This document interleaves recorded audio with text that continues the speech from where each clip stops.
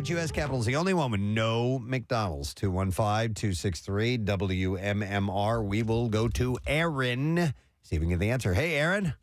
Hi, good morning. Oh, good morning, Aaron. So do you know the answer? Which U.S. capital city is the only one with no McDonald's? It is Montpelier, Vermont. That is correct. Yes. Hang on just a second. Aaron, we are going to get you a pair of tickets to see Michelle Wolf. It's Great to Be Here tour, Thursday, October 19th, the Fillmore, Philadelphia. Tickets are on sale now. WMMR.com for complete details. In case you knew that because of Fish. No, I knew that because when we were in Vermont on our way home, we wanted to stop at McDonald's. And because we had done that for a number of years, and we couldn't stop in Montpelier. It's a slap in the face. Yeah. How about that? You figure everywhere you're going to find a McDonald's. All right, it appears that Kevin Costner, his wife of 18 years, Christine Baumgartner, are going their separate ways due to the Yellowstone star's busy work schedule. There's more about this. So she filed for divorce from Costner last week. We talked about that, which family source told people was an unpleasant surprise for Costner, though he knew she was unhappy. Why? The source added that Christine wants him to spend family time at their Santa Barbara home. During filming, Kevin is not around very much. His absence has been very hard for her. His new role in the forthcoming film Horizon especially became an issue for the former couple. It's about the service we advertise, correct? No, not Horizon heating, cooling, and air. No, none of that. The source said Christine doesn't want him to throw himself into another project. He has been obsessed with filming Horizon since last year. She wasn't happy about it. You're going to need a water heater, ma'am. Maybe he's the guy in the back of the truck that you see hanging out of it. Kevin Costner. Yeah. The actor's rep told the outlet in a statement last week, it is with great sadness that circumstances beyond his control have transpired, which have resulted in Mr. Costner having to participate in a dissolution of marriage action. So just too busy, according to the wifey. Yeah. Now, the funny thing is that so he was making overtures to leave the series. The series is wrapping up. Yeah. He probably would have been able to spend more time. Maybe he just doesn't. Maybe he doesn't want to spend time, and this is what he was looking for all along. Maybe. Just a year after his passing, Ray Liotta's cause of death has been disclosed. The Goodfellas icon died in his sleep from pulmonary edema and acute heart failure, according to documents obtained by TMZ. So he didn't OD on Chantix. He did not. No, he had fluid in his lungs, suffered from respiratory issues, and his death was categorized as natural and nonviolent. So I was reading about this condition, and it's kind of like a silent condition that people, kind of find out they had or have too late. Like it's one of these widowmaker sort of situations. Okay. I was not happy to hear that. He was battling atherosclerosis, a condition where one's arteries become thick, leading to plaque buildup. Okay. Liotta was just 67 years old when he died. He was in the middle of filming his movie Dangerous Waters in the Dominican Republic. At the time, he was engaged to fiancée J.C. Nitolo, and she has a 24-year-old daughter, Carson. Or no, he has a 24-year-old daughter named Carson. Liotta filmed a multitude of projects before he died, such as the TV series Blackbird for Apple, Elizabeth Banks' horror comedy Cocaine Bear, and the satire Fool's Paradise. As for Dangerous Waters, the thriller has yet to have a release date. So we had Lorraine Bracco on, and we're talking to her about working with him, and she said he was just like he was very confident. Like what do you think about this? We got this. He knew Henry Hill was going to be a career defining role for him. Yeah. And Fool's Paradise is the one with Charlie Day that's been on the shelf for like 3 years. It used to be called El Tonto. And I think it actually comes out next week. Oh, really? And it looks really, really good. Yeah. Okay. On Sunday, stars such as Charlize Theron, Leslie Jones, Jesse Tyler Ferguson, Melissa McCarthy, Marcia Gay Harden all took part in the Drag Isn't Dangerous digital fundraiser. The telethon that lasted more than 4 hours raised over $500,000 for LGBTQ organizations, including GLAAD, GLSEN, Headcount, Black Queer Town Hall, and the ACLU Drag Defense Fund. This comes as a recent number of anti-LGBTQ bills have been introduced in state legislatures in the U.S. in 2023. Theron appeared in a pre-tape segment and said, "We love you, queens," addressing the drag community, saying, "We're in your corner and we got you. I'll F anybody up who's trying to F with anything with you guys." So they are standing by them firm. Christina Applegate told Vanity Fair in a recent interview that she has no plans to act on camera again following the last season of Netflix's Dead to Me. So she's saying she's not going to do any more acting. Correct. Okay, wow. She said, ping pong is so much more fun when the other person is just as good as you are. She said of her Dead to Me co-star Linda Cardellini, I'm probably not going to work on camera again, but I'm so glad that I went out with someone who is by far the greatest actress I've ever worked with in my entire life, if not the greatest human I've ever known. She has worked with David Faustino. Oh, yeah. So that is a bold statement. Applegate was diagnosed with multiple sclerosis in 2021 while filming the third and final season of the show. She said the powers that be were like, let's just stop. We don't need to finish it. Let's put a few episodes together. And she's talking about her diagnosis during production. And I said, no, we're not going to do it, but we are going to do it on my terms. And she told Vanity Fair that though she won't be doing any on-camera work, she's open to voiceover acting. Oh, yeah, she can certainly do that. I would hate to think that this is the last bit of acting we'll see from her because I love her. Yeah, as of now, she says that's kind of the plan. She said, I can't even imagine going to set right now. This is a progressive disease.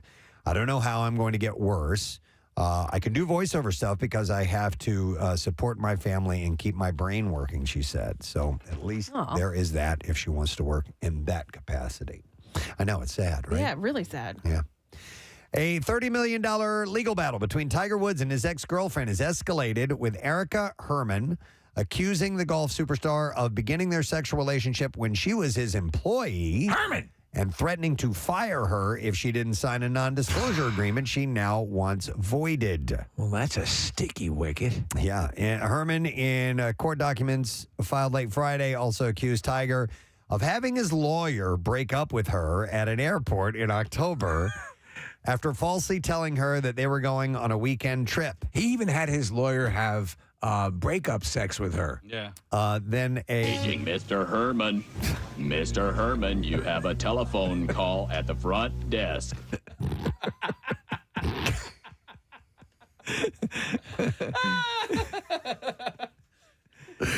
Casey just cracked himself up. Oh, so good. Yeah. Paging Mr. Herman.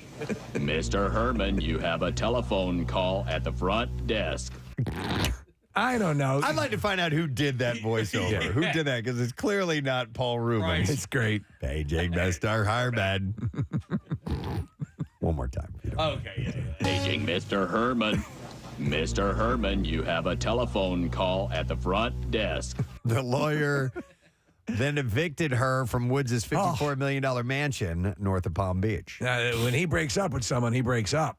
Yep. So, but she wants $30 million. Okay. So we'll see how Sure. that goes. Yeah. There you go. You know what? Hey, I want $30 million. Is that what you have to do? You just have Just to ask. Okay. He'll send his lawyer. And he'll break up with you. Yeah.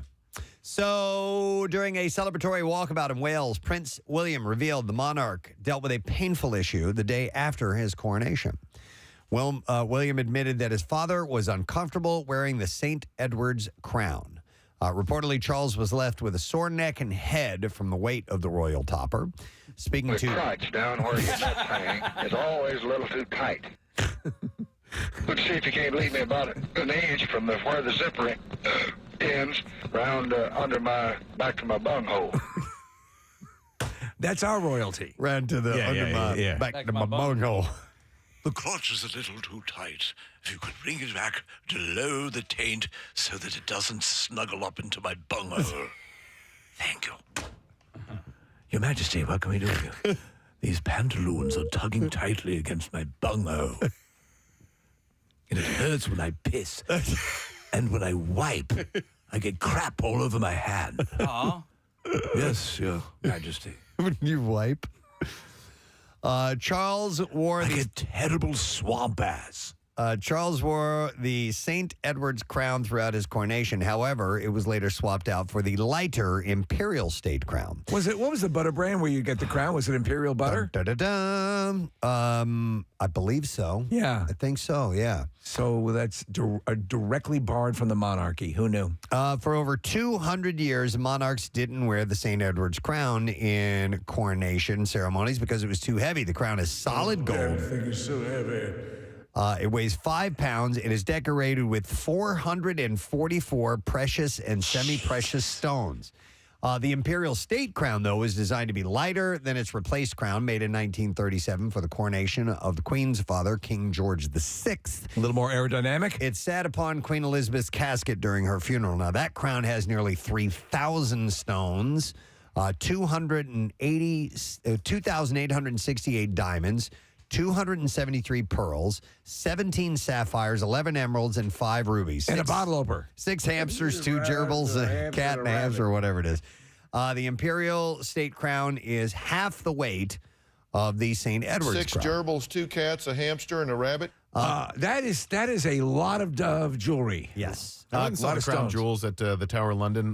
Not the time that we all were over there, but a time before. And you're looking at these things that basically like museum pieces. Yep. And then you're like, oh wait, those diamonds are real. Those sapphires are real. I mean, they're massive pieces of They're jewelry. not movie props. Right. Yeah, you're right. Exactly right. It blows you away. I wonder, so the Queen herself was slight, and you said she didn't wear it often. No. I mean, that must have been torturous. Well, here's what she had to say. She once told the BBC in 2018 about the difficulties of wearing the heavy symbol of the monarchy in public. She said, you couldn't look down to read a speech while wearing the crown. You'd start running forward. The weight of the diamonds can put excess strain on your neck. And the late monarch quipped, fortunately, my father and I had the same sort of shaped head. Once you put it on, it stays. I'm going to read my speech now. But yeah, that thing weighs a lot. And while we were at the Tower of London, I did see them when we were there. I saw the crown jewels. Not only did they display these crowns and all the scepters and things like that, but they also display the carrying cases that they put them in. Yeah. Like anything that ever touches these things is considered a national treasure there. It's pretty amazing stuff. And if you do ever go to the Tower of London, this little tip, because this is what I did. We went as soon as it opened. We went in the morning, and we went straight for the jewels. Oh, nice. And there was nobody there. Yeah. And it was fantastic because that's where the big lines, you can see like the cattle chutes they have out front because you know the lines get really, really long. Go there early, go there first, and you get to see it all. Let me see what else. I have a few other things to mention for you. Oh, according to Page 6, Tom Cruise and Shakira were spotted together at the Formula One Miami Grand Prix on Sunday. So there was no suggestion that they're a couple, right? No. Because I thought he was with Haley Atwell. So this comes following the Hips Don't Lie singer's dramatic separation from soccer star Gerard Pique, who was rumored to have cheated on her with his new girlfriend, Clara Chia Marti. Yeah, they've been having a bad situation. It's a very acrimonious split, Shakira and her ex. Now, it says in this, Steve, the last line is both Cruz and Shakira are reportedly single. So I don't know. How did he lose Haley Atwell? I don't know. Which is a massive score. All right, according to TMZ, Amber Heard was photographed with her daughter at a park in Madrid over the weekend. This comes after a source told the Daily Mail that the actress has quit Hollywood and quietly relocated to Spain. I'm out of here. With her young daughter, Una. Ula. Oonagh. Unag. Eggnog. Aruga. This is my daughter, Eggnog. Who's Eggnog's father? I don't know who Eggnog's... Can't be... Yeah, who is Eggnog's father? I don't know. The source added she is bilingual in Spanish. Ask your sister, Five Alive. Is happy there, raising her daughter away from the noise. Huh. So, don't really know. Okay, Then. Amber Heard's, this just popped up on the screen here. Amber Heard's daughter's paternity has not yet been revealed by the actress. Eggnog Page is the daughter of Elon Musk. Those are speculations. That's speculation. Because they had dated for a while. Okay. And Eggnog is just the kind of name Elon would go for. And Musk has spread his seed all over the place. Flinging it all over the place. Yeah, so who knows? All right, a couple other quick things. Just days after CBS announced that the 6th season of SWAT will be its last, Deadline reports that the show has now been renewed for a 7th season. There was a massive upheaval with the fan base. I assume your wife was one of them, right? I don't know. She's out of the country right now, so I don't think she's up in arms about it. But she's a fan of Shamar Moore. I don't know if she watches SWAT or not. This comes shortly after the star of the show, Shamar Moore, spoke out against cancellation on Instagram. He said, we have listened to our viewers, or they said, we have listened to our viewers in the outpouring of passion for SWAT, and we have reached an agreement to renew it for a final season of 13 episodes to air during the 23-24 broadcast year. So That's pretty wild that they would do that. Yeah, they took heed, and and they must have got bombarded. Yeah, they're gonna play to the fan base. So good for them. Variety reports Kelly Clarkson's Emmy Award-winning talk show will be moving from Universal Studios in Los Angeles to NBC Studios in New York. This is an outrage. It comes after New York Governor Kathy Hochul signed into law New York's film tax credit, which encourages eligible television productions to move to the state. Well, there you go. Which is interesting. It's something that Pennsylvania should do. I know the Philadelphia Film Office, that's kind of their... they had been doing it. That's their mission, is to get these tax credits more prevalent in Pennsylvania so we can get more movies and TV shows. Maybe Bala Kinwood can just, where we are right now, can offer a tax credit. That'd be nice. Yeah. Kelly Clarkson in the next studio. One last story. Naturally, the Writers Guild of America strikers have created an abundance of clever signage in their fight for better pay and job security. So on the picket lines, you have creative signs. They're writers. They're writers, yeah. Deadline featured a collection of the best signs shared to social media, including one with a sign, one sign with a still of Jessica Walter's character from Arrested Development. Now, I didn't watch Arrested Development, so you guys will probably get this. Yeah. She's the mom. The text reads, "It's one writer, Michael. What could it cost? $10?" Yeah. And Outlander writer Richard Kahn shared a photo of his daughter to Twitter holding a sign that read, "E.T. was improvised, right?" And he captioned the post, "AI can't replace writers, but my 8-year-old could definitely replace some of these execs." So they're showing their creativity. I wonder how long this one is going to last. The last one that was really of any merit did last for a while, but they're saying this one could wrap up sooner because there's just too much stuff laying unproducible. Hey, before we go to the clips, Marissa found the origins of the guy who says this. Paging Mr. Herman.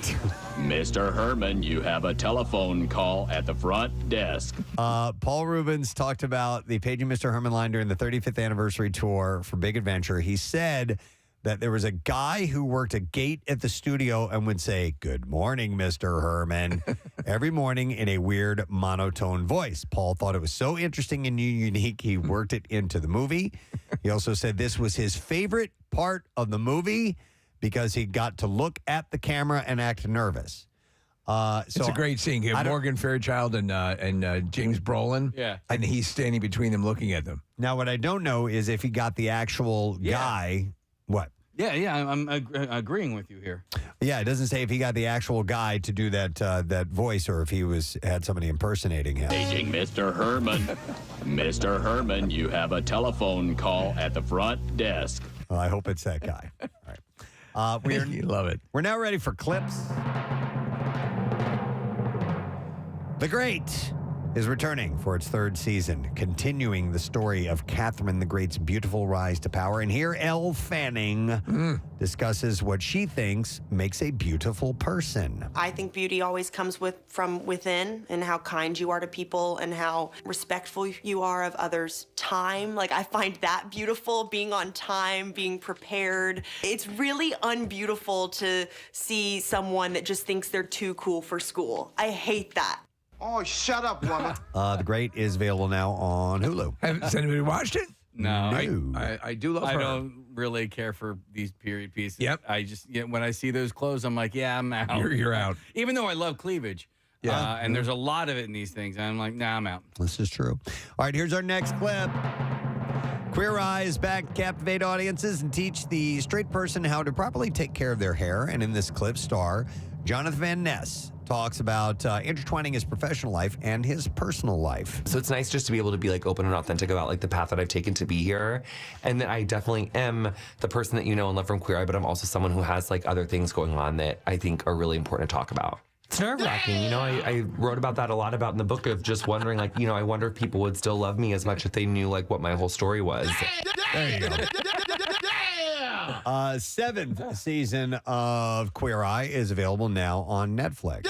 I guess it's the seventh season of the rebooted Queer Eye because the other one was on Years the original ago. was on ages ago. Let's get real. Yeah, come on, man. All right, and that is What was that reaction to that? I was wondering that, That was, too. I think, a Hot Pocket. No. Oh, no. Oh, no is Hot Pocket. Oh, no. Yeah. What is the reaction to? Probably some food showing up. It was definitely a food thing. Well, it was a hear food it again. story. Yeah! I'm excited. I don't know. I don't remember at all. Okay. That's one of the few ones I don't remember the origin of. The oh no scream, that's when there was a recall on Hot Pockets. And the exact ones you had in your freezer. Yeah. Yeah. Or the ones that I liked. Did you get rid of those or did you eat them? I recalled them by eating them. Okay, very good. Yeah! Problem solved. The company has requested that you eat all recalled products. Yeah, all right, you got it. Yeah. You hired the right man for the job. All right, that's what I got for you in a nutshell. We have a lot going on today. Tattoo Tuesday, chance for you in a Preston Steve themed tattoo from Floating World Tattoo and Piercing. We have money and tickets to give away. MMR's Concert Cash is wrapping up this week. Our friends from Insomnia Cookies are bringing by some goodies for us to give to you as well. And we also have Major, the newest member of the Philadelphia Phillies. He is their clubhouse puppy. I love this. That is coming by today. So we have a lot of things happening. We'll be back in just a moment. Hang out with us. Why don't you? Preston and Steve on 93.3 WMMR. After 10 years together, sources tell ET that Jay Cutler is on the celeb dating app called Raya. This just in, Jay Cutler's on the dating app Soraya. Psoriasis. Raya. No. It's for people looking for other people with skin conditions. That's cool. Let's meet for some drinks and chafe together. Let's flake together. Yeah. And then I am on a site for people with vitiligo. Oh, let's flake together. No, I think it's like one that you have to be accepted into. Raya. Is it one of these where you need like some you sort have of to be somebody? Yeah, like She's notoriety. right. Yes, in fact, it is the celebrity notoriety. Raya. I don't know. I don't even know if that's how you pronounce it. Maybe it's Raya. Raya. But Who really cares? His profile on Raya says, let's see here. He's here just for friends.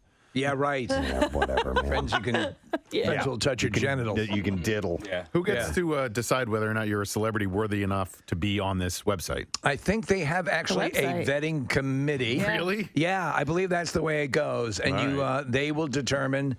Think of it as there's like a Steve Rubel standing in front of Studio 54, Right. And they decide whether you're appropriate for this website. So, well, listen, in honor of, was it International Geek Day? Or? It's just Geek Pride Day. Geek Pride Day. Yeah. I'd been working on an impression. You guys want to hear it?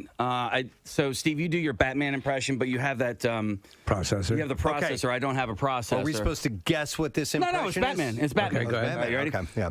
Please keep that kryptonite away from me. Is that a line he says in the movie? No, please keep that kryptonite away from me. You sound like Cookie Monster. Yeah. Oh. It sounds like it hurts when you do that. No. Please keep that cookies away from me. Because it's a Superman impression? Thank you so much. I appreciate that. I've been working on it. It's really good. It's really good. I got it. So it's a Superman impression. I was confused why the whole kryptonite It's a thing, terrible but- joke that I heard with Chuck over the weekend.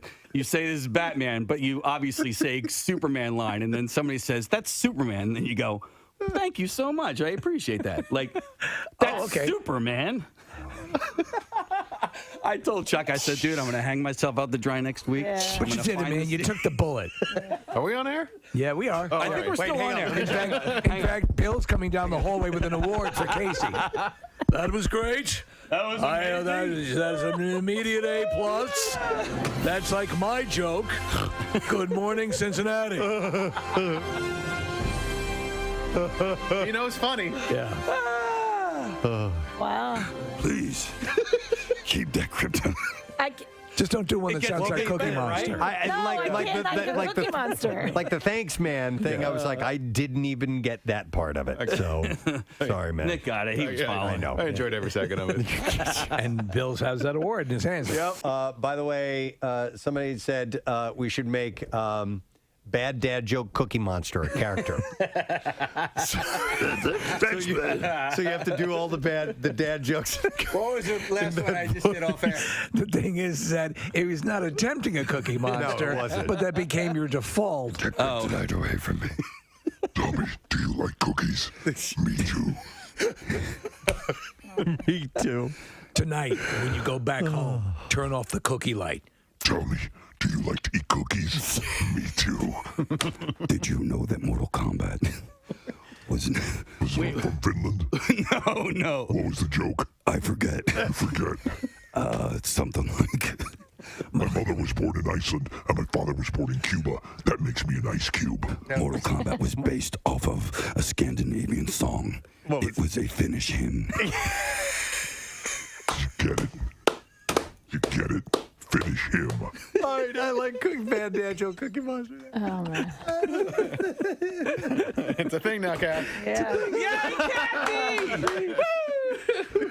Wow. Oh, God. Anything to make you cringe, Gath. Anything. Pizza Hut seems to be trying to bring in new customers by reviving old menu items, and the latest is what they call the Edge. Part of the chain's nostalgia campaign. My name is Bono, and I'd like to introduce a new pizza sensation to you. It's called The Edge. Some people say this is a revolutionary pizza, but it's not.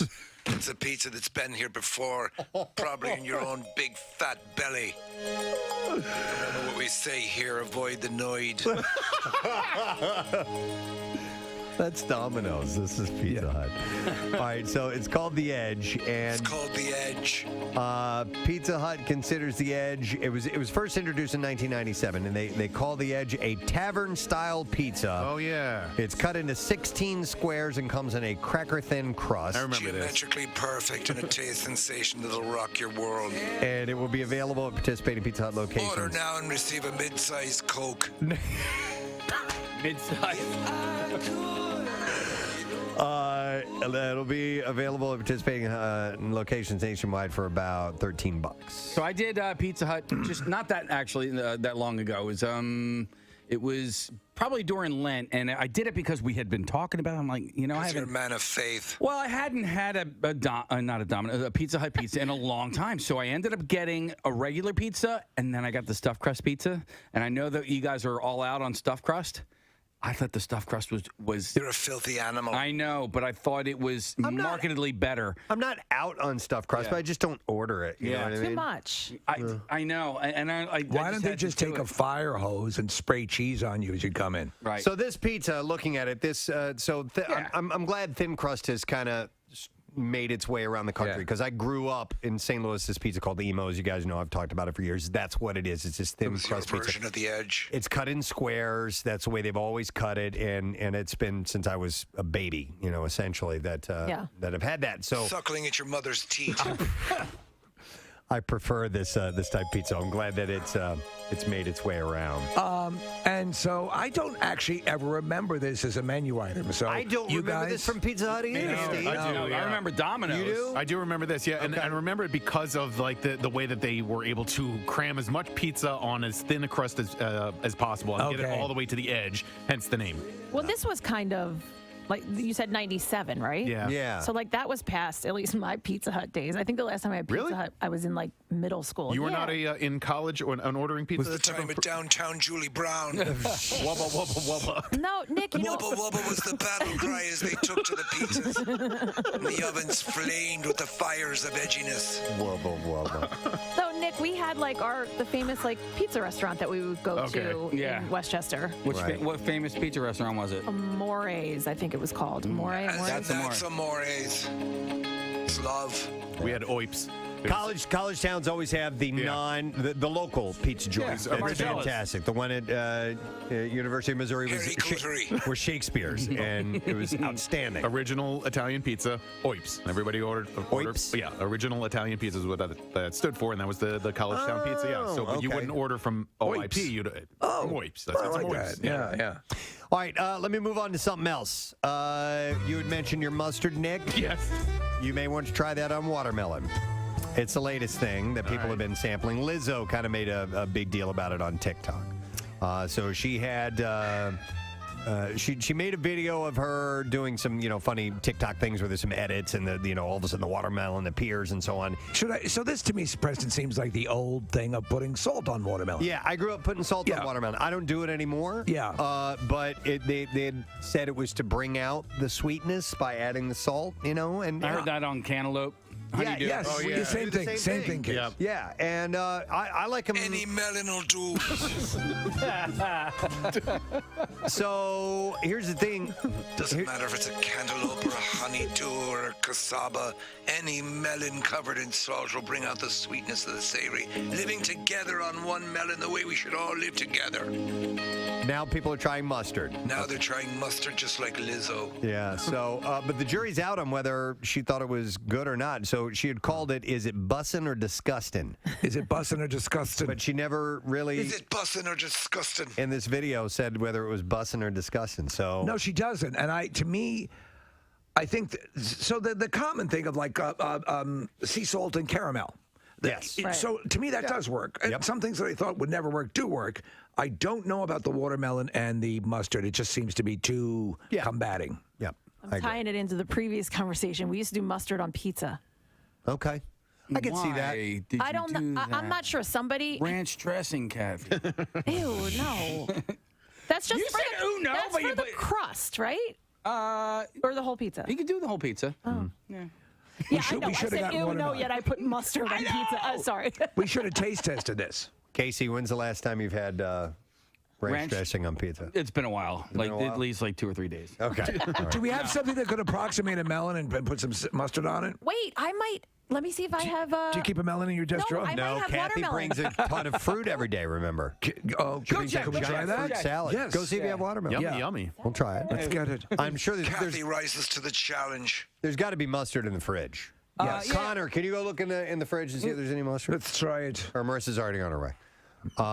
But yeah, I got to believe no matter what, it's not good. And this is just a thing that people have done to make you eat mustard on Preston, watermelon. Here, try this. People are eating Tide Pods, so you have to take everything with a grain of salt. Here's a text. Somebody says, my husband always puts pepper on his cantaloupe. What? Interesting. What, in prison? No. Oh. But I've had fruit in salads before, and you put pepper. Like, there's strawberry salads and things like that. Do you know what I Pepper do? on that. So, and it's a weird. So, Honey Grow, I do the like a sesame noodle. Whatever they call it. It's a salad, I guess it is. Okay. But pineapple in that. So something, pineapple and sesame and a sesame sauce work together really well. I could see that work. Sometimes when you have like a teriyaki dish. Yes, there'll be exactly. pineapple in that. That's the same thing. Sesame oil in usually in that. So that'll play along. It's great. Let's see if Kathy is. Chef for melons. Where's Kathy's melons? Hang on. Here we go. They're usually on display. I mean that in a non-sexual way. In the way she has a 44-pound. We got it. We do. So you got watermelon. So we can try this. Should I just hold off until we get Hold to this? off. All right. Because Hold. now we're in That's from Braveheart. Braveheart, yeah, there we go. I got you. Freedom! Do you want to live in chains, or do you want to live with salt on your watermelon? Ah! Mustard! Traffic 93.3 WMMR. Thanks, Kath. So real quick, I want to mention the Walk a Mile in Her Shoes event that I am participating in and hosting this Saturday. It is for an amazing place called the Laurel House. They're domestic violence shelter and supportive services, and we are raising money for them. Laurel House advocates provide life-saving services to over 1,700 individuals in the community who are impacted by domestic violence, men and women, both, anyone, actually, who needs services. They will get them to you. And it's going to be this Saturday at the Pfizer Collegeville campus. Sign up for this event, if you would, please. If you go to PrestonandSteve.com, you can be on Team WMMR. Just look for the photo, the thumbnail photo of me putting on red high heel shoes. That's it. And then you will find it's only $35 to register. If you want to make a donation, that's great. If you can't walk and just want to make a donation, we would love to have that as well. You can do that, but it's a fun event. A lot of great people from the community come out. And we've been doing this for years with Laurel House, so I'd love to see you there this Saturday. And Steve is normally there, but you can't make it. You got Not a wedding. this year, yeah. It's all good, bud. But nonetheless, I want to see if we can get people on board for that. I have 5 people on my team now. Well, we need I got started late, and I apologize. Listen, it's a fun thing to do, and it's right in the beginning of your Saturday morning. You can have the rest of the day. Yes, it's and early. you'll feel good. And by the way, there are some cool, like there's always this company, Preston. I think it's run by the students, or I forget what it's predicated on. But they come with these really good coffees, and like some bakeries will be there and stuff. It's a good thing. Yep, they've usually got some vendors there offering up free samples and so on. And a lot of the fire departments get involved. Yep. It's a lot of fun to watch firemen and fire people walking in high heel shoes. Some of those dudes will put on backpacks, weighted backpacks, and run, jog in the heels. And then we're right across from the afterwards. You go have lunch over the Collegeville. What's the name of the Town Center? Town Center, yes. There's a gazillion restaurants and stuff. So come out to the event. Would love to have you there. All right, you can go to PrestonandSteve.com to get signed up. Do on it. that. Do it. So Kathy had mentioned something that apparently is going on with what age group of people right now, would you say? I mean, at least the like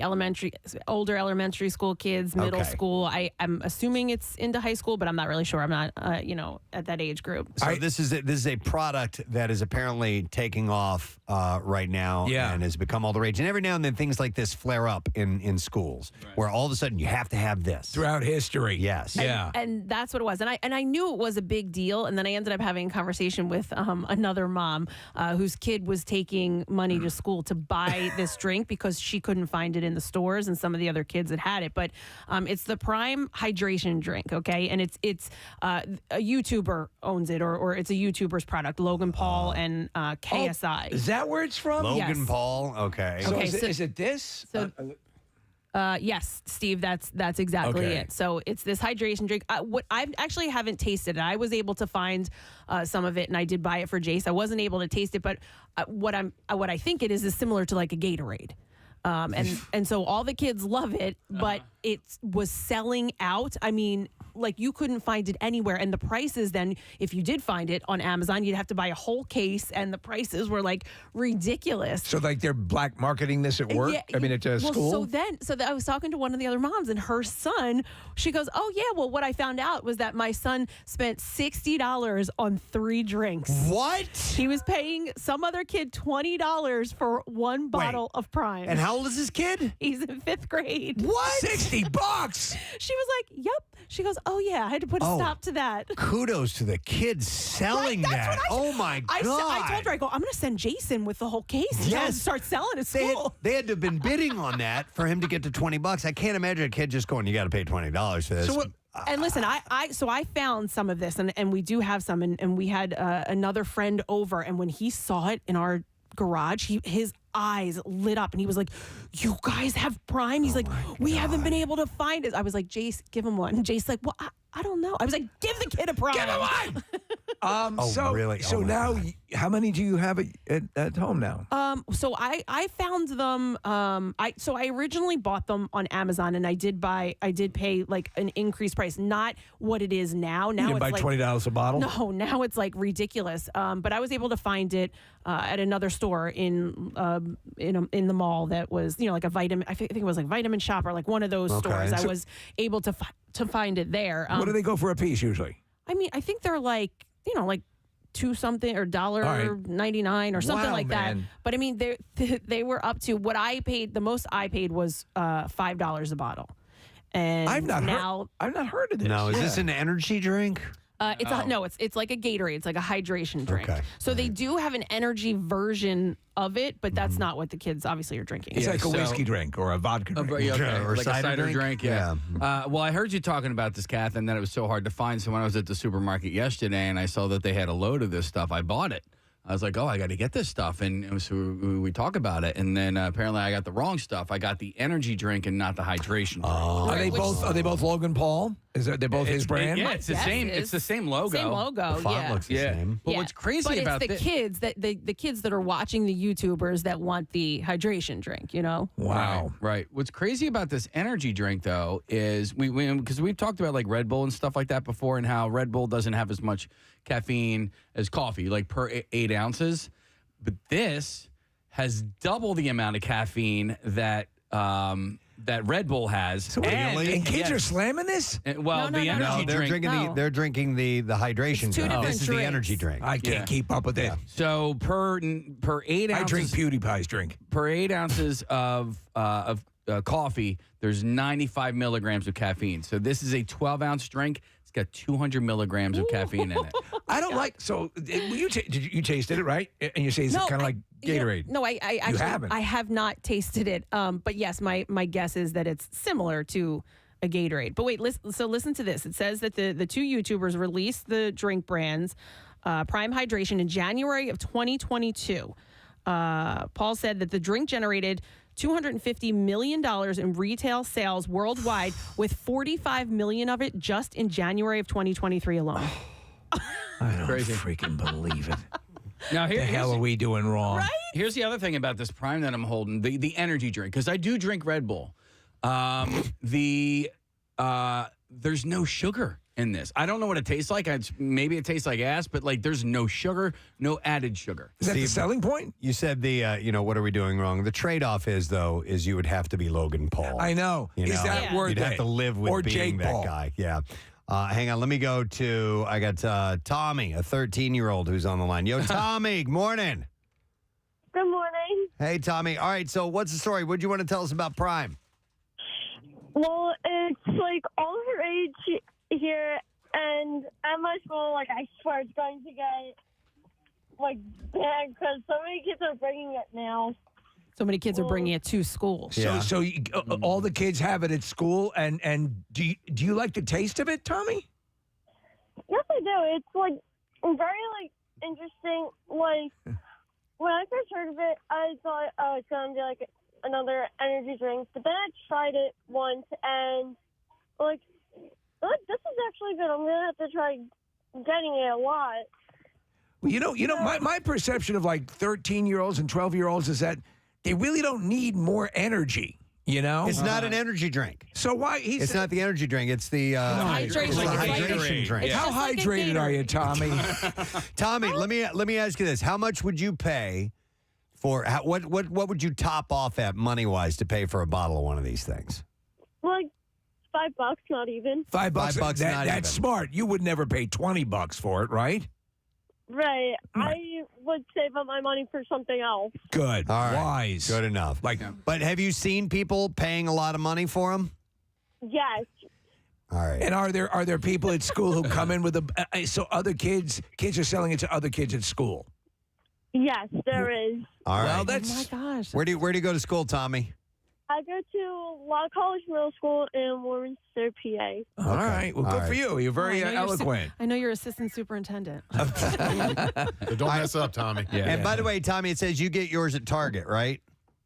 I get it at Target, 7-Eleven, and GNC. Wow. GNC. There you go. I'm on GNC's website right now. Because Tommy. it's an energy drink. Yeah. Thanks for the heads up, man. We appreciate it. So, Steve, the hydration drink is 10% coconut water. It's got 250 milligrams of BCAAs. It's got 0 caffeine. It's caffeine-free, gluten-free. It's got antioxidants and B vitamins. But you're talking about sugars.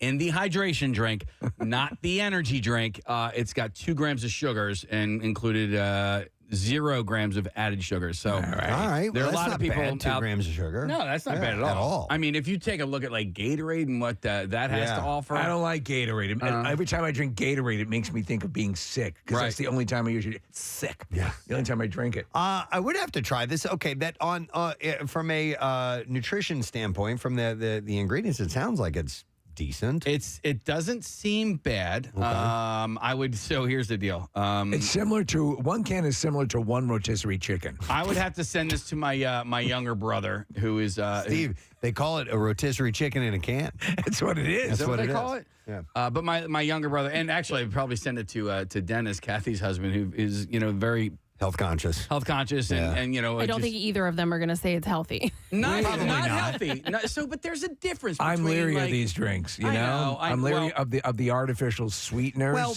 if you take it if you compare it to the option of like a soda or something like that, Right, I wonder then if maybe it's a better option with something that's got some flavor. I'm you know? sticking with Oreos. Yeah. Let me go to Megan, who's a fourth grade teacher. Hey, Megan. Good morning. Good morning. Hi, Megan. What's up? So I am a fourth grade teacher. I teach in St. Pete, Florida, and I have a kid who is completely obsessed with it. I had to teach a whole poetry unit, and the kids created a poetry book. He drew Prime bottles on the front, and then when they had to write their poems, every poem was about Prime. I had to tell him, like, dude, you cannot keep writing about this. Oh, but it's so good. I couldn't. I can't. All right, Megan. When did this start? When did you first notice that this had become a thing? Like back in March, it like trickled in, and the kids were like, "Oh man, you got a bottle of Prime," and it has just blown up in my classroom. Megan, this kid comes with him every day. Have you ever seen any? Now, growing up, we were talking about through all our years in school, there'd be those things that kids would bring in, and everyone had to get one. Have you ever seen, as a teacher, anything take off like this? No, maybe just like the little fidgets, but like Right. not a drink. Fidget spinners were big, but that, yeah. Oh my God. Yeah, but she's right. Like what she's saying, that's exactly what Jay. Like he was like, I gotta try one. He for months was like, please, can you please try to find it? And first I just ignored him, and I was like, okay, whatever. And then I'm like, all right, what is this? Yeah. Let me look into it. And I was able to find. I think I got like a 4-pack on Amazon, and that was what was $5. But now it's like ridiculous. I'm like, I'm not continuing to buy that. I'm wondering. My dad would keep him stocked. I don't know how much a bottle costs, Megan, but I just got a text from my cousin who says that her son's teacher sells Prime drinks in his class. The teacher's selling drinks? Yeah, for $3 a bottle. I don't, like. Megan, you're not doing that, are you? I'd say that's unethical. Absolutely not. One of my kids, the kid brought me a bottle of it, and I could not drink it. It was so sweet. Oh, okay. Right. It was like Interesting. limited sugar, and I'm like, I don't care. I can't drink this. Okay. All right, it retails Thanks, for Megan. It retails for $2.39 a bottle. Preston. Okay. We got to do this. We'll both wear baseball caps backwards. We'll take a picture back to back. Yeah. And our drink will be penis. Okay. PNS. PNS. Right. All right. And colored can. It'll taste like any other crap out there. Right. And we're you know how much the kids love us. Put We're penis so in your big. mouth. Put penis in your mouth. There you go. Yeah. I like it. Sells itself. It does. And you asked earlier what you're doing wrong. That's it. That's what you're doing wrong. Oh, the penis thing? That's marketing gold right there, Kathy. Look at how fabulously wealthy we got off of Bassett's. I'm going to go to Melanie. Hi, Melanie. Good morning. Hey, good morning, guys. Hey, what's up, Melanie? As soon as I heard the word Prime, I was like, okay, I have to call in. My 7-year-old son, Joel, is obsessed with this drink. And it's like everywhere we go, every grocery store, every Target, he's like, I got to check. Yep. I'm like, okay. So 2 months ago, my brother and I were actually in New York City with my mom, and we saw this shop that sold Prime. I'm like, oh, cool, we could get it.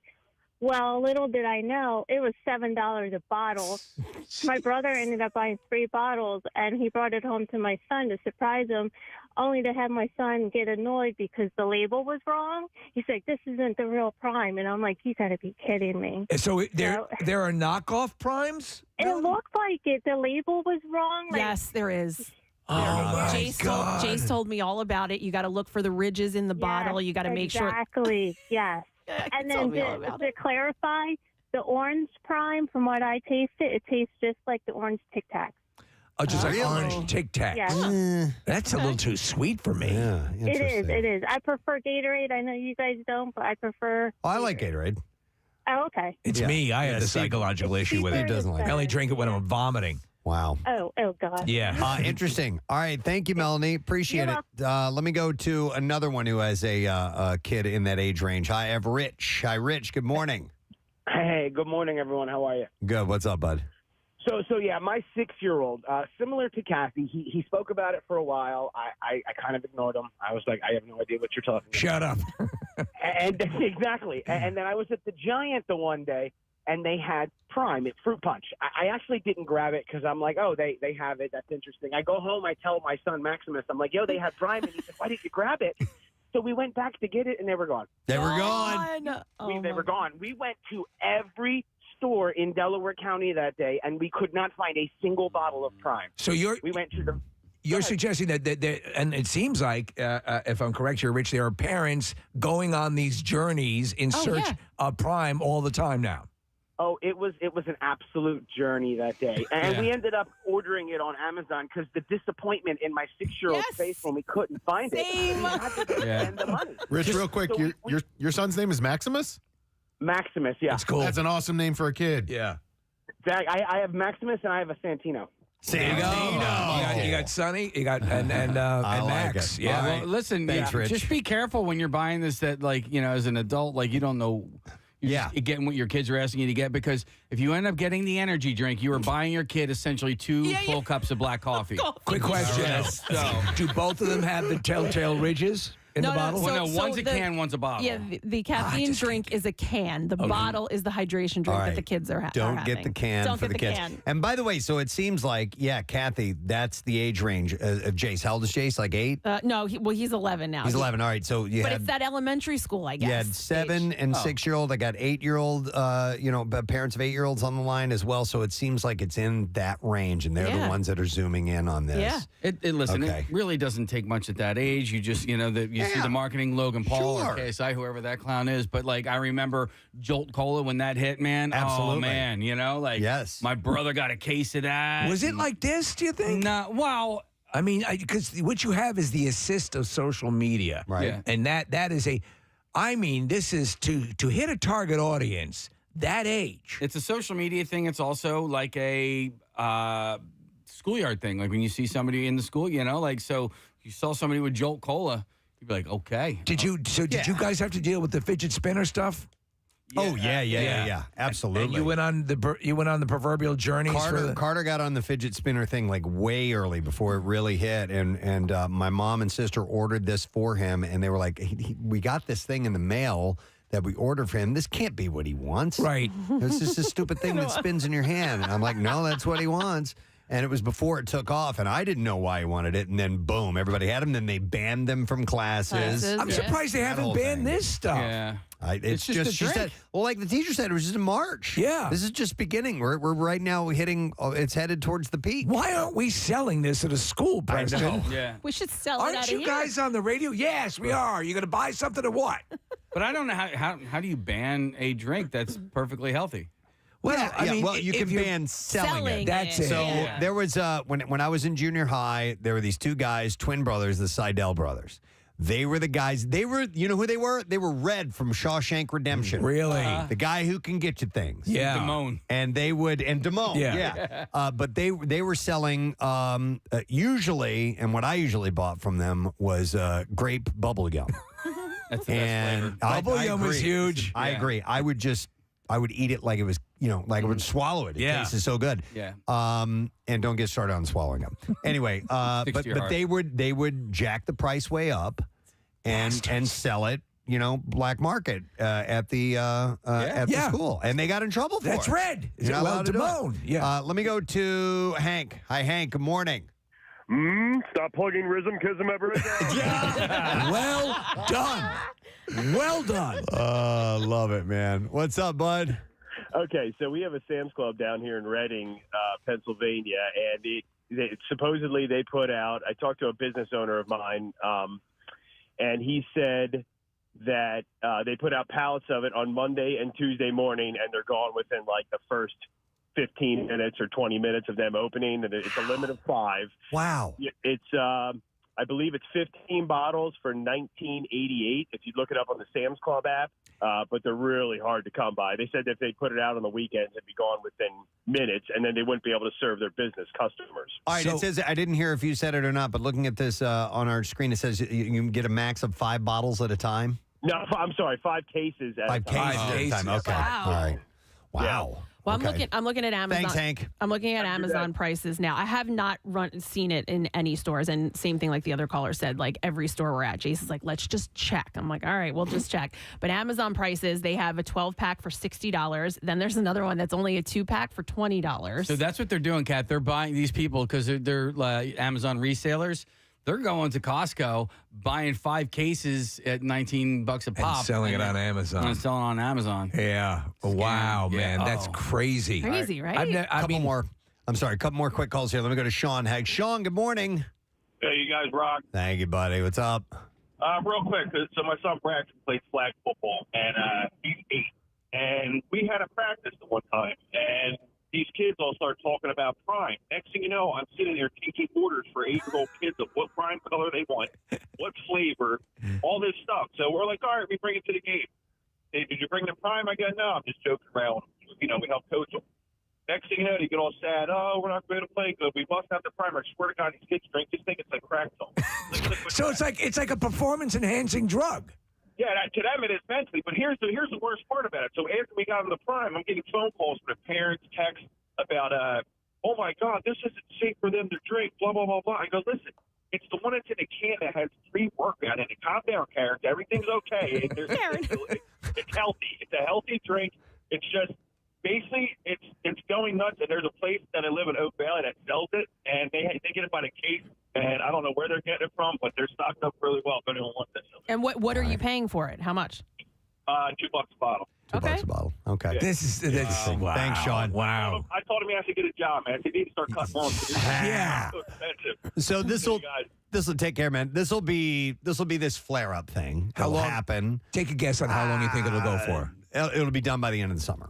Yeah, the school year. Yeah. Yeah, the school year wrap it up, and then kids will drink it over the summer, and then by the time the fall rolls around, something That's a new. guess. Yeah. Well, it was sort of, I compared it to what they did to us adults with the high noons. Was they made them, it was limited quantity. Everybody wanted them. The second they were in the stores, people were grabbing them, buying cases at a time. And now you go and you can get them anywhere. So I would imagine. They want like to you create said, the demand. I'm Yeah, just it's- surprised that they were able to so effectively target kids. Well, Like it's the 6, 7, 8, 9 years old. This fanatical? Well, it's the YouTubers. Like that's what I mean. Jace will sit and watch them for hours if I let him. They love the YouTubers. But wait, the other thing that he does too is he'll like savor the drink. Like he doesn't like down it. It's not like it's so. He nurses it. Does he he'll like light up sip a it. cigar? Steve, I'm not kidding you. Like he'll have a little. He'll put it back in the refrigerator to chill it a little more. Is he wearing an He'll ascot? do that totally right. Talking about earthy tones and there's it's strong in the nose. He's got a snifter, Preston. He's like, yeah. Let me go to another caller here. I have Sarah. Hi, Sarah. Good morning. Hey guys, good morning. Good morning, Sarah. What's up? So I just wanted to call in. You guys were talking about how this is a sugar-free, and it's shown to be a sugar-free beverage on its PR. Yes.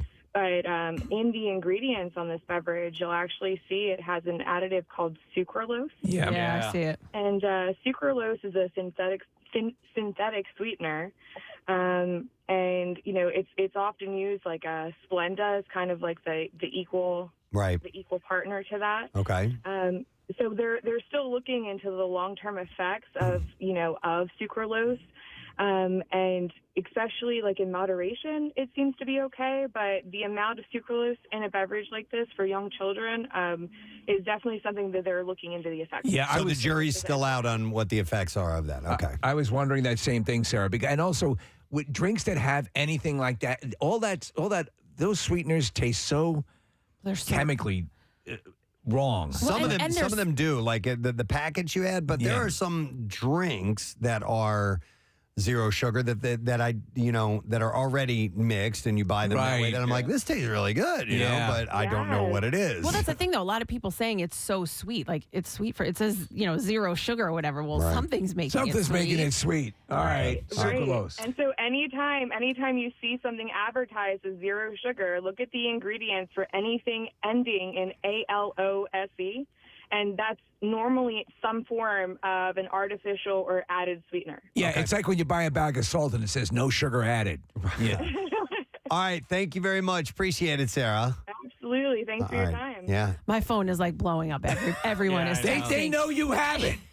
They know you have it. Yeah. You're holding. And what I'm finding is, it is elementary school and then into the middle schools. So- They're saying the tweens are obsessed with Is it. there going to be like Prime AA meetings with kids? My name is Skippy. I like this Hi, line. Skippy. Gordon Ramsay reviewed the drink and recently described it as like swallowing perfume. And by the way, Australia has banned the Prime energy drinks. Okay. The energy drink. Right. They have banned it as a health risk to students due to its high caffeine levels. Yeah. So don't buy that by accident. Yeah. Do not get the cans. Make sure that you buy the bottles if you are going to get that. I'll bring a bottle in tomorrow All right. so we can try it. Okay. Listen, we got to take a break and all this talk about artificial sweeteners and whatnot. Let's give away some real sugar. Yeah. Insomnia Cookies are here this morning. And they brought a selection of cookies from the Insomnia Cookie Lab at 8th and Wharton Street in South Philly. That's where they do the R&D, man. They research and develop all this stuff. They do Snickerdoodle cookies, Galaxy cookies. They brought PB pretzel cookies, custom brownies, and all this stuff. Could there be a better place on earth? So I want to thank Catherine and Sam and Allie for coming by here. And by the way, it's apparently the Cookie Lab, it says this, is Philly's exclusive dessert speakeasy. Does that know. mean it's open to the public? Yes, I believe yes. Maybe you need a secret password to get in. I know people. 833 Wharton Street in South Philly at the same intersection as Pat's and Gino's. So I've seen pictures of the facility. It looks amazing. I love the fact that this is a Philly company. Yep. They're a terrific brand. That's awesome. By the way, it's their second birthday, Insomnia, in celebration of the Cookie Lab. They have added new cookie and milkshake creations available for delivery. Oh, my God. Dear God. Let's take caller number 20, and we'll give you You're going to be my regular Saturday thing, baby. $25 Insomnia Cookies gift card. Caller number 20, 215-263 WMMR. When we get back, we have a shot at you winning $1,000 and MMRBQ tickets, and we'll get to the bizarre file as well. Stay with us. Preston and Steve on 93.3 WMMR. They're making rum. They're pounding the actual mustard seeds right now. Pounding the mustard seeds. Pounding them out. 1 mustard seed. 2 mustard seeds. Slapping them down. Slapping them down. Slap at the base. Now we've gone to I Love You, Man. Yes. All right. Here we go. Wow, they eat plates. I don't want it. I don't want to have I will try it. You don't want to? Oh, yes. I'm chewing tobacco, so, I'm just trying to be healthy, guys. Thank you, Marissa. That's I don't want to sully the taste of the tobacco. All right, so we each have a small piece of watermelon, and we have a little dollop of mustard. Do a dollop. Is this regular yellow mustard, Marissa? All right. Wait. Don't What? do it. Oh, I want to do a countdown. I want to get everybody ready. Okay. Oh, we're all going to do it at the same time? Yeah, Just like they do in a temple. I'm going first. I'm sorry. You guys, hang on. That way I can talk while you guys are chewing. All right. In 3. 1, 2, 3. That's disgusting. Yeah, you're not a fan? All right. That's horrible. There's nothing appealing about that at all. Not in the slightest. Well, maybe it was the mustard. Get different mustard. No. No? No. It doesn't belong on watermelon. Kathy? I do love mustard, though. I don't mind. And I it. love watermelon. I think it's two separate things that I like, I but agree. I don't have the reaction that you have that it was disgusting. I think it has to be marketed as 2 great tastes that are horrible together. There you go. Wait, didn't your son make you like a peanut butter and tuna fish sandwich once because he knew that you liked both? No, it was Gadzooks ice cream and shrimp. They were 2 of his favorite things, and he said they must taste great together. I let him learn that one on his own. Oh, my God. You know what? Okay, I'm going to bring this up because I don't know when I'll have another opportunity to do so, but Stevie sent me this. Fancy boy. You sent me this article about the best brownies in Philly. Oh. And it's essentially just a list, and it's huge. There's about 50 of them. It's way too big to go through. We are in the best of times when it comes to brownies in Philadelphia. Yeah, what I didn't know was how many places are known for their brownies. And there's a lot of them. So there's Cake Life Bake Shop, Second Daughter Baking Company, Franklin Fountain, Dolce, Crust Vegan Bakery, the Frosted Fox Cake Shop. What's that, Kath? What do you love? Franklin Fountain. Yeah, but you got to make sure you're either A, ready to wait in line, or B, get there at a time where there's not a line, because it's really popular. It's fantastic. It's so good. You guys ever been? It's right on. I have not, no. It's on Market, and it's great. It's really Is it a bakery? It's like an ice cream shop, like an old-timey ice cream shop. Yeah, and so you go in and they have really good ice cream and really good dessert treats. So it's worth it. It's just not cheap, and you got to wait. Nick, a friend of mine did her wedding pictures there. Oh, yeah, I could see that. Yeah, it was cute. It's a cool spot. All right. Cookie or brownie? Cookie. Oh. Man. I guess. I used to be brownie, but I feel like now I would do a cookie. Okay. I'd do a cookie. If I saw them sitting out, I would go for a brownie anytime. Yeah? Really? Yeah. I think I might go brownie. Wow. Okay. Because I do the chocolate chip cookie is my favorite. However, a well-made brownie. Also there's a company that actually of the companies that do mail order brownies.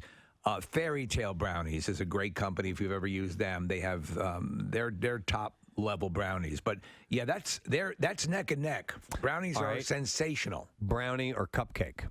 Brownie. Yeah, I'd go with brownie. For your cupcake? Cupcake. Okay. The thing with the brownies, though, I feel like, and I don't know if it's like as I age, my sense of taste gets even more sensitive. I don't know. But like, I feel like if it's not super well made, I can taste like the mix.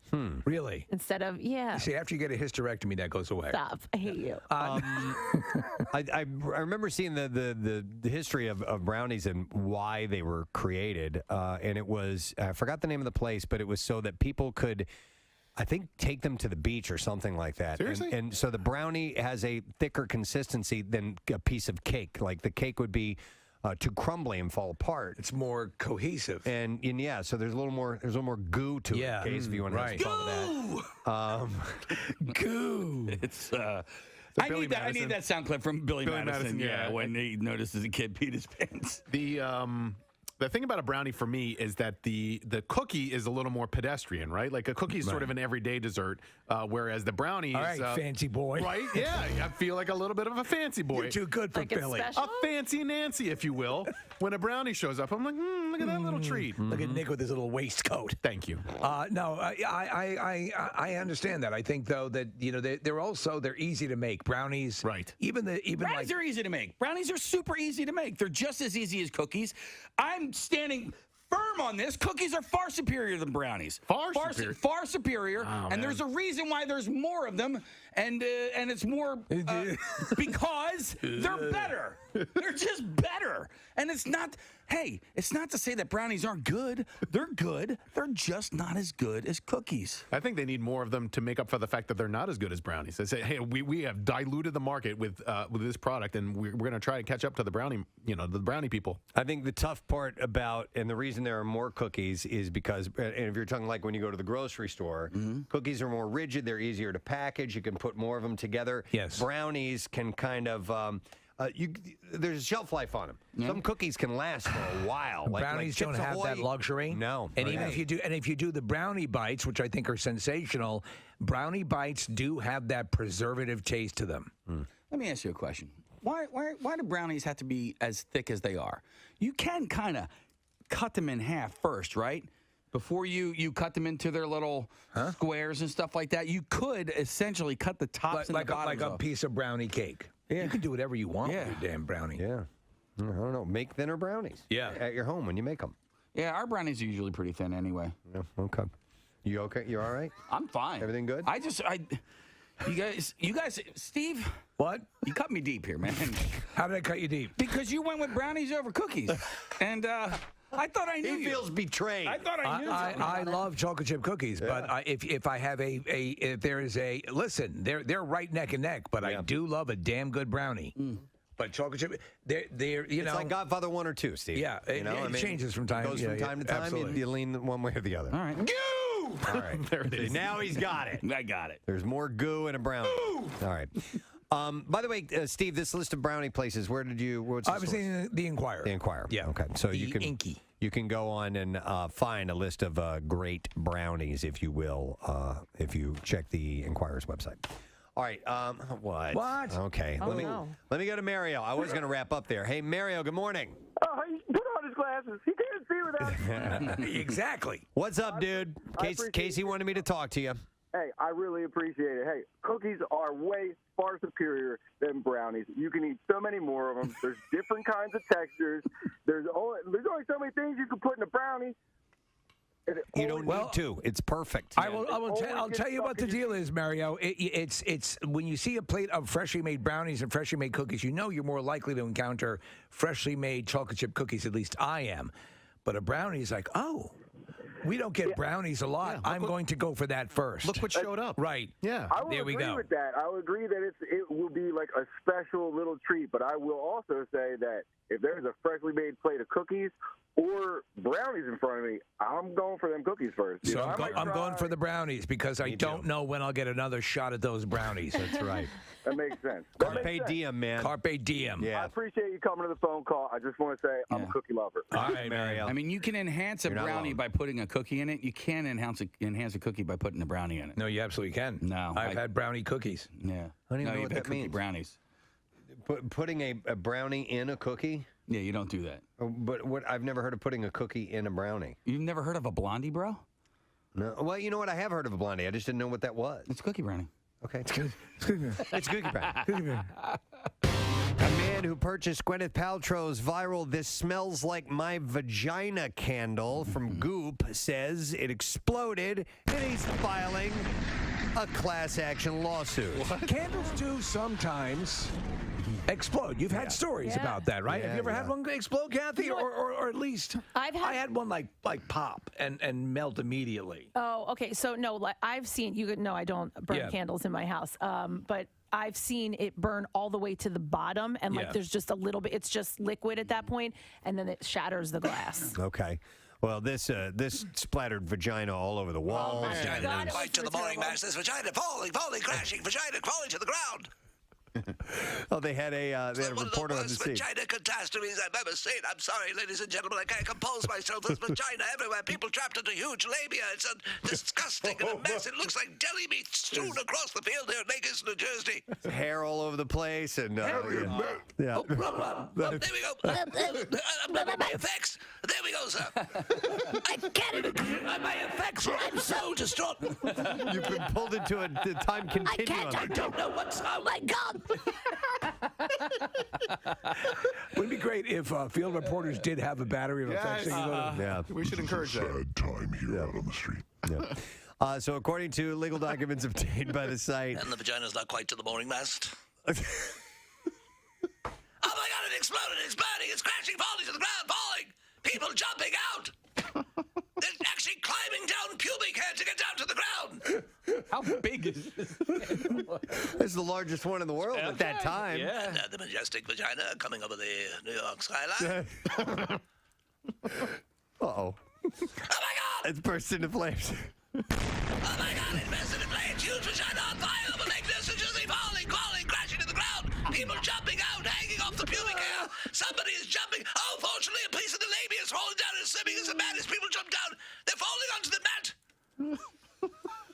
There's one large rope hanging out of it, actually. Yeah. So thankfully, a matted pubic hair is serving as a rope ladder for those trying to escape the fire.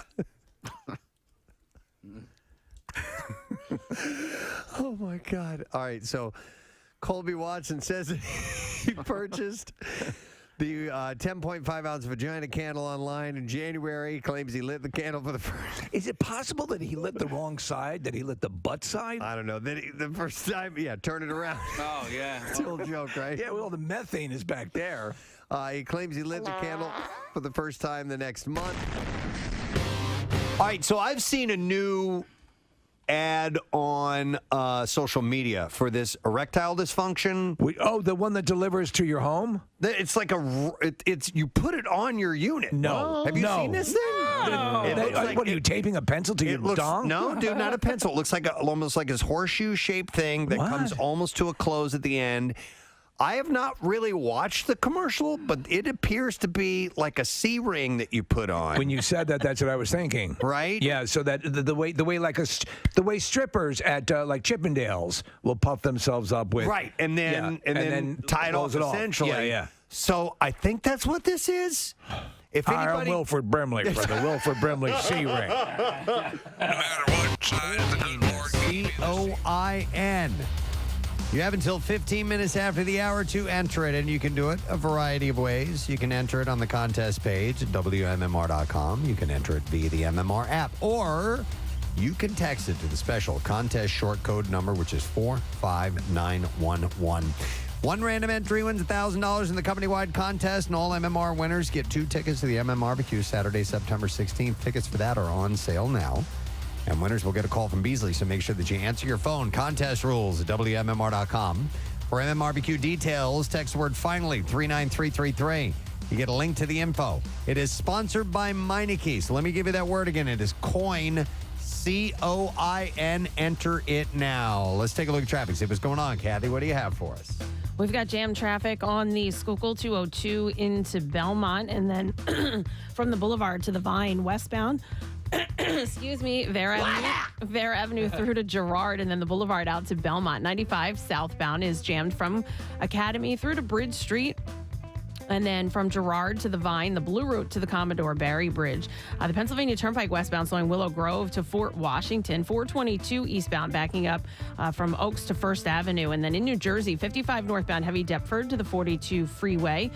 We have 42 south at Route 130. That off-ramp closed for construction. This traffic report brought to you by Insperity, providing scalable HR solutions, access to better benefits, HR technology, and payroll for over 35 years. Insperity, HR that makes a difference. And that's your traffic on 93.3 WMMR. WMMR presents Preston and Steve's Bizarre File. Brought to you this morning by A.D. Moyer, your professional source for decks, windows, doors, millwork, and more. admoyer.com. A 48-year-old woman survived 5 days stranded in the bush in Australia by eating lollipops and drinking a single bottle of wine. Wow. Lillian Ip set off on what was meant to be a short trip on Sunday, traveling through dense bush in Victoria State. Make sure you have your lollipops. But she hit a dead end after taking a wrong turn, and her vehicle became stuck in the mud. Ms. Ip, who doesn't drink, only had a bottle of wine in the car as she was planning to give it as a gift to someone. Well, she had sold all her Prime, Preston. After 5 nights stranded, she was discovered by emergency services on Friday as they flew overhead as part of a search. She had said, the first thing coming in my mind, I was thinking water and a cigarette. And she said, thank God the policewoman had a cigarette on her. Oh, my God. Do you have a cigarette? She said, I thought I was going to die there. My whole body shut down on Friday. She added that she was about to give up. And as she lost hope of being found alive, she wrote a letter to her family saying that she loved them. Aw. Ms. Ip was found. And I hate lollipops. She was found around 37 miles away from the nearest town, and due to health issues, she was unable to walk far, so she stayed with the car. And she only had a few snacks and lollipops to eat and no water. So That's pretty amazing. Had to drink the wine, yeah. And that's brutal territory out there. That's lollipop territory. She used great common sense, according to the police. They said to stay with her car and not wander off into bushland, which assisted in the police being able to find her. So it ended up being a success story. If you're traveling out in that area, wouldn't you have a kit in the car? You right? I mean, you're dealing in some pretty rural area. Yeah, I don't know where she was. 37 miles away from a city, so like a jar of Vegemite. Yeah, I'm not sure, but yeah, she took a wrong turn and ended she's up alive. stuck. Yeah. A woman on an Air India plane was stung by a scorpion while on a flight. Wow. We just get beverage service. And the airline said that it was an extremely rare and unfortunate incident. Oh, it happens all the time. The airline said that it has previously encountered cases of rats or birds on board flights. The woman was treated at a hospital and later released without an issue. There's no way to fly. An Air India spokesperson said on landing, the said passenger was attended by the doctor at the airport and subsequently treated at the hospital and discharged. Our officials accompanied the passenger to the hospital and offered all support to the passenger till discharge. By the way, anyone who's been stung by a scorpion, please form a line to the left of the plane. After the flight touched down in Mumbai, officials carried out a search of the entire plane, eventually locating the scorpion. The Airbus A319-100 was then fully fumigated, according to protocol. Most scorpions, they're not lethal, Yeah. right? Yeah, they can be just unpleasant. painful, yeah. That's why you can fly with them safely. It's like a bee sting. Yeah. 17-year-old Virginia boy, this is terrible, died on Saturday. And this is a cautionary tale for you here as we're getting into beach season. He died when a sand dune collapsed at Cape Hatteras National Seashore in North Carolina, burying him under several feet of sand inside a hole that he had been digging. Rangers responded to a 911 call about a teenager trapped in a hole. Family and friends had been looking for the teen when they say they found him buried in the hole, and they called for help. This is horrible. You hear of this every now and then. It appeared that portions of an adjacent sand dune collapsed into the hole, which was dug in a back dune area behind the primary dune and not visible from the beachfront. I used to dig holes all the time. Yeah. And, that's part of the deal. But apparently this is like really deep, this particular hole. Rangers and family worked to dig the teen out from the sand while simultaneously performing CPR.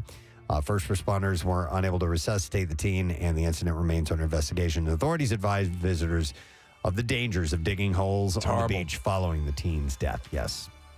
So a teenage boy is facing numerous charges after allegedly stealing a bus from Nashville schools, driving recklessly through West Nashville, and leading police on a pursuit along Interstate 40 Saturday afternoon. He is 14 years old. 14? Just before 4 p.m. boy, Rugrat? Who is living at a home in state custody, hit the diesel fuel pump at Casey's Market. In addition, the teenager reportedly tried to run over a person at the market. He stopped to fuel up? It said he Or did he collide with it? He hit the diesel fuel Okay, pump. 'cause I thought the same thing. Yeah, Nick. I don't think. Yeah. Hey, I'm going to hit the 50 diesel on pump pump real 7? quick. How old are you, fella? I'm 14. That's my bus out there. I think he actually hit it. Yeah. Yes, he didn't. Yeah.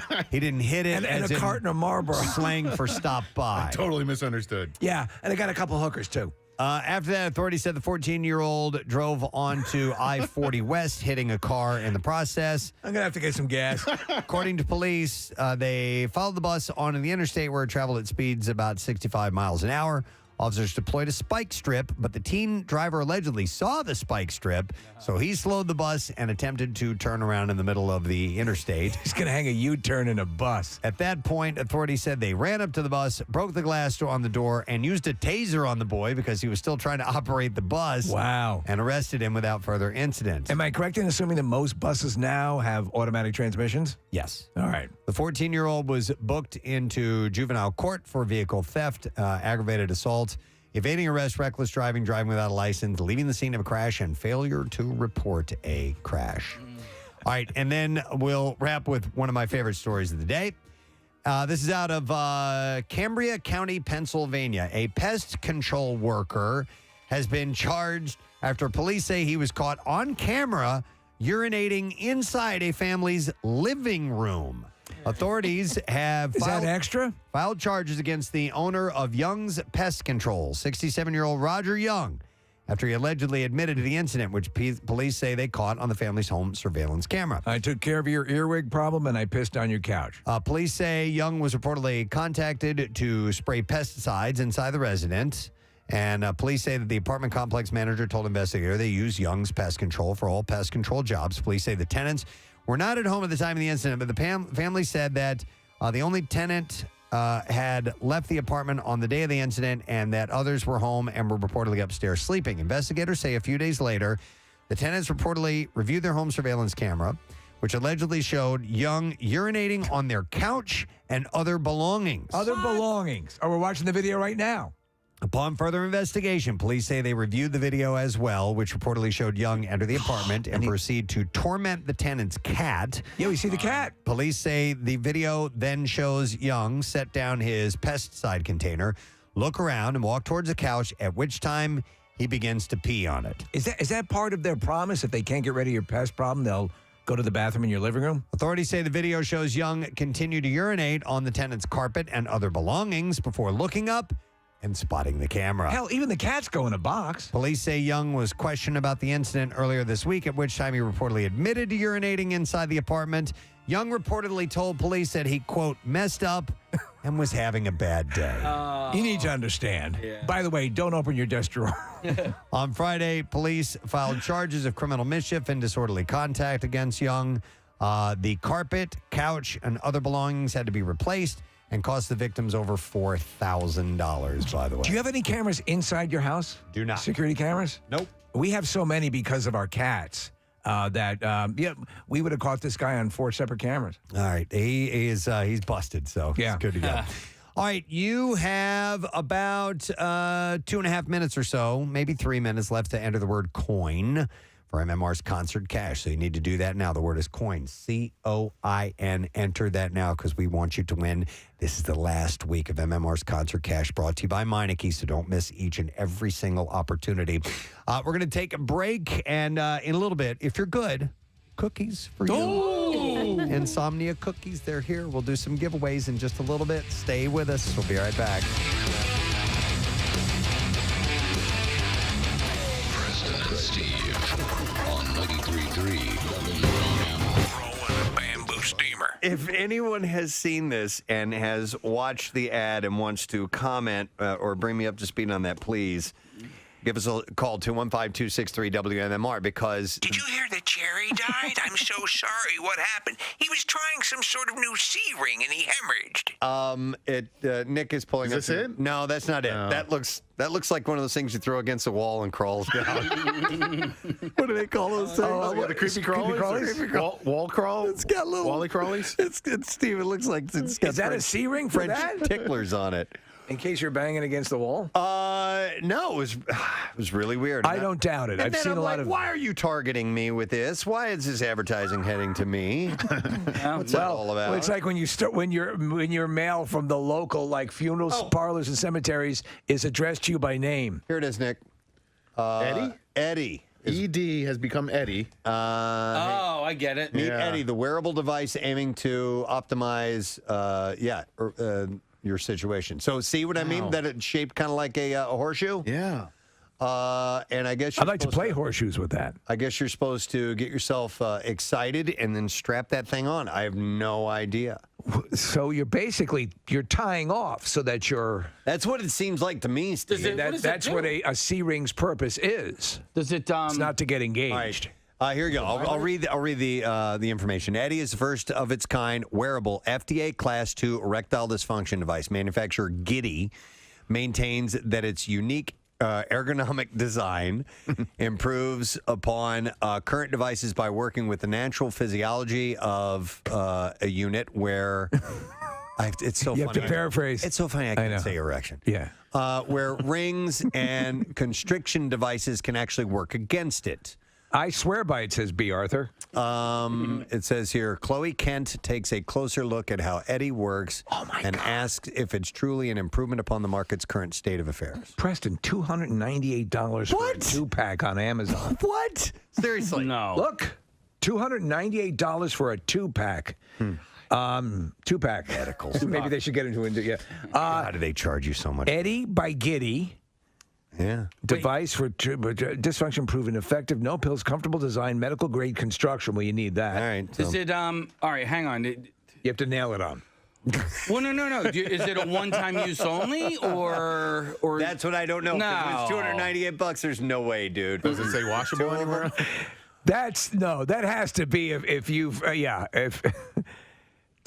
multiple use. That's the kind of thing you can go halvesies on, Nick. From the Red Hot Chili Peppers, please welcome Mr. Chad Smith. Yeah. To the show. Good morning, Chad. There we go. Yeah, just people in there just hired just to clap loudly. That's what I do. That's it. Yeah. That's us. Yeah. Gotta have that's my clappers, man. gig. Yep. How do I get that gig? Hey, Chad, I wanted to ask you, man. So Stone Harbor is where this is going to be. There have been sightings of you at the Jersey Shore before. No? What do you mean no? I've never been to the Jersey. Tell me about the sightings. This sounds good. Are you serious? We have heard there's somebody that looks like It you, has to be. that people have sworn up and down that Chad Smith haunts. Well, we all know who that is now, don't we? Will Ferrell out there? Some other dude, some other really good-looking guys out there too. I have not been to the infamous Jersey Shore. This is my virgin experience. So, yeah, what should I expect? Well, it's beautiful. Stone Harbor's gorgeous area, first of all, that you're going to be in. And it's just, you're going to be down there for Memorial Day weekend. So, in fact, that part of the state actually weighs more than any other part of the state this time of year because everybody's going to be flooding down that way. But it's just people dying to get out and enjoy summertime. So that's the kind of vibe you're going to be digging on.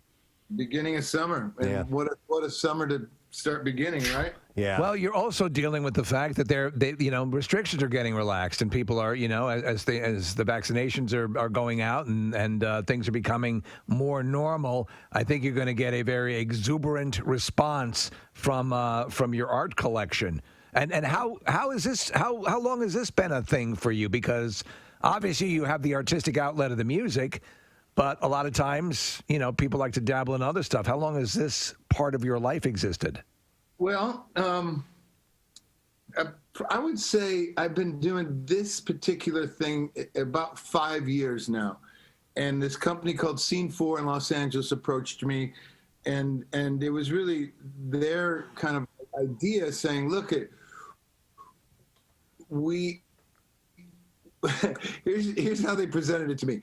We would like to put you in a dark room, completely dark, with these light-up fluorescent drumsticks of different color, and have you improvise or solo or do whatever you want on the drums, and we're going to photograph you at different angles with different shutter speeds. And people that know about photography, the shutter speeds, slower and faster, make things blurry, and all that kind of stuff.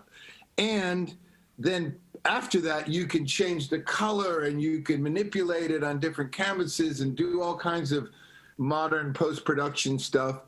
And, how does that sound to you? And I was like, it sounds pretty cool. It sounds psychedelic, and it's a connection for me from music and drumming, which is obviously my passion and the first thing that I've been doing since I was a little kid. And so it made sense to me in that way. So, that's what we did. And that was about 5 years ago. And then I have a second collection. It was so much fun. I did it again. And this time, though, I started adding afterwards in post-production.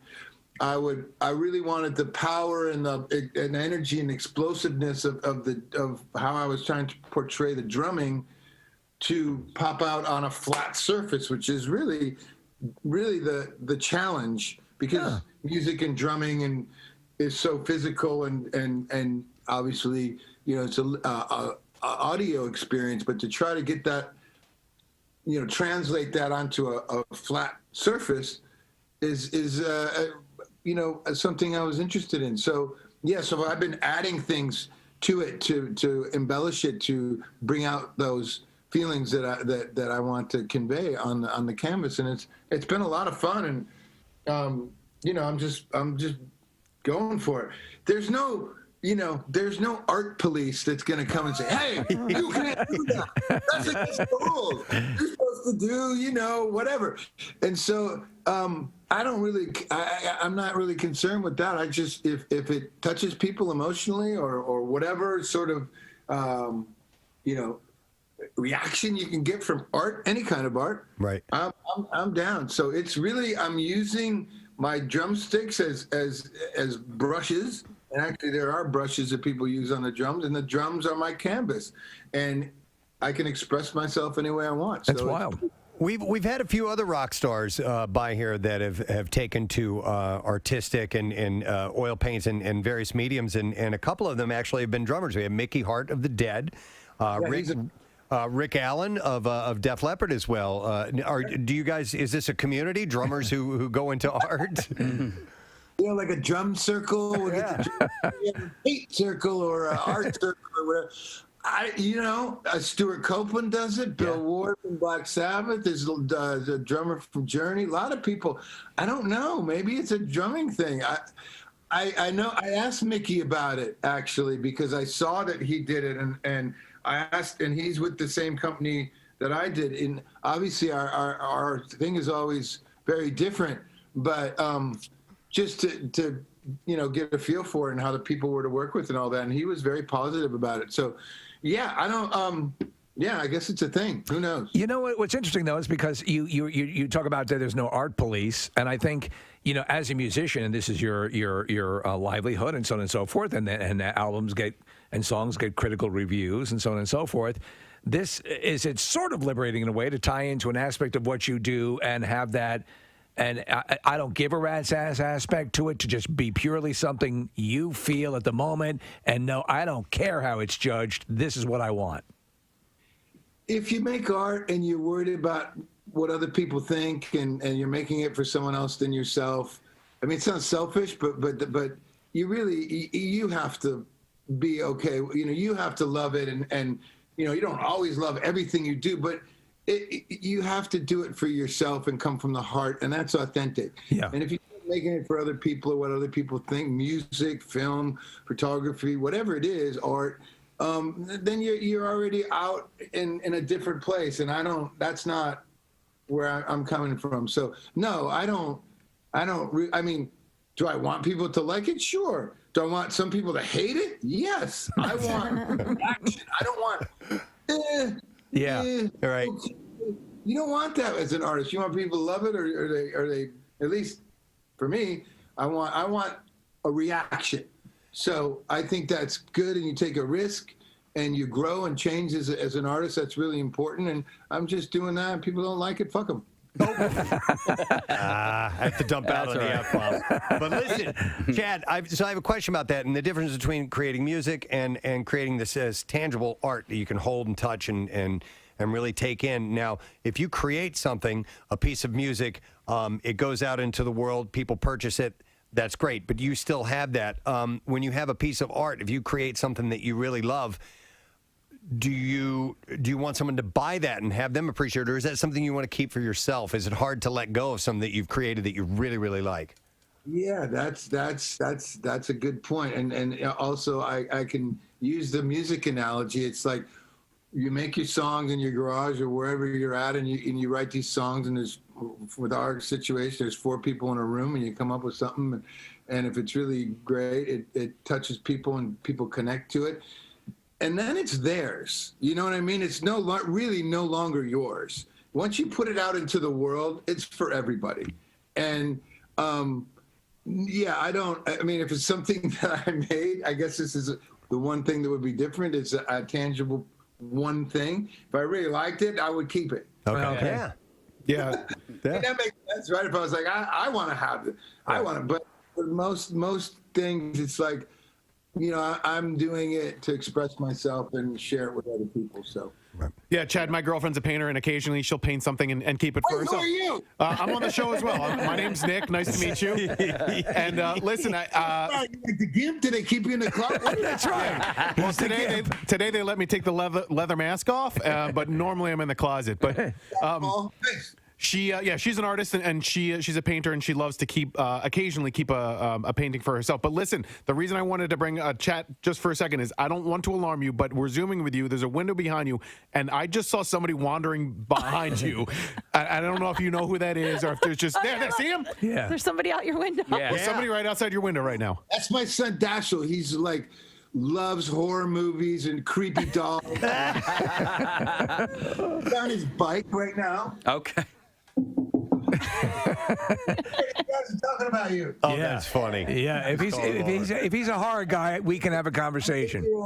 He's quite a character. Chad, I've got to ask you, one of my favorite places in our country is somewhere I've been visiting since I was a kid, Montauk, New York. And I was there a couple years ago. And apparently, Thanks, Kath. I would like to read an email to you. Please. Got this from a gal named Shannon. And she says, hey, gang, I felt compelled to write to you to tell you how absolutely overcome with excitement and emotion I became on my drive home while catching up on podcasts and hearing you all finally talk about Keenan's. I've been listening to the show for at least 10 years on my own since I was 16 and got my first car. And I'm sure I heard you guys before since my parents are also fans, just not as diehard as I became. That's great. I've never missed a show. In fact, I've gone back to the deepest of archives and listened since your first show together. You know, when I was less than 1 year old. Well, this is the year I finally get to see you all in person. Yeah! And make it to my very first P&S event. I have always wanted to come out, but I never could until I was 21. But I was away at college. And then I started working and didn't want to take time off in my first year. And then a pandemic. I am a surgical and emergency veterinary technician, so time off from work can be a huge hassle with the shortage in the industry. Thankfully, my boss is also a fan. Shout out, Ange. And also how important this is to me. And she says, I started crying when I heard you guys talking about how awesome this year will be. I lost my grandfather earlier this year. I grew up in the Crest every summer when he and my granny lived there for nearly 20 years. I haven't been back since I haven't been back since they had to sell the house due to his Parkinson's progressing. There's no doubt that this vacation, this short time I get to take off from being severely burnt out at work, this time I get to come spend with you all and will be incredible. It will be incredible and very, very special. And then she writes, this email was a lot longer than I intended to do. It's very eloquent, though. She said, see you in a few weeks, bitches. Love yous. And that's from Shannon Drop. That's awesome. I thought that was a very nice email and awesome. And I love when people who have been wanting to go and had planned on doing it sometime and just never have really put it all together, and then they eventually are able to come out and be a part of the mass hysteria that is the opening of the Jersey Shore at Keenan's in North Wildwood. Well, that's what we were talking the other day. I mean, there are people who have only been alive in a Preston and Steve world. Yes. I don't know if that's a good thing, but we like it. We'd like to highlight that. We'd like to highlight all 25-year-olds. Yes. To come out to the live broadcast and celebrate all the years that we've spent together. You've only known a world. You've never known a world without the Preston and Steve show. Yes. And we'd like to celebrate that. It's wonderful and chilling at the same time. It is. But we're thrilled, and we'd be thrilled to see you out at Keenan's. Yep. So that is Friday, Memorial Day weekend. What is the actual date? 26th? Yes. The 26th, we are preparing for that as we speak, having little meetings here and there, trying to figure out exactly what we're going to do. We just know that it's always a great time. Yes. Every single time. So we hope to see you there. Nick, you wanted to mention something? Yeah, I got a really nice message from a lady named Haley Bitting, and she works at the Valley Forge Post Office. It's where my dad goes to get his mail every day. He and Haley have become friends, and a few weeks ago, Haley was actually driving past our radio station here in Ballackinwood, and she said that she and her 2.5-year-old son, his name is Edward, she told Edward that this is where the radio show that she listens to works, and Edward, who is 2.5, says he wanted to go inside and see where Pretzel and Steve were working. Pretzel! That's perfect. So Edward is 2.5 years old, and for Haley, they requested a shout out, Steve, because Edward loves the shout out. So this is for you two. Pretzels and Steve. I love it. I saw Nick's dad not that long ago. We went to an event. Andrea had an art show, and so we were there. And when I walked in, Nick's dad looked at me. He goes, "Oh, I've never seen you without a drink in your hand." Oh my God! Wow. It was the first thing he said to me. I was like, "Oh, well, I just got here. Give me a minute." That's wonderful. I love it. Doesn't seem like you. I had a follow-up email from something we talked about the other day. This is from Alex Gasbaro, I'm not sure how you pronounce it exactly, but the subject line is Pepperidge Farm. Pepperidge Farm. Because we were talking about We're all the in. cookies. And I know that Insomnia Cookies is here, and I apologize for stepping on your toes, but I did think this was kind of interesting real quick. And obviously we're going to do some more Insomnia Cookies giveaways real quick, and I didn't even realize that until I just started to. It's absolutely fine because Pepperidge Farm has Save been it. making cakes and other things. Yeah, but I'm already You're in. knee deep in it, buddy. Or should I not do this when Insomnia Cookies is? You will doing a listen. It's promotion your here. choice. We could delay it. I'll come back to it tomorrow. Yeah. I'll mention that tomorrow. I didn't realize. Pepperidge Farm is breathing a sigh of relief. Yes, it's considered a no-no when you talk about another product when someone is there to do giveaways and promotions, and I didn't even put that together. All right, let's talk about Blue Balls. Blue Balls. Should we do this today while Blue Balls is here? I'm going to switch gears for a moment. Much better. They are believed to only plague men, but a doctor is claiming that women can suffer from the same physical sensation dubbed blue vulva. Blue vulva. Blue vulva. On the center pole, blue vulva. She had a blue vulva. Blue vulva. On her YouTube channel, urologist and pelvic surgeon Dr. Reena Malik detailed the phenomenon, saying that it occurs when women are aroused but don't achieve the heightened moment. Gotcha. A 2019 Cosmopolitan article wrote a little bit about the issue with men, seemingly the debilitating issue of blue balls, brushing it off as mild discomfort rather than searing agony. I don't really even. Never in my life have I ever experienced anything like that. To me, it's you're I think horny. it's a myth. You're horny. Oh. Yeah, and then, but I it's disagree. Well, I was just You've gonna had pain? I was had- just going to say, Yeah. I've heard people say it's not real, and then people say, no, it's real pain. I think it depends on the person. I guess so, but I've never talked to somebody. So you've experienced Yeah, it? and I remember it vividly. It was one particular time. This was 20 years ago, and I was driving. I was in the car with my now ex-wife, God love her, and I got it. I felt it. I felt it painfully, and it was pronounced, and there was no mistake. Stabbing pain? Sore. Stabbing Steve makes me think like repeated. Yep. Not that. Okay. Like wow. Take my hand and wrap it around my junk. Here, just and you guys crush. Want to do this? I'll do that right now. And squeeze it tight. Okay, I've got Nick's chunk in my hands right now. For about 5 minutes, and then slowly release. That was the feeling that I felt. That's interesting because the perception is that you're backed up, that you're that you need a release, and that's what. No. And that's not what it felt like. I think that it felt like my huge manly hand was clamped around your junk, squeezing tightly. Yeah, I think that what happened was that there was sex talk and sex discussion and a little bit of excitement there, and then that ended up not happening, and that sensation definitely existed. I think so, sort of like a genital whiplash. All right. Yeah. So, according to the doctor, Dr. Malik, who loves this stuff, by the way. They said the uncomfortable and at times rather painful feeling down under isn't really a ploy at all. It's real, and those blue balls are real. But it can happen to women as well. Blue vulva. Exactly. She wants you a blue vulva. In the case of the boys, the sensation involves an increased blood flow, which, if unaccompanied by the big O, can leave the stimulated feeling area a little, it says blue. The blood flow increases, causing things to get a little bit larger and more firm. So you're saying that there is actually a hue change to your scrotum? It says here that it can happen, yeah. That it actually turns blue. I'm reading it says the extra blood flow doesn't actually turn either on the male or female blue. Okay. She wore blue vulva. Thank you for remembering. Yes. This kind of makes sense, though. Like, it's all about the blood flow, and I think that's why maybe sometimes it affects some people and not others. And thank you for remembering.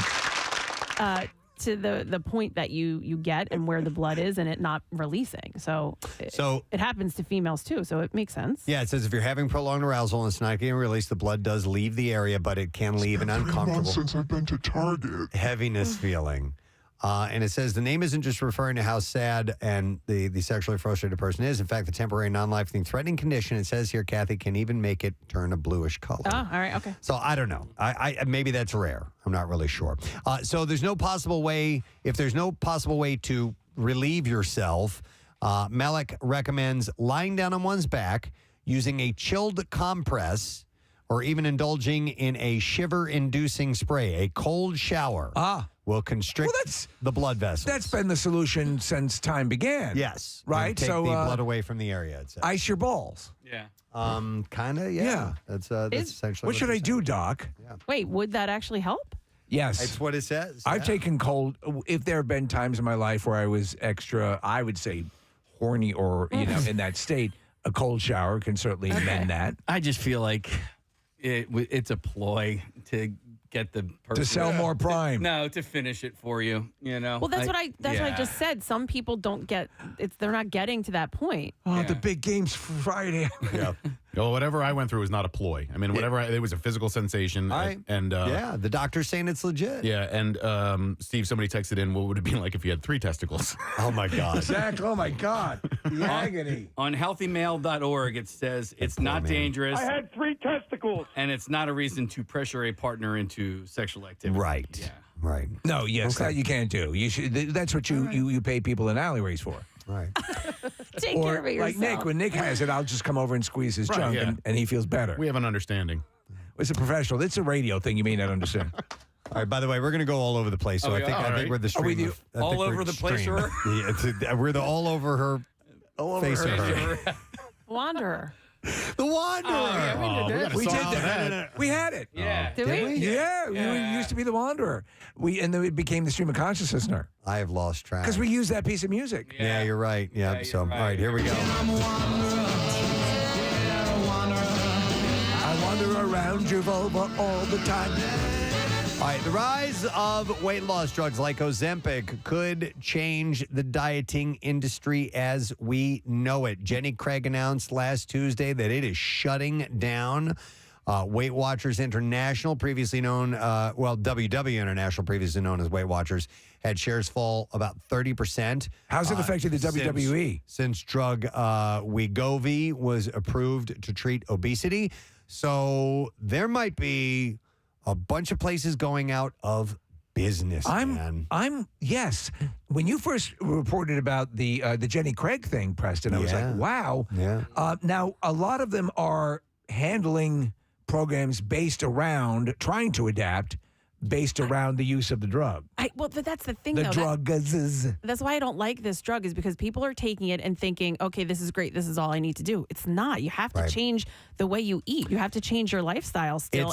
And places like Jenny Craig, that's what they try to do. They try to help you change your lifestyle. It's similar to like even gastric bypass and the sleeves and things like that. You can't just do that. You do that to kick things off. And then you adapt. You have to change your lifestyle. Yeah. Right. You absolutely do. And now I don't know much about these drugs and Kath, so what you're hearing is that you can use it as a supplement of sorts to kind of get you where you need to be, but then you need to the second you go off it, if you're still living your life the way you always did, you're going to go back. But I wonder if there will come a time where there's like a regular every day, you take it all the time That for the rest of your mitigates? life.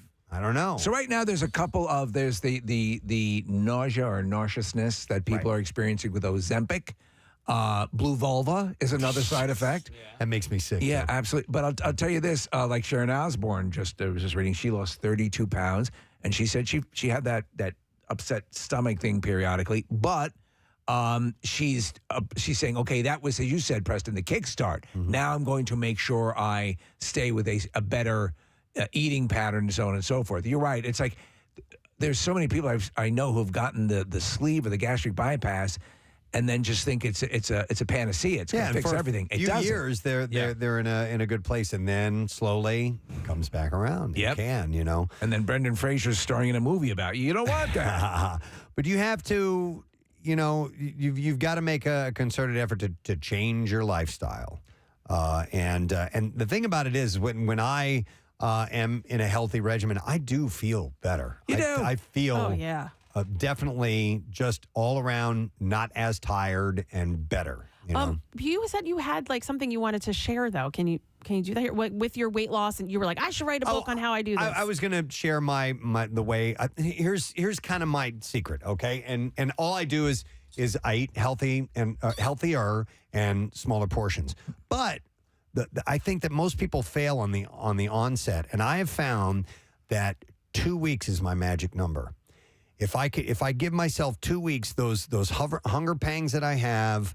The cravings that I have, if I just suck it up and just every day go, dude, I know you're hungry, but don't eat anyway. Wait until the specific time. You've created a habit. Yes. So and it takes me restart the habit. It takes me 2 weeks before I feel satisfied. Right. And before things like, as opposed to cake and ice cream and chocolate and stuff like that, I convert to grapes and pineapple and natural things that are sweet, and eventually they become what the ice cream was. It eventually becomes, wow, this is a treat, and I'm really enjoying this. Can't wait to have this with ice cream. This tastes really good. Yeah, I love pineapple cake. So it's kind of a 2 week thing, and I have a step up thing where exercise has to be a part of it as well. But I don't dive in and go hour-long workout today. Exercise is. I start 10 minutes. Yeah. Well, you're actually not supposed to do the strenuous workouts in the first 2 weeks because your body is going through that change, just like you've mentioned. So. Exercise will be a modest amount of calorie burning overall. It's good for your health to do it, and it's a good regimen to follow. It's a foundational element. That's why I do it. I work out every day, exercise every day.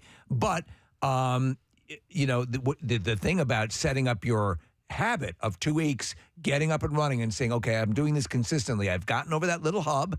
It's there. I know I can do it. That's what's working so well for you. And what it is, you can't compromise on any of it for 2 weeks. You have to, Yeah, and I will mentally, I will call myself if I feel like I'll say, you pussy. Yeah. I will say it to myself in my head. Shut up. So it's both you and Kathy calling you a pussy. Yes.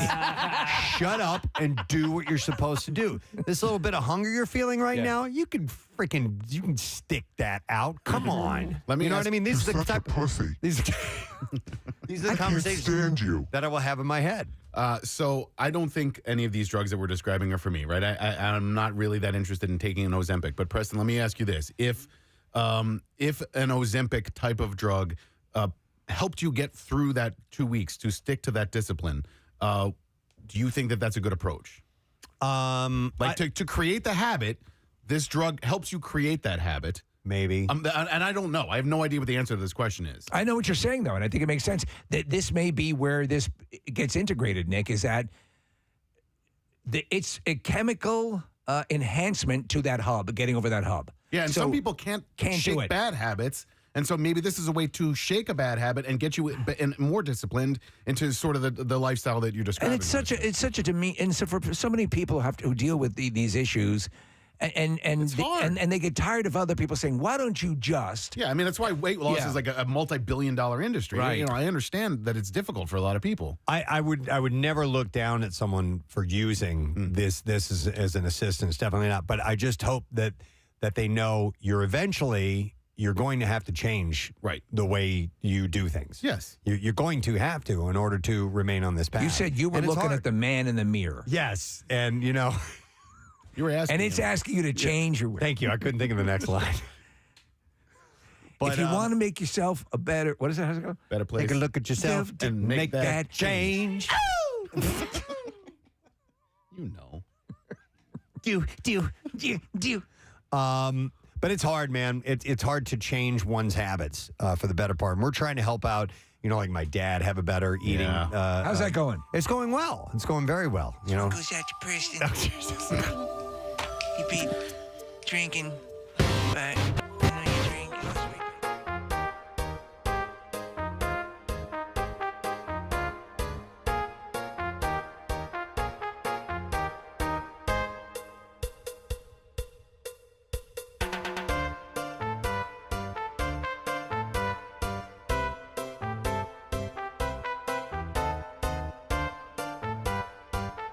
And I'm like, okay, now on the weekends I can take a little break, but still be sensible. Give yourself and even though you'll find, and you just might find that on the weekends, you won't go as crazy as you thought you might have. But Kath, I'll write it down soon because it starts with simple things like beginning with using a small plate.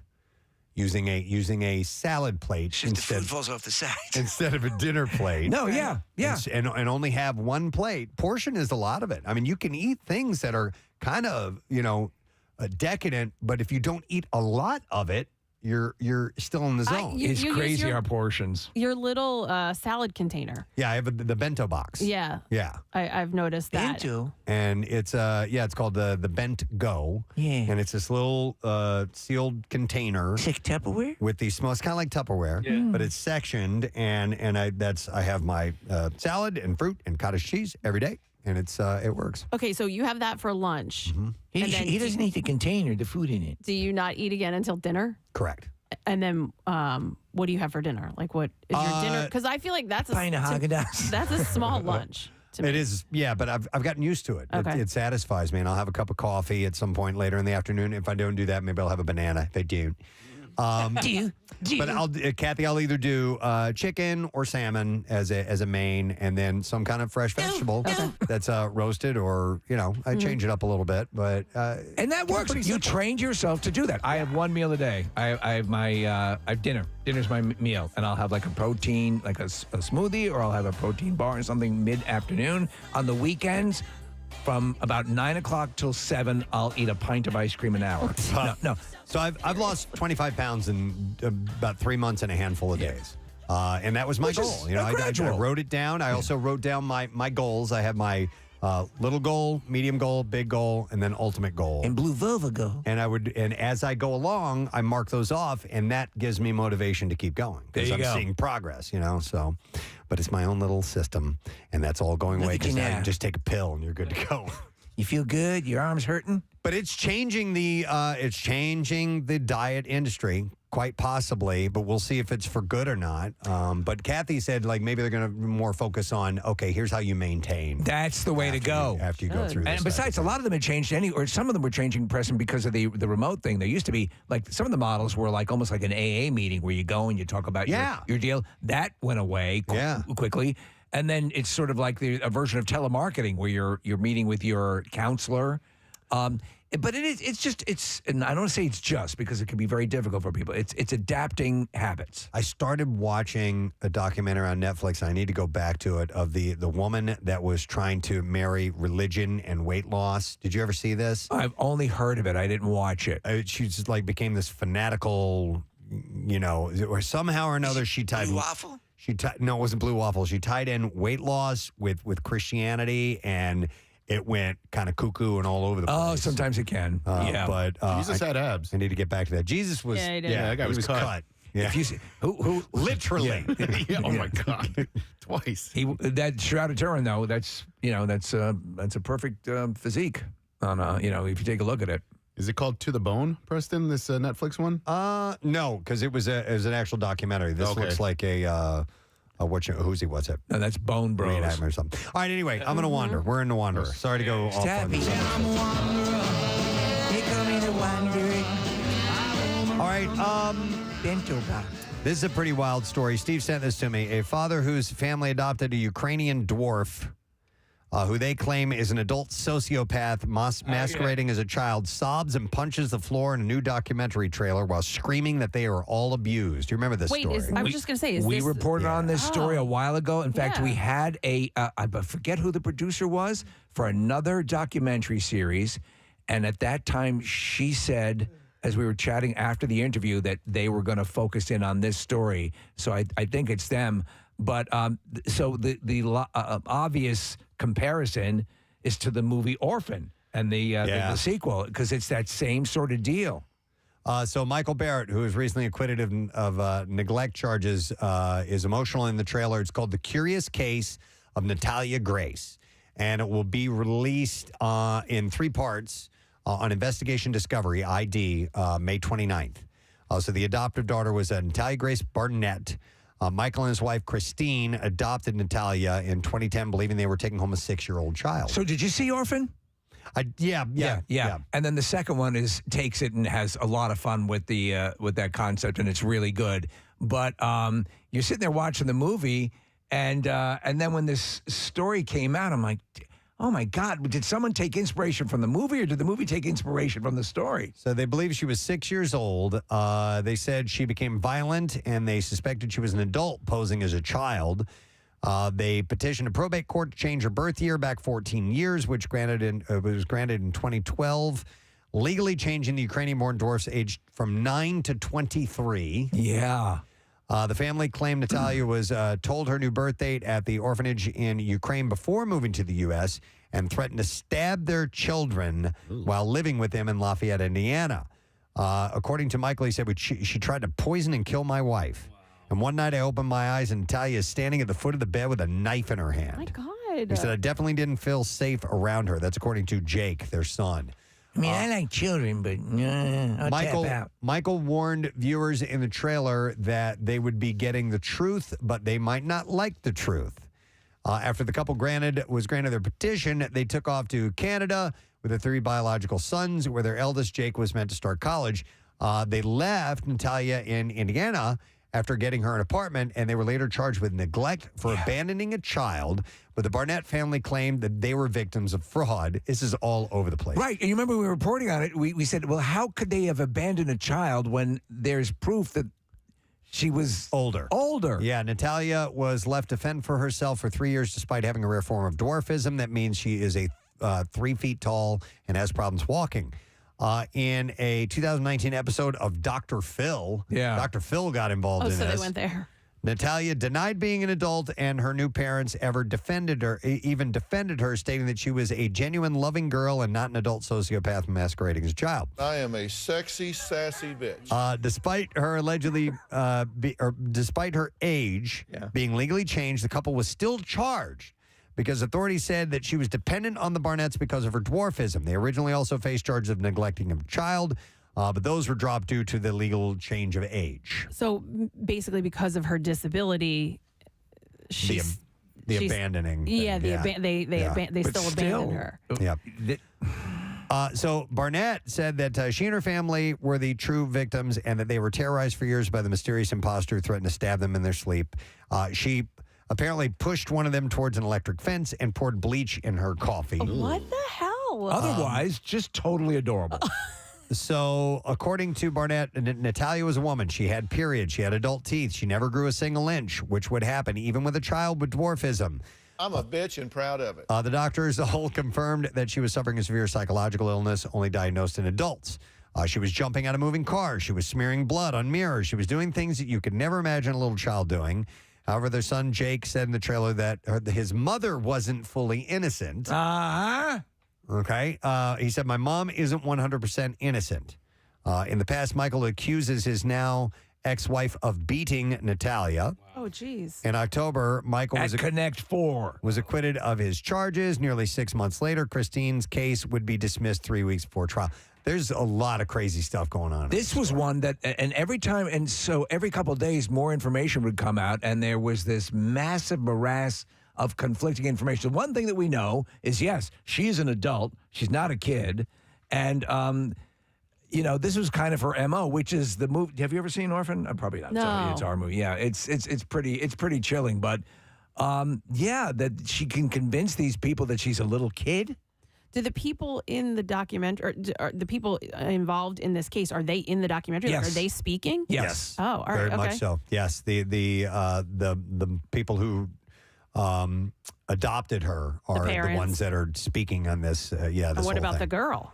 I don't know. Yeah, I don't know if she is. I don't know if they have interviewed her for this or not. I don't think they interviewed her directly, but got access to interviews with her. Sure. Yeah, I'm sure And then there's Dr. that. Phil lists his favorite animals. 6 gerbils, 2 cats, a hamster, and a rabbit. But these guys they're definitely a part of it. Okay, the I wanna mom and see dad. it. Yeah, Yes. and so it's called The Curious Case of Natalia Grace, Discovery ID, or Investigation Discovery, which Yeah. is called ID, and that'll be on May 29th. So I thought that was pretty well. And You can where- see a trailer for it now. Where do we watch it? On Discovery ID. Investigation Discovery. Okay. Yeah, which is also known as ID. All right. All right. And I'm sure as it gets closer, I'll remind you of that. All right, we're going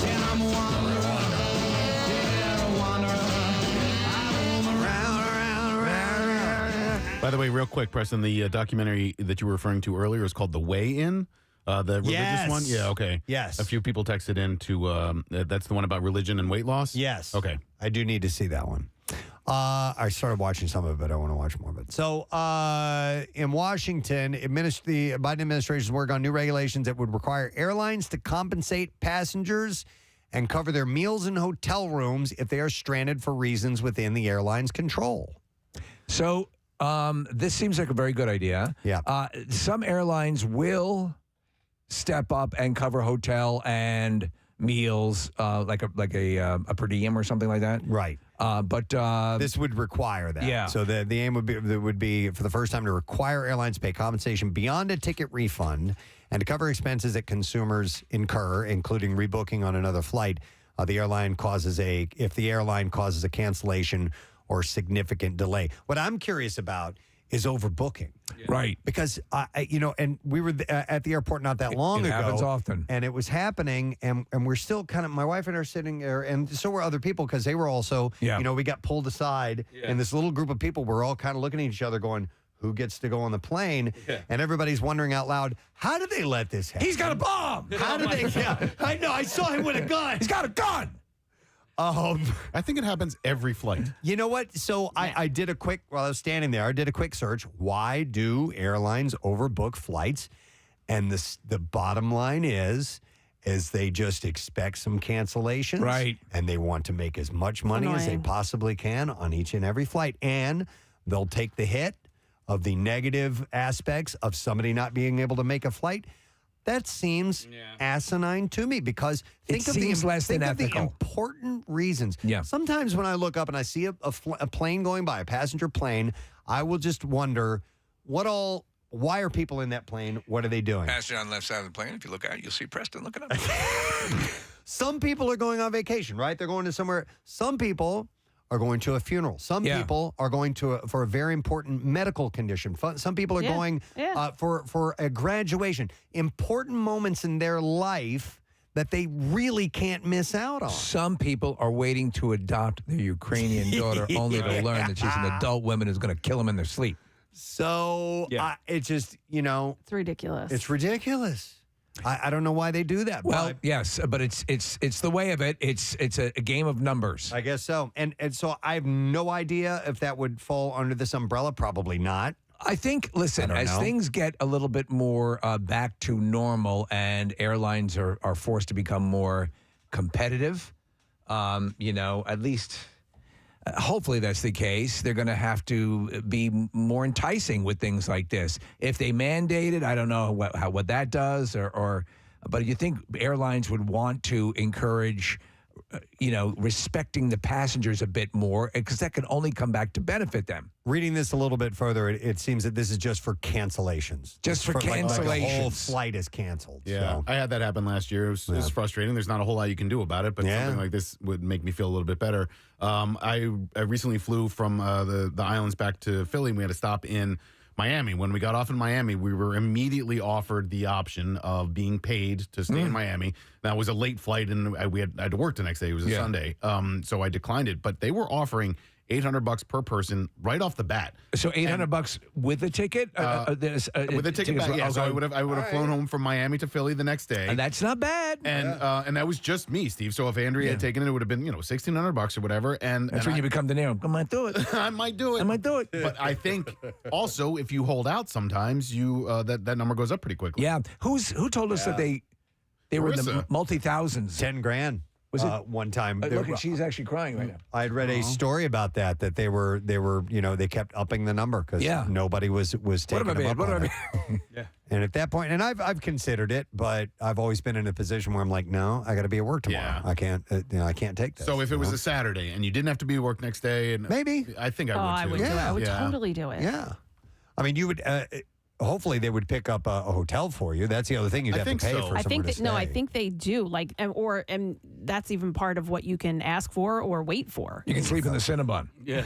Well, because most airports. Well, I shouldn't say most, but a lot of airports have either a hotel connected to it or a hotel right across the street. Absolutely. Yeah. I would sleep in a Cinnabon. Absolutely. I mean, like you could take some of the warm Cinnabons and put them on you like a heated blanket. Like waking up the next day to that smell. By the way, piping hot cup of icing. By the way, a great place to hang out if you have time to kill at the airport, and let's say you're there to pick somebody up, and all of a sudden you find out the flight is majorly delayed. The Marriott at the airport, ours right here. There's a at our airport. There's a restaurant and a bar in there. Yeah, and it's good food. And it's a nice place. All right. And that's the spot to go hang out in. And you can rather bring than a sitting prostitute in the cell phone lot. You'll have to pay for parking. Yeah. But I'm telling you, a buddy of mine came through town, and he was only in for like a day or something like that, and then he was flying out. So we just met there. That's cool. And hung out and had dinner before his flight. And I'm like, this is a great spot. It's right there. Yeah. Right the hell there. Yeah, it's in the parking lot. Sometimes I'll bring lawn chairs and sit out on the tarmac just to watch. Fun. You know what I will do? What? I kid you not. If I have a little extra time, the rocking chairs? I will park on the roof of the parking garage, and I'll watch the planes land and take off for a little while. It's pretty cool. Kathy would be bored out of her mind. That's but- Preston Elliott. I've gone to Fort Mifflin and hung out and watched the planes there. Yeah. They come land right so over low. you. I know. You can almost touch them. I swear to God, if I Steve jump and high I, enough. we were there years ago, and Steve created an Olympic event where people would throw rocks at the planes and try to make them crash. It was You throw them into the intake. well placed, like the Death Star. Yes. If you could exploit a weakness. But it's so, it is amazing it's like, was it St. Charles? What? Where they land so low. Oh, no, St. Martin. St. Martin. Okay. Oh, yeah. Where they come in so low that the jet draft will actually blow people, off their feet. They closed that that area where we went to watch them did land. they? They've closed it because People got hurt. A girl basically curbed herself there. So they shut that area down. There's another one in St. Bart. Nick and I were just talking about that island the other day, but there's another very difficult landing and takeoff there in for St. Bart? for pilots. Okay. Yeah, and same thing. There's like a little area where they stand underneath while the planes come in and land. You have to take a puddle jumper from St. Martin to get to St. Bart. Preston, I sent you, I don't know if we have time, but I sent you the link to that, I think it's Avelo Airlines. They're flying out of Wilmington now. I don't know how to pronounce it, actually. We are out of time. Okay, all right. But yes, there's a new airline that flies out of Wilmington. Yeah, and it's a discount airline that I've never heard of. What's its destination list? Smaller markets. Okay. Southeast. Yeah, so one of them, Steve, is going to be from Wilmington, Delaware to Wilmington, North Carolina. It'll be the first time that a flight lands in Wilmington and takes off from Wilmington. If they're cheap enough. Yeah, They were real expensive, but like damn it, Arnold Schwarzenegger. No, Give us an idea. Myrtle Beach. Yes. Places like Savannah and stuff like that. But they're out west too. They fly from Bend, Oregon to Palm Springs, California. They go to Santa Rosa. So like if you want to get to San Francisco and you need to be, you can go to a smaller market outside of San Francisco. And this airline has really cheap flights. And they're shorter flights. Is that the point of it? Most of the time, yeah. But like puddle jumpers. Some of them start at $34 one way. You guys ever save money by climbing up on the wheel well as it's taken off, like in Commando? I've thought about it. Because there's that airline out of Allentown, but they'll fly pretty decent length flights. Okay. But it's cheaper, and they fly into the smaller airports. But it's either a Velo or a Velo. Yes, somebody texted me, said it's a Velo. A Velo. Okay. Yeah. Interesting. John DeVelo. We can no longer wander. Wandering is done. Yeah, we're sorry. I got to sashay out of here, gang. Well done. Wanderer. All right, you've been good. Yeah, you do I it. have cookies for you. Insomnia cookies are here, and we'll take the 19th caller at 215-263 WMMR, and we are going to give you a $25 Insomnia Cookies gift card at the Insomnia Cookies Cookie Lab. By the way, guests can choose from cookies, brownies, brookies, blondies, and Insomnia's very own ice cream to customize your way with sprinkles and drizzles. To create your very own dream flavor combos, and you can get the info at insomniacookies.com/cookie lab. So the Cookie Lab, I think it's the only one in the country. It is. It's like a speakeasy. It's the dessert speakeasy, and it's in South Philly, right at the same intersection of Pat's and Gino's. So make sure you check that out today. insomniacookies.com/cookie lab. Caller 19 will take care of you. Coming right back. And we will have Major in our studio from the Phils. Stay with us.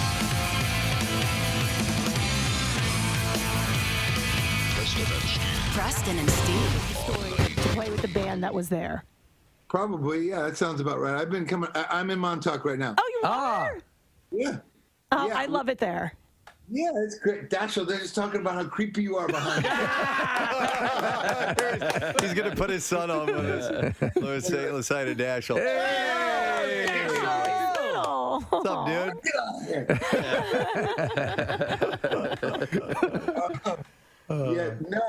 We've been coming here for about 16 years now. My wife's from this area in Long Island.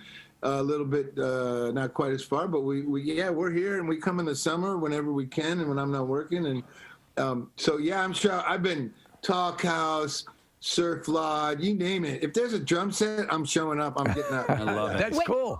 Do you go to Lynn? Do you go to Lynn's Hula Hut, the little hut in the parking lot? If you haven't, you have to go there. I'm taking any gigs. I'm in the Hula Hut in Montauk. Yeah. So does that mean will you go back there instead of staying in Stone Harbor over the weekend, or are I'm just coming in. Actually, I'm doing. There's a thing at the World Trade Center at the Oculus where you walk through it. That's right. And I have a thing there on Friday, and it's running through the weekend. But I have to go down for Friday. Look over your right shoulder. Really trippy. It's like 2 football fields long, giant digital screens, and my art and a bunch of other people. Chad, turn around. Turn around. Yeah, I just ran away.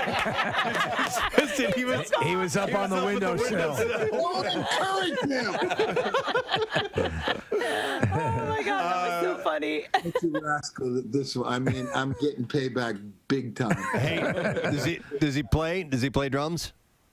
He used to really like the guitar when he was younger. I thought he was going to be the next Jimi Hendrix, but he kind of gave it up. He likes skateboarding, and and just wreaking havoc with his parents. So now he riding his bike, and he kind of. But my middle one, my 12-year-old, plays the drums actually, and it's a room full of drums in here. Ah, nice, beautiful. Yeah. Hey, I have a drum question for you.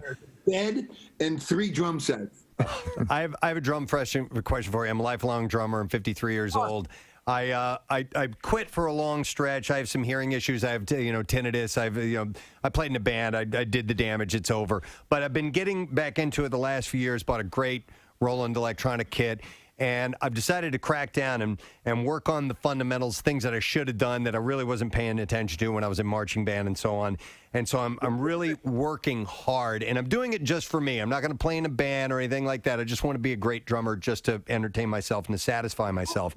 And so I've been working hard. I've been seeing a lot of progress. I'm feeling really, really good about it. And then, boom, all of a sudden, I got this wicked case of tendonitis in my left elbow. And I went to an orthopedic, and he's like, you got to stop playing for a while. But, dude, my momentum is, I'm tearing it up. I'm improving so much. And I don't know if I should listen to the doctor or I should follow my heart and keep on practicing hard, you know? Man, is it have anything to do with the Roland kit, like how you're hitting? Is that because they don't have a lot of, do they have a lot of give? No, they did. You know what? Actually, where I initially heard it is I was doing it on a pillow, to work on my rebound a little bit, and I think I went a little too hard on that. So it was my own doing, I think. Yeah, I mean, I feel you, brother, when you want to do it, and then it's like, you can't, or you're not supposed to. Is it inflammation or is it tendonitis? No, it's like it might be like a little tear in there. So, Okay. Yeah. But you've played for as hard as you guys play, especially when you're touring. Do you ever have these things pop up where it's like, oh man, what am I going to do? Yeah. Absolutely. It's more. I don't think that I've had tendonitis. Yeah. But I get inflammation in my joints, in my wrist, in my elbow. It's not normal to do this, right? Man like me. So it's like, it's going to catch up to you. Yeah. So you really, it's a funny thing. I tell people, it's like, it's no longer like, you party all night and get all wasted and whatever till 4 a.m, sleep for 2 hours, get up. It's literally now it's what you got to do to take care of yourself so you can be healthy to perform at the level that you want to. Right. So it's a whole different thing. It's really like taking care of yourself, eating right, getting enough sleep. Sounds so boring, but yeah, it's inflammation is the thing that gets me. Okay. And so I have to when after we play, if anything hurts or not, I just ice. Yeah. I ice my wrists. It's mainly my wrists that tend to get sticky, as I like to call it, and that really helps. But tendonitis, man, that's Yeah. I should probably listen to the doctor. I don't know. They'll work it out later. But speaking of the music, I did hear a whisper recently that you and the Red Hot Chili Peppers are starting to get ideas together for a new record. Any truth to that? There's truth to that. Yes, you heard correct. We're making a record, and we're almost done with it. Wow.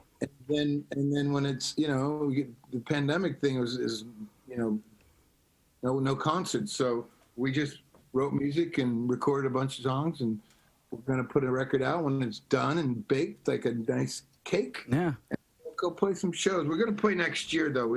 We decided to wait. I want it to be fun and safe, and as you were talking about, as normal as possible for everybody, and be able to experience not only performing but going to the show. So it's so yeah. I know there's some shows popping up now, but we're gonna wait until next year, like a lot of people, and come out. How do you guys? How do you guys keep it so fresh and continue to put out like good new music that doesn't sound like the album before or the album before or the album before? You guys have a knack to really just continue to produce great new music. Wow. You're very smart, not only handsome, powerful. Powerful? Anyway, yeah, thank you. Well, we love it, and so, guy, and as I was just alluding to before, I think that you have to keep changing and growing and challenging yourself as an artist. It's just, why keep doing the same thing over and over? Or some people, that's kind of all they can do, so they do that. Okay. But we're pretty good, as humbly as I can say. We like all kinds of different music, and we want to not do what we did. It's going to sound like the Red Hot Chili Peppers, but we have a distinct, something I'm very proud of. We have an identifiable sound to our band. And, Anthony has a very, recognizable voice, and we play the way we do, and you put four of us together and we can kind of do anything. So we're so fortunate that way. That opens up the palette of like fast, slow, hard, funk, rock, blah, blah, blah, all those stupid categories. We just make music that we like. And hopefully you make some good ones. They're not all going to be great. But, hey, do it, man. Chad, keep doing the same thing. That would be... I wanted to ask about the dynamic with your guitar players and Josh Klinghoffer and John Frusciante, and the floating in and out of the two guys. Does that get weird at all, trying to make those decisions of who's going to be playing guitar on with the band now? And because you're talking about your livelihood, you're talking about a brotherhood and all that stuff. So how difficult is it to make those? And you're also talking about legalities and stuff, about contracts and things. So yeah, it is difficult. We don't interchange our band members like changing our underwear. It's like the chemistry of a group is so important, and that really, to me, separates all the great bands have amazing chemistry, and it doesn't mean every player has to be so proficient on their instrument, and it's just how people, it's a team, and it's a gang, and it's like how they mesh together. And we've been very fortunate to have great musicians in our band, great guitar players, other drummers before I joined, 30 whatever years ago, but like wonderful musicians. And you have to have that connection with that person for it to, gel together and make something that's special. And with John Frusciante, who's come back in our group, this is now the third time, we have that thing with him, and I don't know what it is, but we have it. Yeah, and yeah. When we get together, we make this thing that's special. And, as you get older, you don't take that for granted. When we were younger, we're kind of like, oh, yeah, whatever, But as you learn and go through life and life experiences, you learn, don't take this for granted. So when he wanted to come back in our group again, he'd gone off and done other things, and he wanted to be in a band again. He's like, this is the only band I want to be in. I just want to play with you guys. And so we were like, I think this would be great to have this opportunity, another fresh kind of take on what we're doing in 2020 or whenever it was when he joined, a year ago. And so we welcome that. And, again, the other guys in the band are amazing. We've made great music, have had wonderful times. I love Josh and Dave Navarro and all these guys that have been in our group. But, we do have a special thing with John. So we're gonna get on that and see what happens. Nice. Hey, Chad, not only am I the guy who claps and cheers in the background when we bring guests on, but I'm also the guy that makes. It's a great job. It's a great gig. Pays the mortgage. But I'm also the guy who makes things weird, and so I want to invite you over for a cigar this weekend because I'm a short town over from where you are. But if you want to come over for a cigar or a crab cake sandwich, I know where to get the good stuff. Sounds really weird. We know. It was supposed to be. I thought you were going to play. You can come over, some kind of sandwich, and we'll play hide the cigar. Yeah. Now that's a party. I heard about the Jersey Shore thing. Somewhat, I don't know, but you know what? I'm down for whatever. So you might have to come get me from the rescue me from the gallery. All right. Well, join you for a cigar. Speaking of the gallery, so people come out, they get to see the artwork and purchase as well, correct? And how is that working? I mean, you're going to be on premises. I've got the times here. Oh, you do? All right. Saturday, 7 to 10 p.m., and then Sunday, 11 a.m. to 2 p.m. So. Oh, they're awesome. Yeah. I think I'm only going to one on Sunday. I don't want to drive 9 hours back to Memorial Day Sunday. But yeah, I'll be there and come down and we'll hang out and talk about whatever and look at stuff. And I may, add something to something if somebody really wants me to. Who knows? It kind of goes. So yeah, that'll be happening Saturday and Sunday. Exactly. Hey, do you know, just offhand, and I don't know if this is inappropriate to ask an artist, but what your artwork goes for money-wise, or is it... Billions! Yeah. Wow! You asked! No, come on. I don't know. I mean, okay.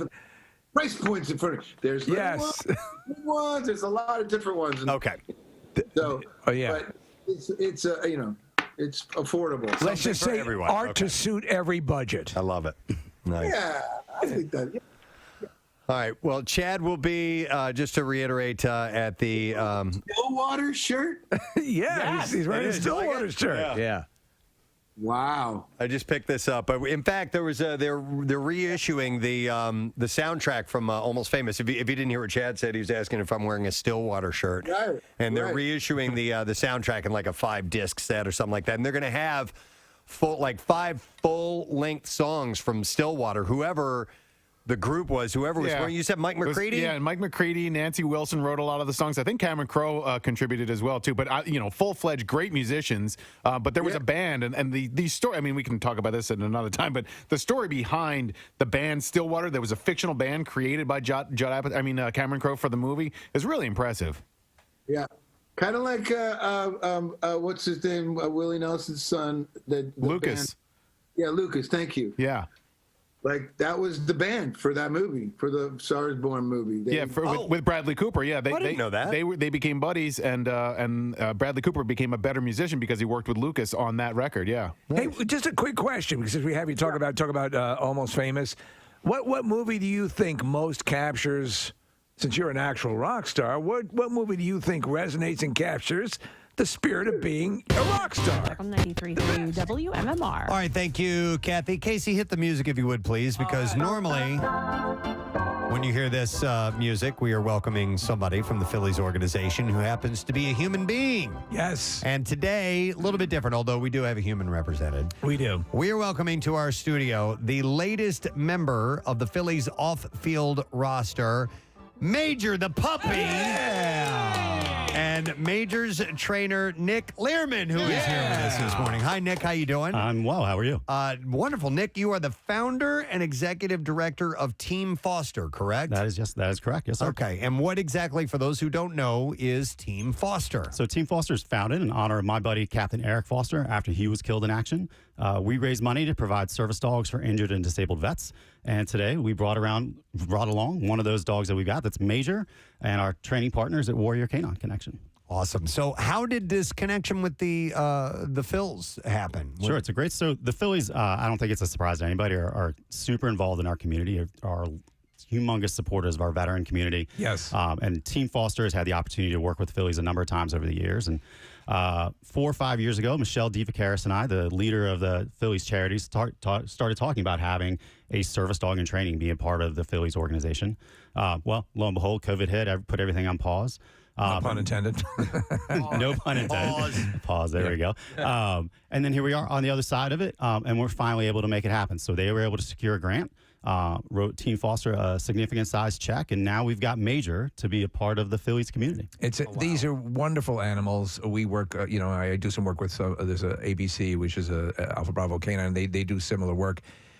What these dogs do for the recipient, for the veteran, for someone who's dealing with any sort of traumatic situation that they experienced, it gives them their lives back. It's an unbelievable thing to see just how amazing that relationship and what these dogs can mean to people. But it requires a lot of work and it requires a lot of funding to get that done, correct? It sure does. And, to your point, Steve, I think sometimes it gets a little bit lost in all the cute puppiness, right? Yep. Listen, Major's super cute. He's fantastic. He's fuzzy. He's cute. He's fun. He's a lot of fun to be around. Would you say you just want to eat his little ears up? But what he is doing, you take the value of just having a dog. Any pet owner appreciates the value of having that unconditional love and having somebody keep you company. But that's just a pet. Yeah. Major is on his way through a 2-year training process to be a service dog. And what that means is he is going to be capable. Well, let me back up. You think about the value of dogs and what they're capable of. Yeah. Dogs in general, give you some talents. You take, yes, that unconditional love, but then you start piling on, layering on the ability to do things like detect cancer.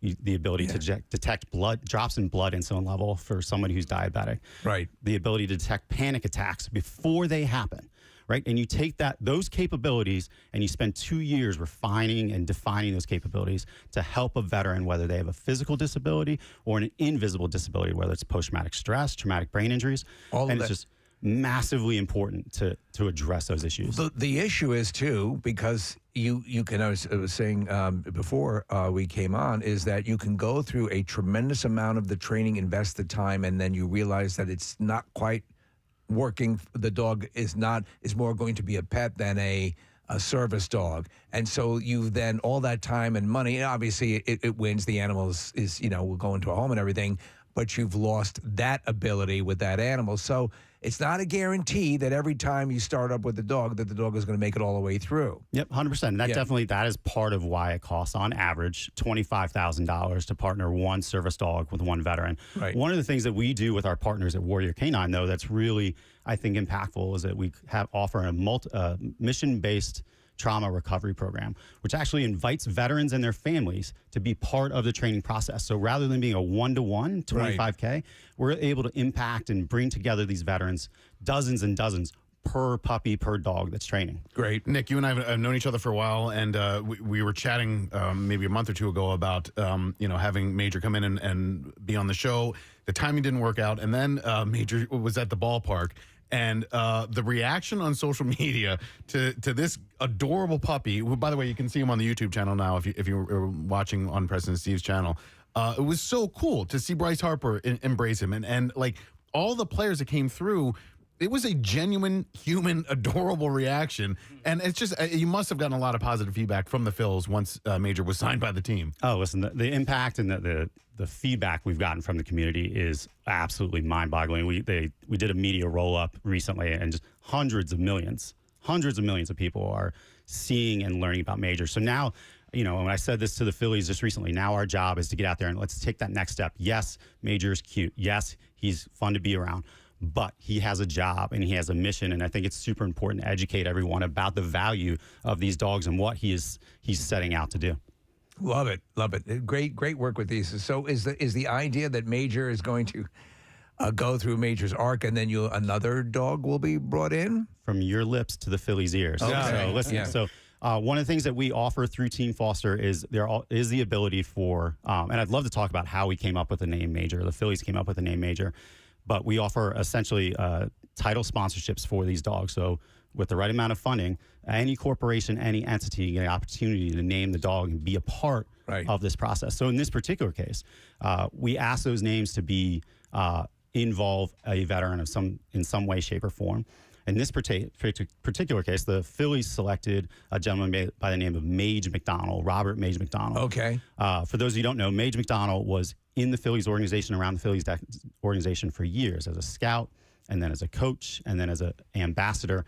He's also a highly decorated World War II veteran. Oh, wow. So Bronze Star, Purple Heart, 5 battle stars, all in World War II. So he's the real deal. And he also happened to be a Major, and his nickname was Mage. Right. And that is where Major's name comes Very from. cool. Hey, Nick, where do you get the puppies that you guys train? Are they bred for this? They are primarily. So Team Foster works with a handful of different training organizations, all that are highly accredited, operating at the highest levels.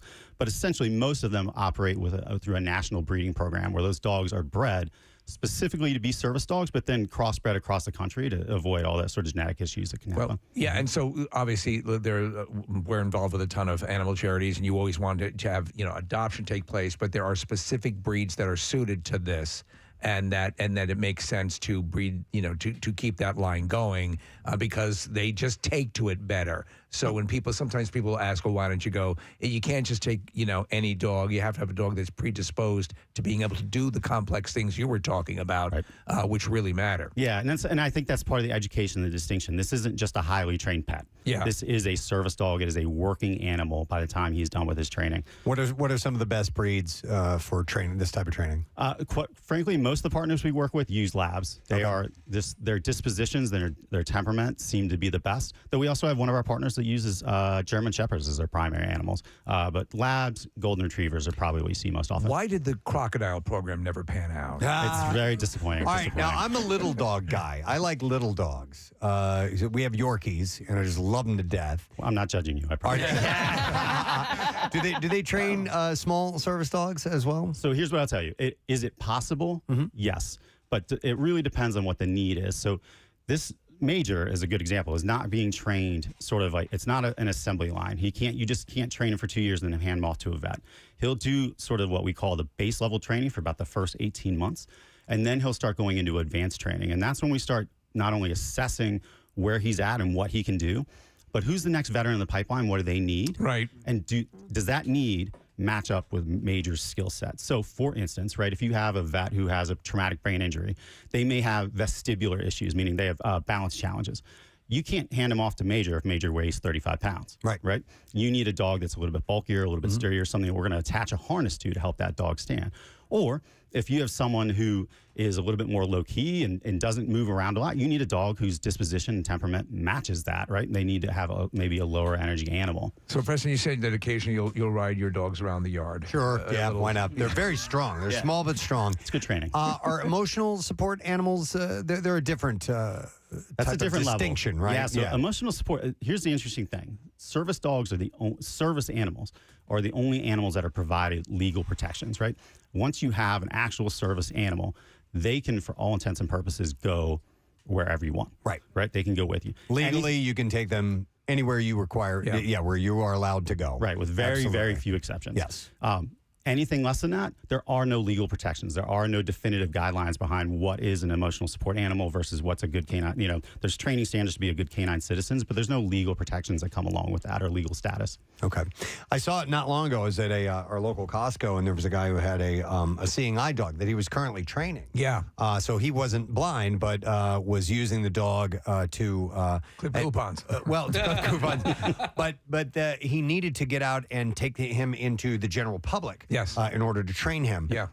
Do you guys do that type of work with dogs like Major? Okay. 100%. That training, it's funny, we were talking about it before we came on air. That training starts the minute the dog hits mother's womb. So we are talking about exposing to different services, exposing to different people. So for instance, Major will get pet by no less than 100 people within the first 2 weeks. Okay. Because you want to make that dog comfortable in whatever environment, right? Because when they get partnered with a veteran, the last thing you want is a dog who is anxious or acts out in the most stressful dynamic environments. You want that veteran to be able to go everywhere. Why do some of them say, service dog, do not pet? Because you shouldn't. Is once that dog is partnered, right? Once it's actually partnered up with a human, with the person. it is working. Got it. Until the human tells it is not. And the harness is usually your indicator. Yes, You'll see it. And a lot of them will say, I'm working, and people need to be aware of that because they're in the zone. I've seen with this woman that I work with, Jen Green, she'll have the dog in a restaurant. And you can't. The whole purpose is to keep that dog fixated on the person that's either training it or the person that they end up with. And even with the seeing eye dog, you don't want to distract and screw that up. Once that comes off and they become a civilian again or off the clock, then you can pet away. Yep. And so that's, it's just one piece of etiquette. If you see somebody out with a service dog, don't touch the dog. Yeah. Right? Don't pet the dog. And quite frankly, I'd recommend you don't even ask. Yeah. Right? That dog's working. And it's sort of like asking if you see somebody out with a wheelchair. You don't ask to touch the wheelchair. I immediately started playing with Major when you guys brought him in. He's in here, a different so. status, right? Okay. He's not partnered with his human yet. So everything we are doing here today, and part of the reason that, Jen, who's the lead trainer here, is able to take him around and everybody's able to pet him. This is part of his socialization, part of getting him ready so that he's comfortable. Then once he gets partnered with his human, then it's hands off. So, Nick, do you or Team Foster have any more events with the Phils or any other things going on in the next few months? Because we were talking a while ago, and I think there's another one with the Phillies, but I might be mistaken. Yeah, so we actually have a really awesome event that we're actually throwing, a fundraising event at Citizens Bank Park. It's called Rough Ride. RUFF Ride. Right. Yeah. Get it? Yeah. All right. Yeah. But we call it Rough Ride. It is a 24-hour spin relay. Whoa. Essentially what it does is it challenges teams. You register, you're assigned a spin bike, and then it's your team's job to keep the bike going for 24 hours. So this year we're going to have 30 more teams, but it's not just on the bike, right? Or it's not just riding the bike. Yes, there's competition. Yes, there's music, but we're going to have a puppy kissing booth set up. We're going to offer Quizzo. We're going to have, there's going to be a speakeasy. There's going to be a kid zone. Every single hour of the event is programmed. And the best part is, you don't have to be a spin enthusiast. You don't have to be a fitness buff. You can ride for 5 minutes. You can ride for 15 minutes. This year we have somebody who's going to do the entire thing solo. But you pick it, you organize it with your team, and it's just an absolute blast. And that's nice. June 3rd and 4th at Citizens Bank. Cool. Is Major going to be in the dugout at all during any of the games? Is that throw out a pitch? If you can believe it, this little nugget has already been in the dugout. Okay. He's already gotten to hang out with the Fanatic. He has his own locker in the locker room. It's sort of ridiculous, It's a lot of privilege, if you say. What does he think of the Fanatic? Because my dogs would freak out. BFFs. They're fast friends. But again, that goes to exposing him. Actually, we've got the TikTok we put up together. That means there are two things now at the park that'll hump your leg. the Fanatic. But he'll be in and around the Phillies organization all season. It's a 2-year process, all right? So he's going to be a part of that community. We know he's going to be making an appearance at the Salute to Service game on May 20th. And then he's also, if you want to meet him and don't have to pay for a ticket to a game, you can come to Rough Ride on June 3rd and 4th and meet him in person. Excellent. Okay. Anything that people can do outside of that to help you guys out? I think, listen, we are always looking for volunteers, both, sort of operationally, but also as puppy parents. So the first 18 months, he's going to spend the bulk of his time with one of our volunteers and then come to training classes during that time. We're always looking for volunteers to do that. We're also always looking for veterans who want to be a part of this MBTR, of this training process. So if you are a veteran or a family member of a veteran, please reach out to teamfoster.org, or you can email us at teamfoster.org, and we would love to have you be a part of our community. Excellent. Okay, so we'll post that stuff on our website, teamfoster.org, and warriork9connection.org if you want to get involved and find out about the events coming up that Nick had mentioned. And that's great. It's really cool to meet him. He's a sweet little pup, man. That's awesome. He looks very comfortable, and though I do see him eyeing up your chair, Preston. I know. Watch yourself. He can come over and have a seat. It's okay. All right. Well, thank you guys for being here. We appreciate it. Let's hear for Nick and Major and everybody here this morning. We will take a break. Come back in a second. We got B-File. We got Tat Tuesday. We have your chance to win money, MMR's concert cash, and more cookies as well. We'll be right back. Stay with us. Preston and Steve on 93.3 WMMR. This is Spinal Tap. There we go. Nice. Come on. Yeah. The greatest films. I'm sorry. They nail it. Every scene. If you've been in a band at all, done any traveling at all, it's incredible. It holds up to this day. It does. Other movies, almost famous, all that stuff, but to me, Spinal Tap, hands down. Are you saying you've gotten lost backstage trying to find your way to the stage before? Of course. Everything in that movie, not one thing. It's the limo, the whole, everything. It's the record company party, everything. The girlfriend, the thing. It's spot on. That's great. I love to hear that. Excellent. Yeah. All right. Well, listen, Chad, thanks for your time, man. Stone Harbor. I really appreciate it. Absolutely. And we'll stop. Maybe me and Casey will stop by. We both have shore houses, so we'll come by and say hello. Please do. That would be awesome. All right. Appreciate it. Thank you so much. Chad Smith. Red Hot Chili Peppers, guys. Oh, my God. He is the coolest guy. He is the coolest guy. And his son, Dashel, was pretty awesome, too, man. His son kept popping up in the window behind him. So it is this weekend on Saturday and Sunday. And once again, it is the Ocean Gallery. So if you want to check with them ahead of time, you can reach out and find out what the full meeting times and all that stuff will be, which is cool. So. I like that idea of visualizing drum playing and what they're doing with that. It's cool stuff. This guest is one of the more colorful characters through the years of contestants on Jeopardy. So much so, not only a Tournament of Champions winner, but they loved his personality so much, brought him in to host. He's been hosting this week the Tournament of Champions. He's been doing a great job. 2021. Buzzy Cohen is joining us. Good morning, Buzzy. Hey, good morning to you, sir. Hey, I got to ask you, man, how was it? I mean, you guys film these things in advance. Was it as surreal as you thought it might be, being up there, standing in Alex's place? Totally. It was like dreaming in a dream, like it was so bizarre, but also so wonderful. It's always great to be back on that stage. I'm a fan first, so anytime I get to be a part of the show, I'm absolutely stoked. But even on the first tape day, we taped 5 shows in a day. So the first week of shows we did in one day. Wow. On the lunch break of the first week, I just went out and walked out on set just to drink it in and have a moment by myself. Cause you never get that, you're always when you're a contestant, you're always in the green room, you're being shuttled off. And so I really tried to take advantage of that. And it was, I was in Alex's green room. It was so wild. I was really connecting with him. It was amazing. Well, I have to say, first off, you've been doing a great job. I love to see people who excel, and Ken has done it. You guys are GOAT status, and Ken the GOAT at this point, but still, you guys have, I think, a singular credibility when it comes to being up there and doing this. And the show is just so you can tell you are a fan. And if you were nervous, that didn't come through. What I do love is the knowledge, and you always sense this with Alex, that there is a wealth of knowledge behind the clue giver who can sort of accentuate a little bit of information that's being, imparted throughout the show. As you're doing it, did you have that moment, though, in that where you're so overwhelmed, where you're like, oh, yeah, I'm actually running this thing? Did you lapse into contestant mode for a nanosecond or observer mode? Well, I spent about 4 weeks getting prepared for this, and I had to I watched a lot of Alex, and I had to totally change the way that I was watching the show to switch. So by the time we got there to the actual tape day, I had my mentality had totally shifted.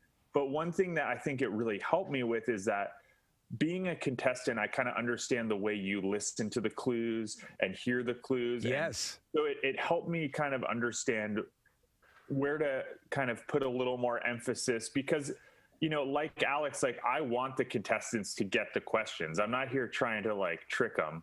Well, so there's a perfect example of that. And you make a good point. Last night, there was a clue where this spotted dance, and it was polka. And I would not have known it other than the clue of spotted. I thought, polka dots. Yeah. And so, but that's the genius of the show. And then you asked it. Totally. I think you laid it in there. I got it. They didn't get it, but I got it. And that's what Alex did so brilliantly. Yeah, I think that he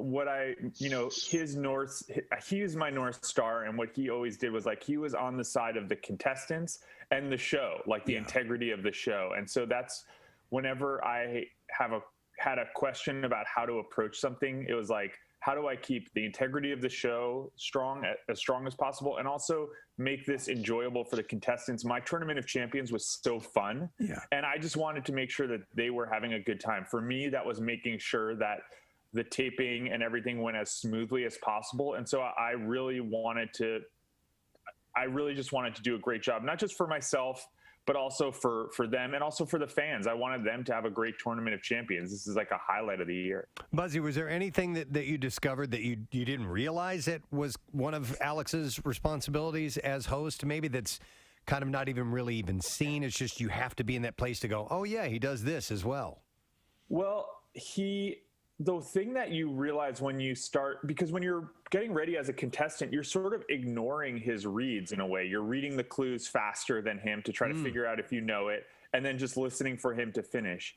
What I realized is every single clue that he is reading, he approaches like its own thing. He doesn't have Alex clue read. Every single clue is its own story. I don't know where that's coming from. It's not a marathon. It's 61 sprints. Each clue, like, he gave its own life. And that, to be able to do that and not just kind of like zone out and get into like, okay, here's my clue read rhythm, is incredible. And I think the other thing he did so well was he could pepper in little bits of color, like just for fun, like teasing that, oh, you're out of the hole, blah, blah, blah.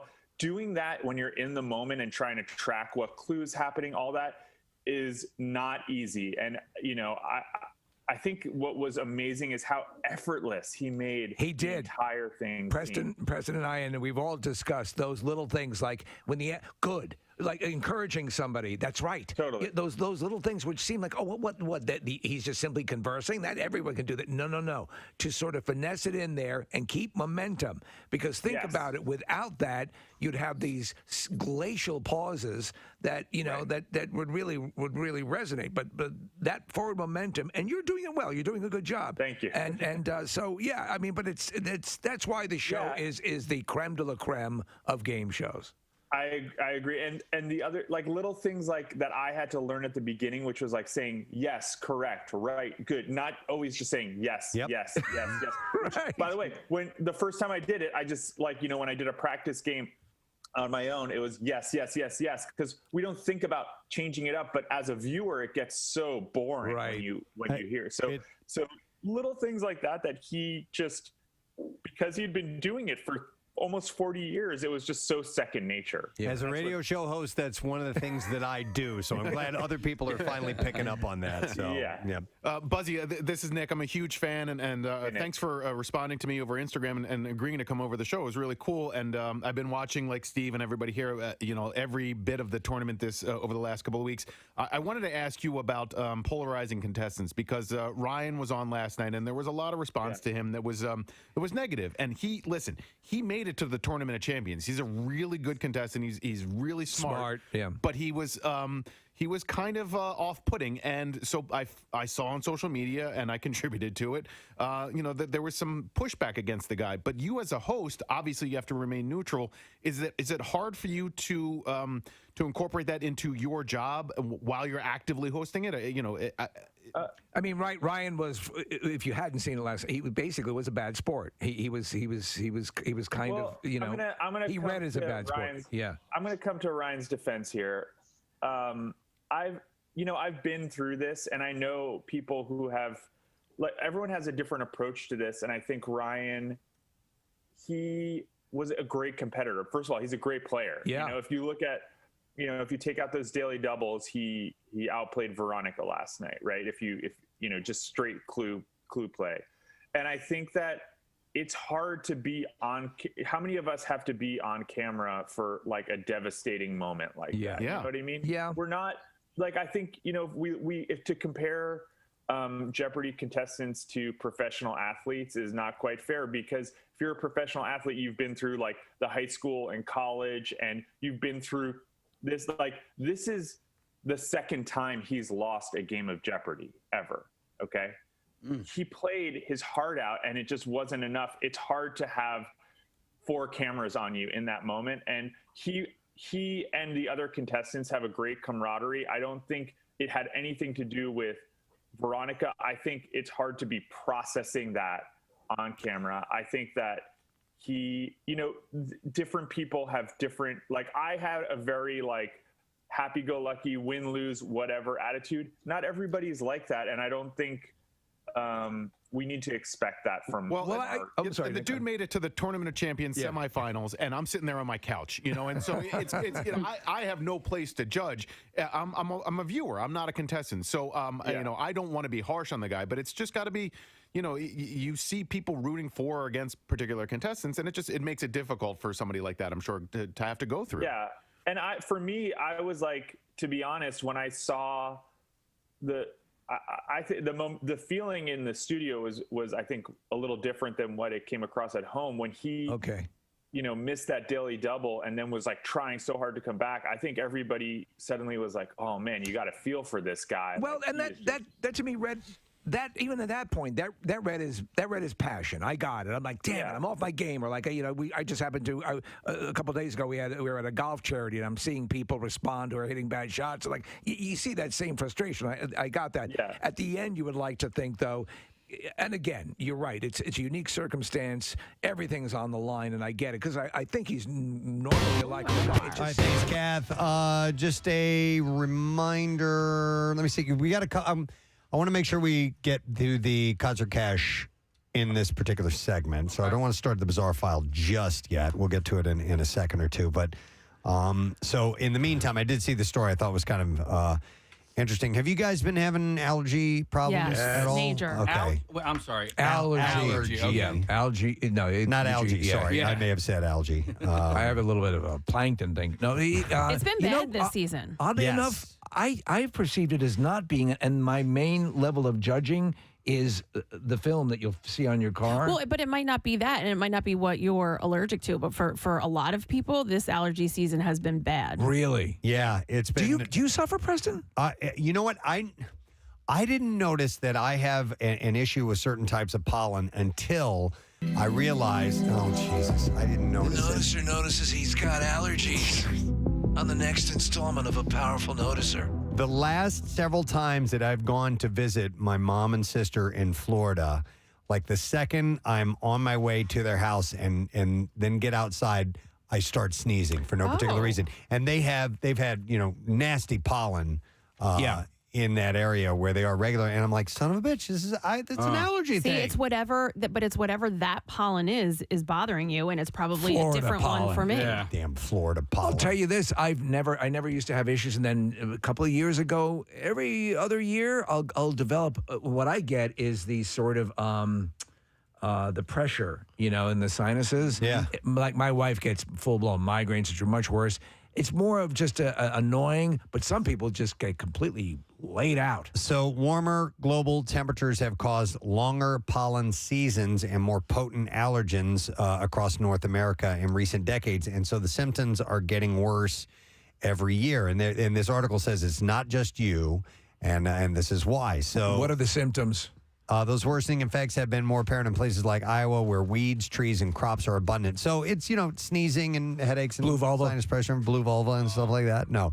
I've heard too, though, at least in our area, that the warmer temperature throughout this past year, is making it worse. We got a very mild winter, and therefore it contributed to a worsening allergy season. Do you know where you noticed that too? In this sounds bizarre, but like on some plants, like half the plant will appear to have come back in blooming. In other words, nature is trying to catch up with the season. We didn't have a frost. We didn't have really ultra cold weather, and so everything, like our lawn exploded. Everything's coming back, and it almost can't keep up with itself. Well, I remember at one point we had the bizarre 80-degree flare up. Yes. About a month ago or whatever it was. Buds started opening. Up, and then they didn't fully come to life. And now everything's... That's when you get a blue stamen. Popping up. So as a result of the worsening pollen season, allergy sufferers are less likely, it says,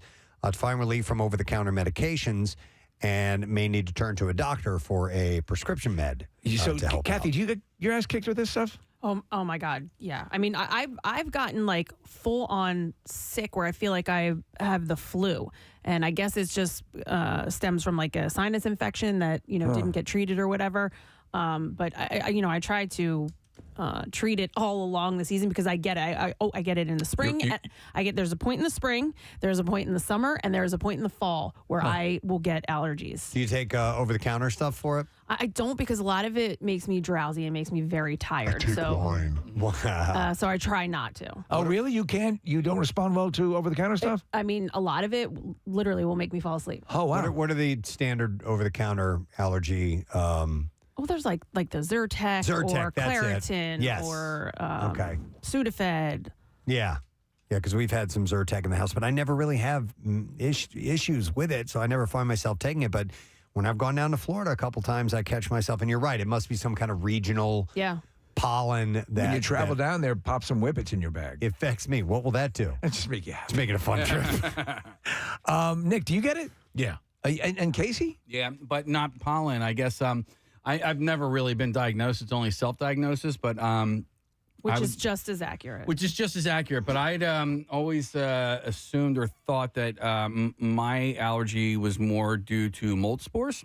Oh, that could be it, yeah. Because mine always came on earlier than like the pollen allergies. What I always find is that when the allergies kick in, it just exacerbates all the other problems. So if I had a cough last week that got really bad, and it started because I had allergies, and then like that leads to a headache. And listen, there are worse problems in the world, seriously. But like it's just annoying. And this season has been worse than I can remember. Here's where I'm gonna give my pitch again. If you haven't used the Neumann nasal rinse, it's a godsend for a lot of these things. It can really help mitigate that stuff. Dr. Mike turned me on to it years ago, and I swear by it. You know what? I went 15 months with no issues as far as allergy goes or anything until I had to stop using it for a different reason. But it really helped me. Oh, good. And I actually I get annoyed and upset that I can't use it anymore because it really did help. A couple of people texting in, they recommend the local honey. Yeah. Which is supposed to get you used to those things. Like local, not that you bought it at your local supermarket and it was shipped in from another. Right. Get it from like a roadside stand. Yeah. Are you guys getting honey yet, Steve, in your bee thingy? So in the early days of a beehive, when you're getting it going, my wife has got into it. A lot of times they don't survive. They just don't live that long in general, and so the hives didn't really do that well. So we're kind of starting from scratch. Okay. Yeah, it takes a couple years. My wife says, she thinks, I failed at this. I'm like, no, people who are keep bees, they go through this constantly. Somebody also texted that they get shots once a month, these allergy shots that help out. I've heard about those. All right. Anyhow, so if you are experiencing the allergy issues, it's not just you. Would it be worth looking into a penis pump? Yes. Well, sure.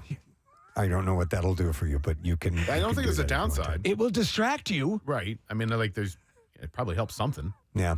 Flashlight, would you put that in there too? Yes, absolutely. Take two and call me in the morning. Okay. But you need a flashlight. There's a longer. I love these things. And Mike is cool enough to write that prescription. It's a longer pollen season, so if you've been experiencing worsening allergies, it's not just you. Yep, that's what's happening. All right, it is time now for the Bizarre File.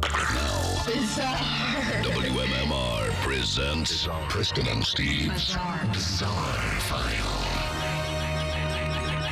All right, brought to you by Coors Light. Join the Preston and Steve Show live from Keenan's in North Wildwood, Friday, May 26th for the official opening of the Jersey Shore. You can be there starting at 6 a.m. Brought to you by Coors Light, made to chill down the shore. Shocking video has captured a pregnant passenger violently attacking a Spirit Airlines employee after she was told that she couldn't board the plane due to her aggressive behavior. The footage shows Kay Maria Scott, a 29-year-old from Philadelphia. Oh, man. Who is 6 months pregnant, tackling Spirit Airlines employee Jasmine Roden at a boarding gate in Georgia. During the brawl, Scott, who can be seen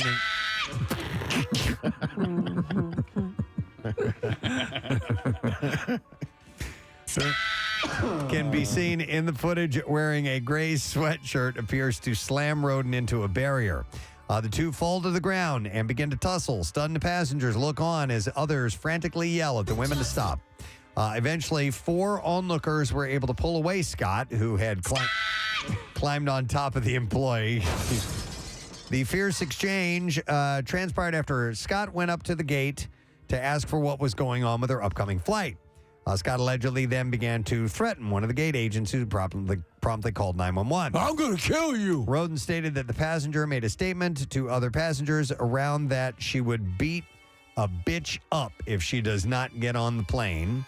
At that moment, Ms. Roden explained that she was going to deny her boarding to this flight due to her statement and actions at the gate area.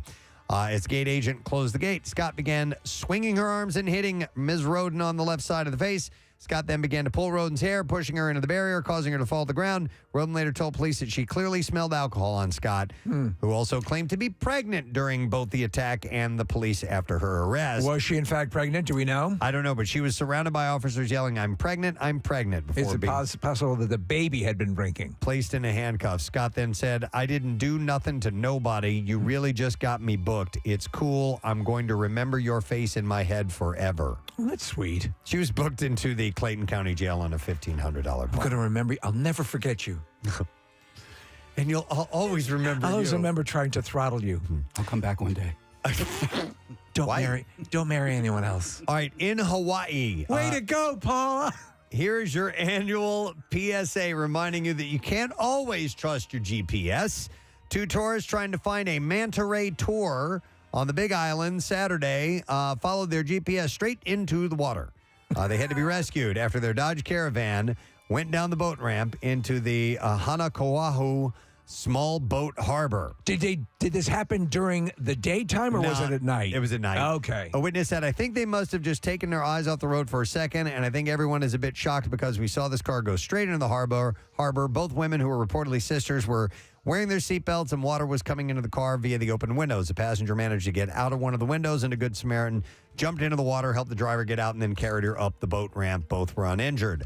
The witness took video of the incident and says that it seemed like the women didn't understand at first what was happening. They said it was so confidently done, they didn't have a look on panic on their face. They were just smiling. The van ended up fully submerged and had to be pulled out of the water later by a towing crew. I was on the turnpike on Saturday and missed my exit. And so, I'm like, okay, what's the easiest way to double back? So I threw the GPS on. And it would have had me turn into Preston one of those salt silos. Oh, my God. Oh, my God. Yeah. Like, from where do I go here? How do I get out of this? You never know. Yeah. All right, 2 more stories, and then we'll wrap. Sheriff Marco Lopez gave an update Wednesday afternoon regarding a disturbance at a high school baseball game. Officials said deputies were called to Liberty High School in Kissimmee, I guess is how you pronounce it, on April 18th.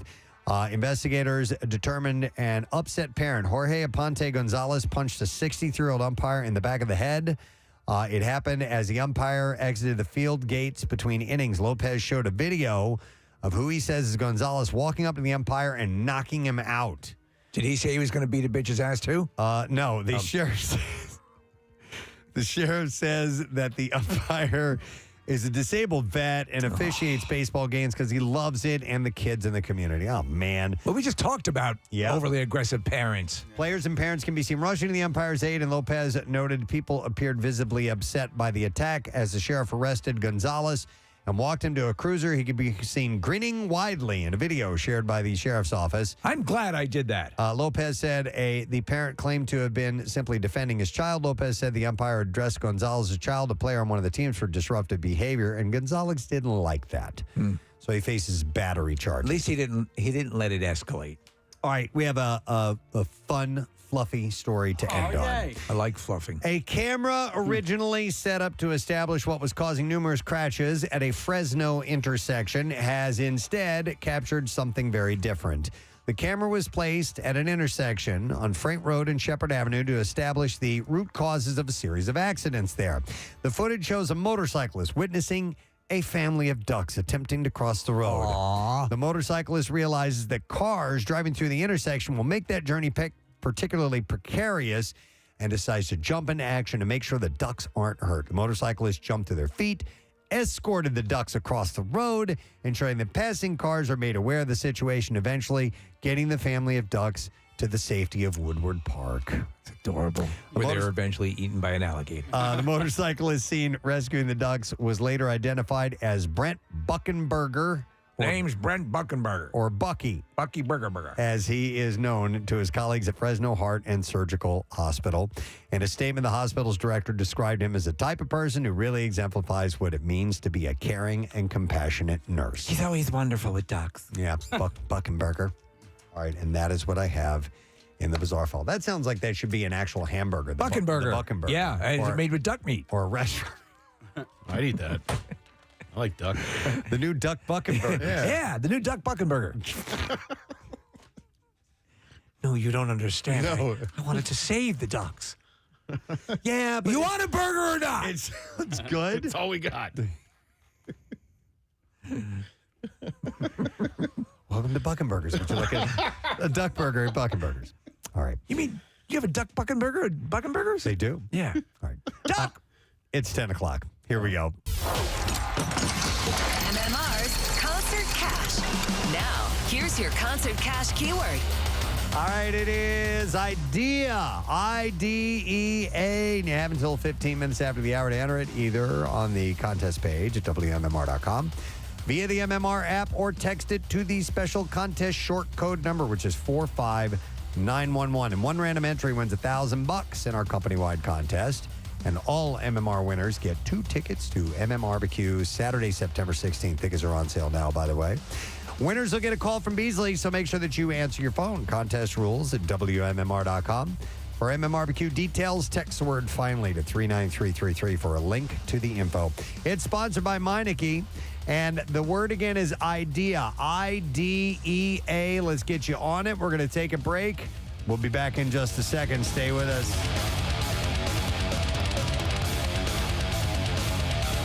Preston and Steve. So, Steve, you do your Batman impression, but you have that processor. You have the processor. I don't have a processor. Are we supposed to guess what this impression No, it's Batman. It's Batman. Okay, go ahead. Are you ready? Okay, yeah. Please keep that kryptonite away from me. Is that a line he says in the movie? No, please keep that kryptonite away from me. You sound like Cookie Monster. Yeah. Oh. It sounds like it hurts when you do that. No. Please keep that cookies away from me. Because it's a Superman impression? Thank you so much. I appreciate that. I've been working on it. It's really good. It's really good. I got it. So it's a Superman impression. I was confused why the whole kryptonite It's a thing, terrible but- joke that I heard with Chuck over the weekend. You say this is Batman, but you obviously say Superman line, and then somebody says, that's Superman. And then you go, thank you so much. I appreciate that. Like, that's Superman. I told Chuck, I said, dude, I'm going to hang myself out to dry next week. Yeah. I'm But you gonna did it, find man. this- You took the bullet. Are we on air? Yeah, we are. I think we're still on In air. fact, Bill's coming down the hallway with an award for Casey. That was great. That was That's an immediate A+. That's like my joke. Good morning, Cincinnati. He knows funny. Yeah. Wow. Please keep that kryptonite. Just don't do one that sounds like Cookie Monster. Cookie Monster. Like the thanks man thing, I was like, I didn't even get that part of it. So, sorry, man. Nick got it. He was following. I know. I enjoyed every second of it. And Bill has that award in his hands. Yep. By the way, somebody said we should make Bad Dad Joke Cookie Monster a character. Thanks, man. So you have to do all the dad jokes. What was the last one I just did off air? The thing is that it was not attempting a Cookie Monster, wasn't. but that became your default. Take kryptonite away from me. Tell me, do you like cookies? Me too. Me too. Tonight, when you go back home, turn off the cookie light. Tell me, do you like to eat cookies? Me too. Did you know that Mortal Kombat was from Finland? No. What was the joke? I forget.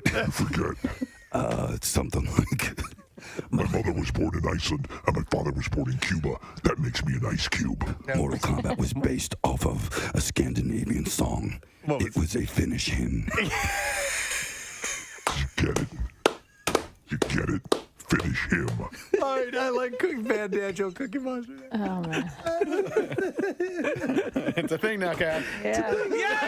Yay, Kathy! Wow. Oh, God. Anything to make you cringe, Gath. Anything.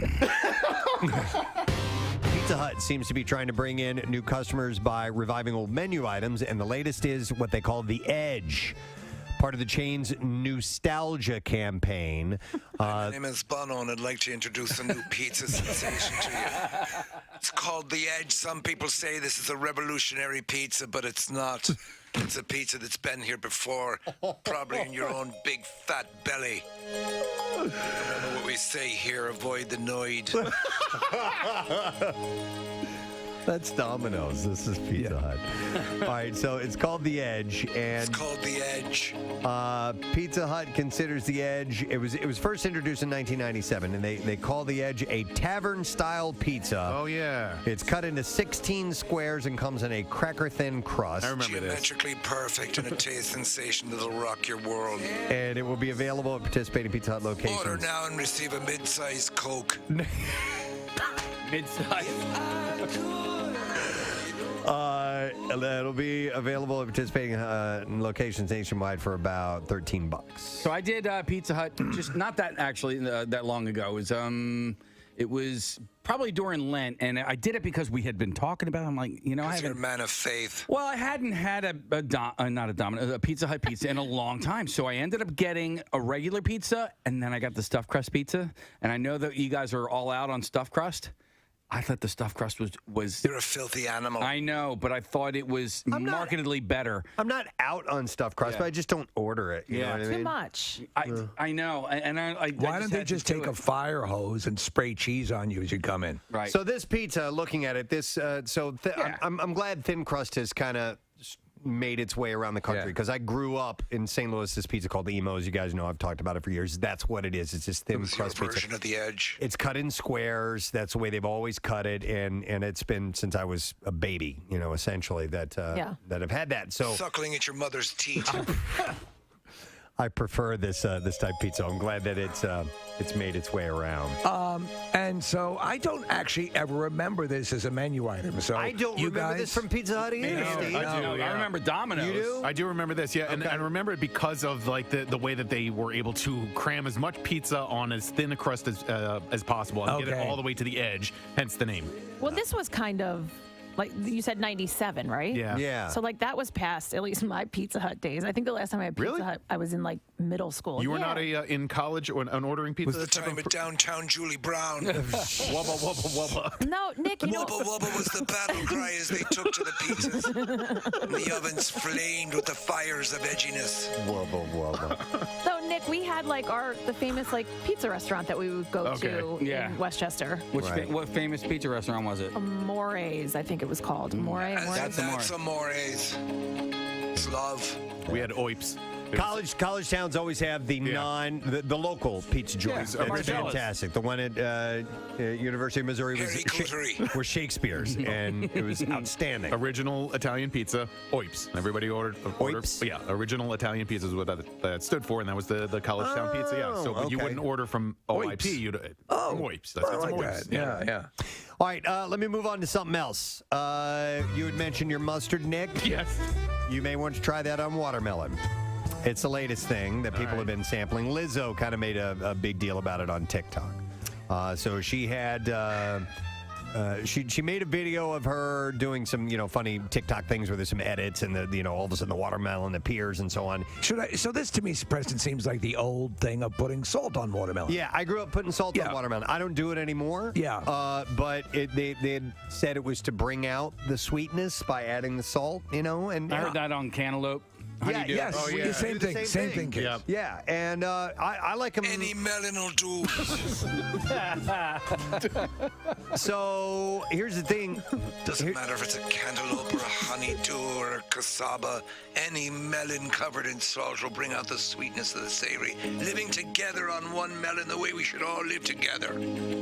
Now people are trying mustard. Now they're trying mustard just like Lizzo. Yeah, so, but the jury's out on whether she thought it was good or not. So she had called it, is it bussin' or disgusting? Is it bussin' or disgusting? But she never really... Is it bussin' or disgusting? In this video said whether it was bussin' or disgusting, so... No, she doesn't. And I think, so the common thing of like sea salt and caramel. Yes. So to me, that does work. And some things that I thought would never work do work. I don't know about the watermelon and the mustard. It just seems to be too combating. Yep. I'm tying it into the previous conversation. We used to do mustard on pizza. Okay. I can see that. Did I don't know. I'm not sure. Somebody. Ranch dressing, Kathy. Ew, no. That's just You for said, the, "Ooh, no," that's but for you the put- crust, right? Or the whole pizza. You could do the whole pizza. Oh. Yeah.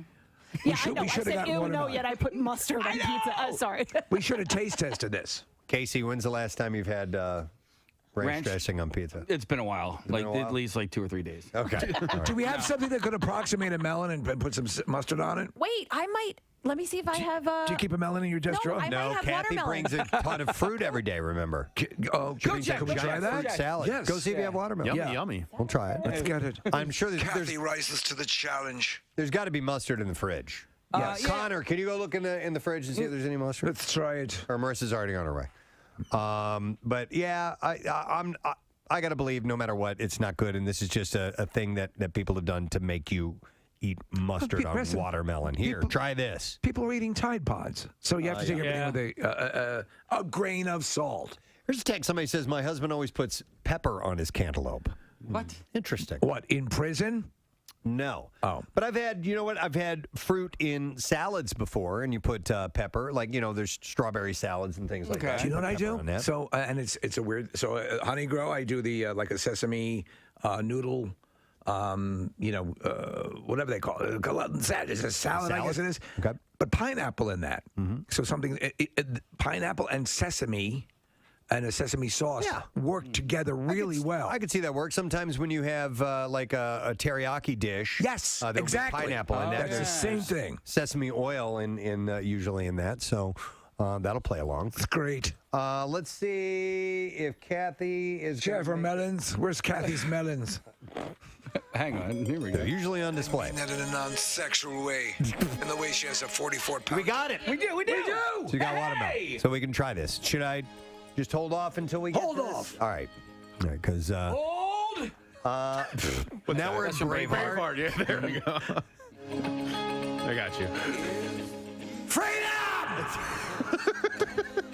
Do you want to live in chains, or do you want to live with salt on your watermelon? Ah! Mustard! My God. It's a Friday. It is a Friday. Isn't it? I know. Wow.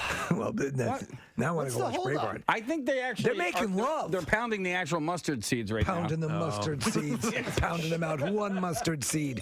2 mustard seeds. Slapping them down. Slapping them down. Slap at the base.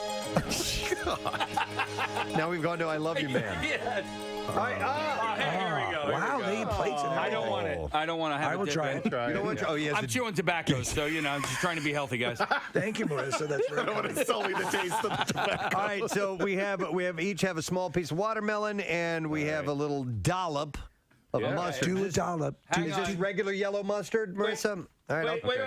Don't What? do it. Oh, I want to do a countdown. I want to get everybody ready. Okay. Oh, we're all going to do it at the same time? Just like they do in a temple. I'm going first. I'm sorry. You guys, hang on. That way I can talk while you guys are chewing. All right. In 3. 1, 2, 3. That's disgusting. Yeah, you're not a fan? All right. That's horrible. There's nothing appealing about that at all. Not in the slightest. Well, maybe it was the mustard. Get different mustard. No. No? No. It doesn't belong on watermelon. Kathy? I do love mustard, though. I don't mind. And I like watermelon. I think it's two separate things that I like, I but agree. I don't have the reaction that you have that it was disgusting. I think it has to be marketed as 2 great tastes that are horrible together. There you go. Wait, didn't your son make you like a peanut butter and tuna fish sandwich once because he knew that you liked both? No, it was Gadzooks ice cream and shrimp. Something else away now. We are going to do today's lesson question, and we are going to give away a pair of tickets to see Chris D'Elia December 2nd at the Academy of Music Kimmel Center. And yeah, I'm going to throw an easy one at you because it was just fun to talk about. What kind of meat is in a Buckenburger? 215-263 WMMR. All right, I want to see if you know the answer to that question. It was just seconds ago we mentioned this. What kind of meat is in a Buckenburger? 215-263 WMMR. If you know, you need to call right now. The trash business is a gold mine. 93.3 WMMR with Preston and Steve's Hollywood Trash. Brought to you by PGW. Improve the comfort. Actually, I'm supposed to say powered by PGW. Improve the comfort of your home and lower energy bills with a PGW Energy Sense rebate up to $1,400 in savings. With new home heating equipment, you can learn more at pgwenergysense.com. Steve, what's going on this morning? Well, rumors surrounding a physical fight between Usher and Chris Brown backstage at the Lover and Friends Musical Festival in Las Vegas. Apparently, the fight began over which of the two is the Chandler and which one is the Joey. Oh my God. Taylor Swift is already fully into a relationship with musician Matt Healy just weeks after breaking up with Joe Alwyn. Swift admits her boyfriend turnaround is pretty quick and says she's taken to installing facial recognition software on her diaphragm. Hey! And finally, Princess Catherine, a.k.a. Kate Middleton, reportedly broke tradition in a big way at King Charles's coronation on Saturday by wearing a silver headpiece resembling leaves. Not to be outdone, scandal-plagued Prince Andrew wore boxer briefs that read Home of the Whopper. That's your Hollywood trip. All right, let's see if you were listening. What kind of meat is in a Buckenburger? 215-263-WMMR. We are going to go to Ozzy. See if we can get an answer. Yo, Oz. What's up, Gadzooks, guys? Gadzooks, buddy. All right, Ozzy, what kind of meat is in a Buckenburger? Quack, quack, duck. Duck. Yeah. With a bonus quack, quack. Hang on, Ozzy. We're going to give you a pair of tickets to see Chris D'Elia December 2nd, the Academy of Music Kimmel Center, as seen on Whitney, Comedy Central, Showtime, Netflix, and more. Tickets are on sale now via etix.com, etix.com. Now, Preston and Steve's Music News on 93.3 WMMR. Good housekeeping. All right, Music News brought to you this morning by Horizon Services. They made over 20,000 air conditioner repairs last year that could have been avoided with a Horizon tune-up. Avoid repairs and lower cooling bills with Horizon's no breakdowns guarantee. Book online at horizonezbook.com. This is for our little punk rocker on the show, Marissa Magnata. Sum 41 have announced that they are breaking up. Yeah. The band plans to complete a farewell tour and one final album before splitting up. The band said in a statement, being Sum 41 since 1996 brought us some of the best moments of our lives. We are forever grateful to our fans, both old and new, who have supported us in every way. It is hard to articulate the love and respect that we have for all of you, and we wanted you to hear it from us first. The band continued saying Sum 41 will be disbanding.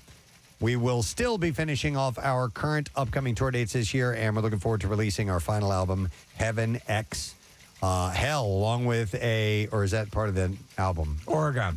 Maybe it's Heaven X Hell, or Heaven Times Hell, or whatever. Along with a final worldwide, I thought they were saying hell, along with a final worldwide tour to celebrate. Gonna be great. Hell. Yeah. That doesn't sound like a good idea to me. Old style punk rockers. Details will be announced as soon as we have them, they said. So, I did not see any dates that are coming anywhere really near us. They'll be at some spots in New York, and Would you travel, Marissa? How important is that band for your nostalgia? They're on that When We Were Young festival that I think I'm going to go to in October out in Vegas. Okay. So that's big. They're out there. They're just one of those kind of casual bands. I wasn't huge into them, but I did when I was in school in Boston. I saw them at Faneuil Hall. They were playing, but somehow, some way, my roommate and I were standing at some other side of that corridor area, and they just started playing a random pop-up show. They had this side project called Pain for Pleasure, which is kind of like a Steel Panther version of a hair metal band. And so we were literally one of 20 people who just saw this little side project right in front of us. Very nice. And then sprinted over to the concert. So I'll always have that little nostalgia thing to them, but they're good. Yeah. I've seen them before. They're fun. Yeah, exactly. Most definitely. And Derek, the guy, the lead singer, nearly died from alcoholism. That's right. He had a really tough problem, but he reeled it back in. So, but they're calling it quits. So that's the end of the band. Wolfgang Van Halen's Mammoth WVH has just released the lyric video for Like a Pastime. A Pastime. Hey! From its upcoming second album, Mammoth 2, which drops on August 4th. Blabbermouth quoted Van Halen describing Like a Pastime by explaining it centers around a 4/4 time signature, but with a polyrhythm on top. Now, do you understand this? I do. I'll explain That's it to what you you guys. hold your dentures in with, right? No, that's polygrip. Oh, of course. He said, I was teaching my fiance what a polyrhythm is, and I stumbled upon this idea. The kick drums are accentuating it. It's certainly one of my favorites and completely different vibe than anything on the first album. So a polyrhythm is, I'll get my sticks here. No flutophone? No flutophone. Nope, because you need two different sounds to make this happen. So polyrhythm is when you're putting two different rhythmic patterns on top of each other. So essentially, I can play what's called 4/3 or 3/4, one or the other. But one hand is playing 4, one hand is playing 3, but we start with those intervals at the same time. Okay. So I'll give you an example. I'm going to hit this tray right here. Yeah. I'll turn this down. So I'll hit this 4 times. Okay, so that's 4. And then I'll hit this paper here 3 times. Okay. Now, what I'm going to be doing is we're going to start at the same time, and you're going to hear this hand playing 4, this hand playing 3. So it sounds something like this. It'll be, for every 4 of this, I'm playing 3 of this. It has that syncopation. Okay. So that's what a polyrhythm is. I like Now, it. there's also polymeter, which is a little bit different, and that's when you're playing like 2 different time signatures. So 3/4 over 4/4. Well, can I ask you something then? Yeah. Why does Polly want a cracker? Oh my God! Thank you. Because he's hungry. Thank you. I would think I so. like that. Then I like that particular polyrhythm in songs. I Yeah. find it more interesting. Yeah, it does. It fits, but it feels kind of off a Can little you bit. do it again for me? Sure. Because I think I have a song that goes with it, and tell me if I'm right or wrong. Okay. Okay, ready? Yeah, all right. Whipping Post by the Allman Brothers. Or is that the music? Whipping Post is in 6/8 time signature, so it's bun dun dun dun. Dun. You're hearing this. You're hearing the. Yeah, I Right. guess so. Yeah. But is the drums doing that? Are the drums doing that? You could. Okay. I got one as well. Steve, it goes something like, Merci beaucoup, merci your face. How about this, Yes, Casey? there you yeah. Blame it on the rain. Yeah, yeah. We're all around it. We are. I like that, though. Thank you for music class. Does everyone appreciate that Preston Yes. taught us today? Yeah. I could give you an example of now on this system, Casey. Can we fast forward to certain parts in songs? No. Can we? You would think. I thought we could. Could we listen to what the show will sound like next Tuesday? Okay. That we can do. Yeah. There you go. That's next. It's going to be some fart jokes. All right. Well, I would wanna show hear- you a we can't do it? polymeter. What no, song? we What can't. song? What is it? It's Limelight from Rush. Has a polymeter, but see it's if in I the have any- later part of the song, so Later polymeter. you won't be able to. You won't be able to pull that up right away. It'd have to be towards the end of the song. All right. Anyway, I like that, though. At least we got a better understanding. So sounds like Wolfgang is very musically learned. knowledgeable. Yes. very learned. All right, let's see a couple more things. Motley Crue frontman Vince Neil has signed on as a guest judge for the music competition series Banded, the musical competition. Is that a musical competition? The series, hosted by Brandon Jenner, will air on all of AXS TV's digital channels beginning Friday, May 12th. Brandon Jenner's the host. Yeah, I don't know who that is. It's one of Caitlin's boys. Oh, yeah? Yeah. Okay. Yeah, pre-Chris Kardashian. Does he have musical Not a lick of it. background? He's absolutely a doorstop. But he's good looking, so they put him on the screen. It's like looking at a pretty picture. I don't know what the hell happened there. Something happened in the incubator. He's perfect. Did you happen to see, because you guys watched the Sixers game the other day, did you see the Kim Kardashian commercial for the Yes. the For Slims or Skims. whatever? Yeah, Skims. Yes. She's laying there, Preston, and she's like, I used to never wear underwear. And she's doing the whole voice. And Oh, my everything? God, Casey. But now I was like, It was so obnoxious. Yes. And immediately, Andrea and Ben and I started impersonating Kim Yeah. Kardashian. Yeah. Marissa's got to find that if you can. yeah, if you Marissa. it's all vocal fry. Yes. I used to never wear underwear. The whole commercial. And she's supposed to sit there and look sexy. And I guess she looks okay. She does, yeah. But like, Vocal fry kills it this. turns it. Yeah, Steve, it's a turnoff. It's a complete turnoff. Is it Office Space where he goes in? What am I thinking? He goes to the barista, or he's ordering the actor from Office Space. Right. and he starts mimicking why you're talking like that because you're talking like that. I don't talk like that. He goes, I know you don't talk like that. You're just pretending you talk like that. Ron Livingston. That's right? it. Yes, but it's not Office Space. But I know what you're is it. talking about. Yeah, it's very funny.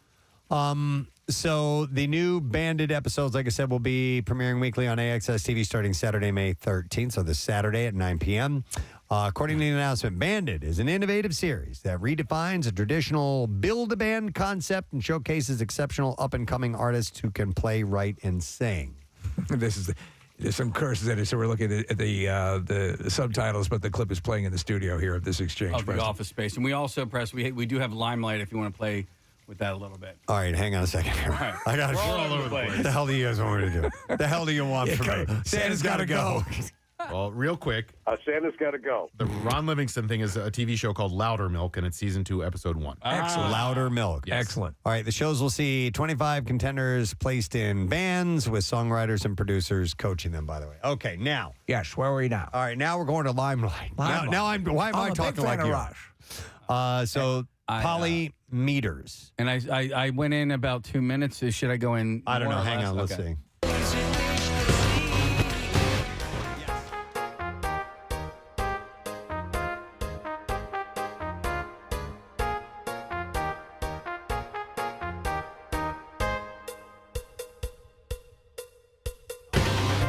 Rhythm that goes doon doon doon ding da doon doon doon ding da doon doon doon ding. You can count 1, 2, 3, 1, 2, 3, 1, 2, 3.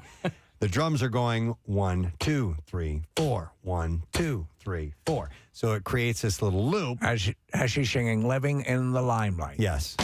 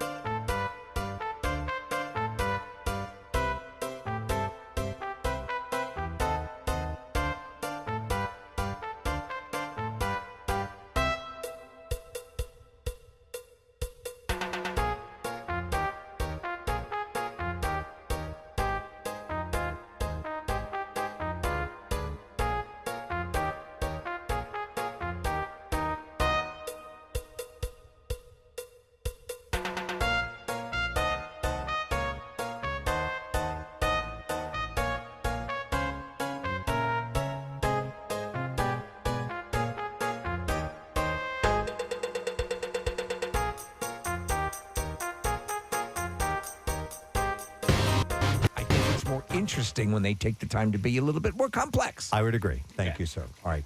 Now, what was the other thing we were going to do? Kim Kardashian's We're going to talk about commercial. Danny DeVito and Arnold Schwarzenegger dancing. 1, 2, 3, 1, 2, 3. Living in the limelight is a universal dream, but for those, we got to put aside our constipation. Constipation? Go home and watch that TV show Alien Nation. How many references have been in this? That's when he thing? was trying to teach him a waltz, which is in 3/4. All right, exactly. Here's the Skims ad. And Okay. then, we'll get the And then music news? Skims and then Twins and then music news. All right, here's Skims and twins and music news to say I love you right out loud. That's a great song. What song is that? Is that Jim Croce? I don't. I used to laugh at clowns. No. Clowns never. No. Not that? Okay. No, it's dreams and things and circus to say I love you. Judy Collins. No. It's Arnold Schwarzenegger. No. Phil Collins. John Baez. Nope. The other one. Joni Mitchell. Joni Mitchell. Is I was gonna it say Joni Blue? Mitchell. Can you check Yes. and see what the name of the song is? I think it's the theme from Twins. I may be wrong on that. Skims. What did we change it to? Skims and Twins? Skims and Twins and music news. music news. These are I the think I'm ways I wrong. say I love you. Right out That's loud. Joni Mitchell. Both sides now. Okay. Both sides that's now. it. Yeah, That's Joni the Mitchell. song. Yes. I used to laugh at clowns, right? That was Yes. Yeah. All right, and now I give you Kim Kardashian's. And it's it's in Coda. Skims commercial. It is in Kodesh. Yeah. It's at the end of the movie. Yeah. You're right. All right then. Here we go. Honestly, guys, I used to never wear underwear. Skims changed that. Our Fits Everybody underwear is made from this buttery soft fabric that stretches out and bounces right back. It just molds to your body like you're wearing nothing at all. This is Skims. Is it? I don't know what's worse, is the vocal fry or the super sharp S's. The S's. That she says. I know. Also, it does not fit everyone. Shut the F up. You said you put it on. It's ridiculously. It looked like I had child's underwear on. I used to never. Did you like that? Did it feel like you're a little girl? Except for when you see that video of me and Ray J, I was wearing underwear. Right. And he took it off. He ripped it off and then plowed me like an Iowa cornfield. But I kept my bra on the whole time. Do they have plus sizes in the Skims? Skims? Do they have every time we talk they're about called it, we have to pool talk like covers. that? I think. That's what you put over your car. I'm just curious if we could buy some for us to wear, me and Steve and Casey and Nick. Well, Me yeah, and the they have guys. men's versions. Let me go to the panty shop on the Skims website. They have men's They're versions. expensive Yeah, they too. do. They're They're expensive very too, aren't they? expensive. They're Not- ridiculous. No, they're not. They're horrible. They're normal price. Yeah, they do have plus size. Oh, they go up all the way to 4X. We should do a morning where we wear those. But I don't want to give her any money. No, and We can I return it. can't stand because you're sweating those things. I wore one time something that was sort of similar for a Halloween costume. Jesus Christ, you die. Yeah. You die. All right. Flows and flows of angel hair and ice cream.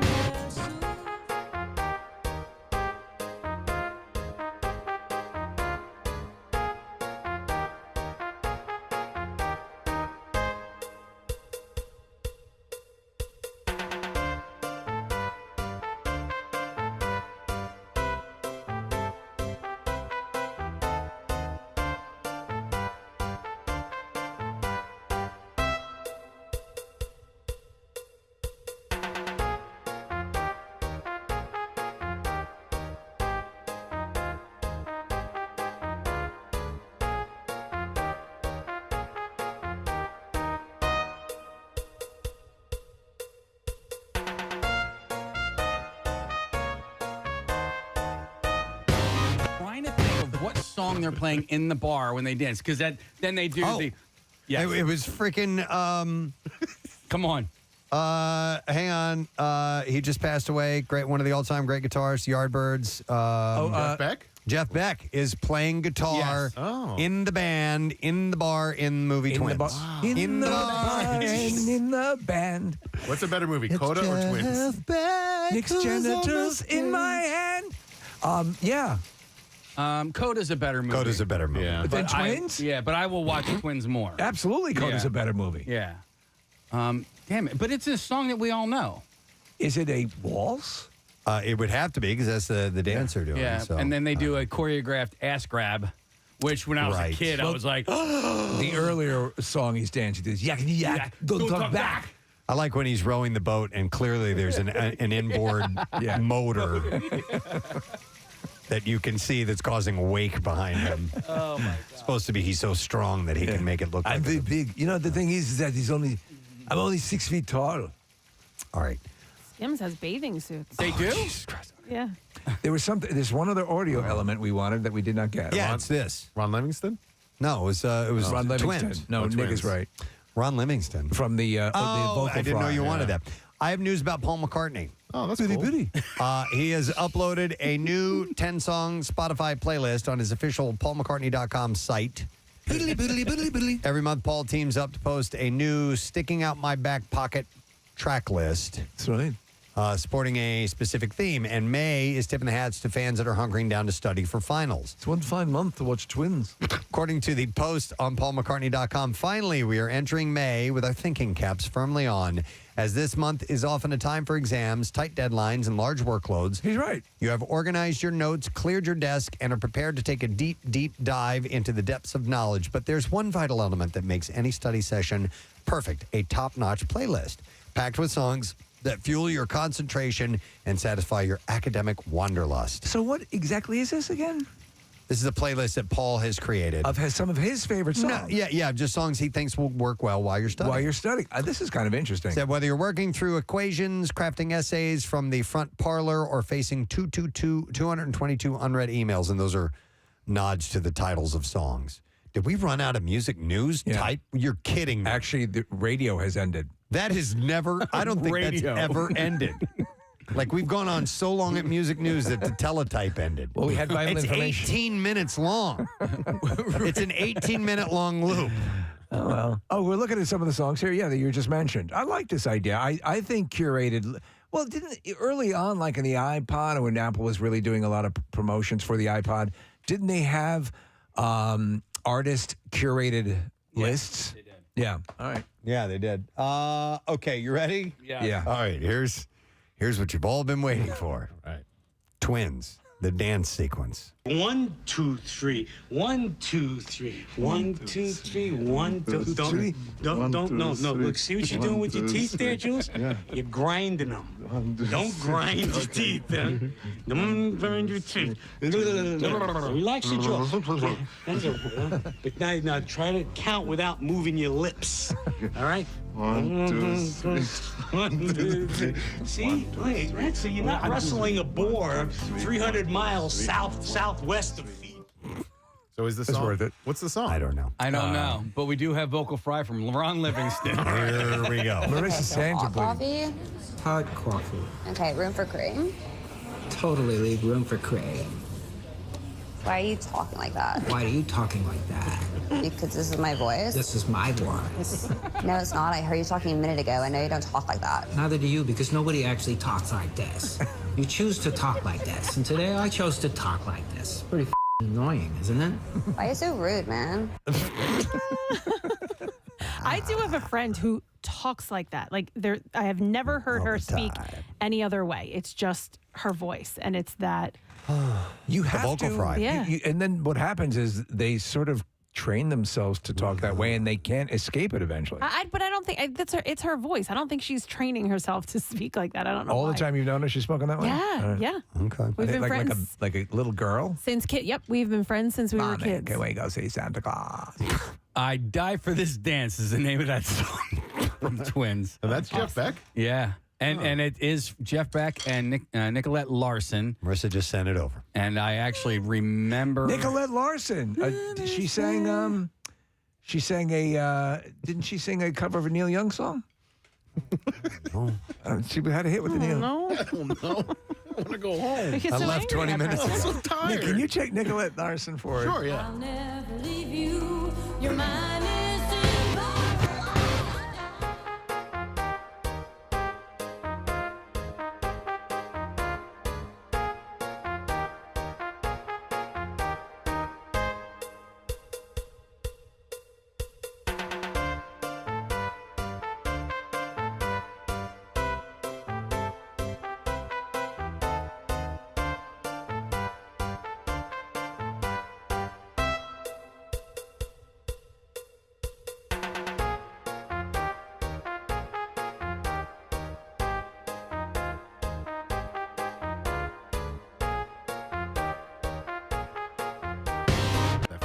Sure. I miss Danny. I wish we could have him on again.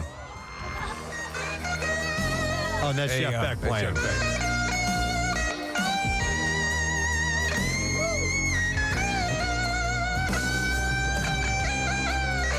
Wait, Danny DeVito pulls the move he sort of pulled on you a little bit, Kathy. Where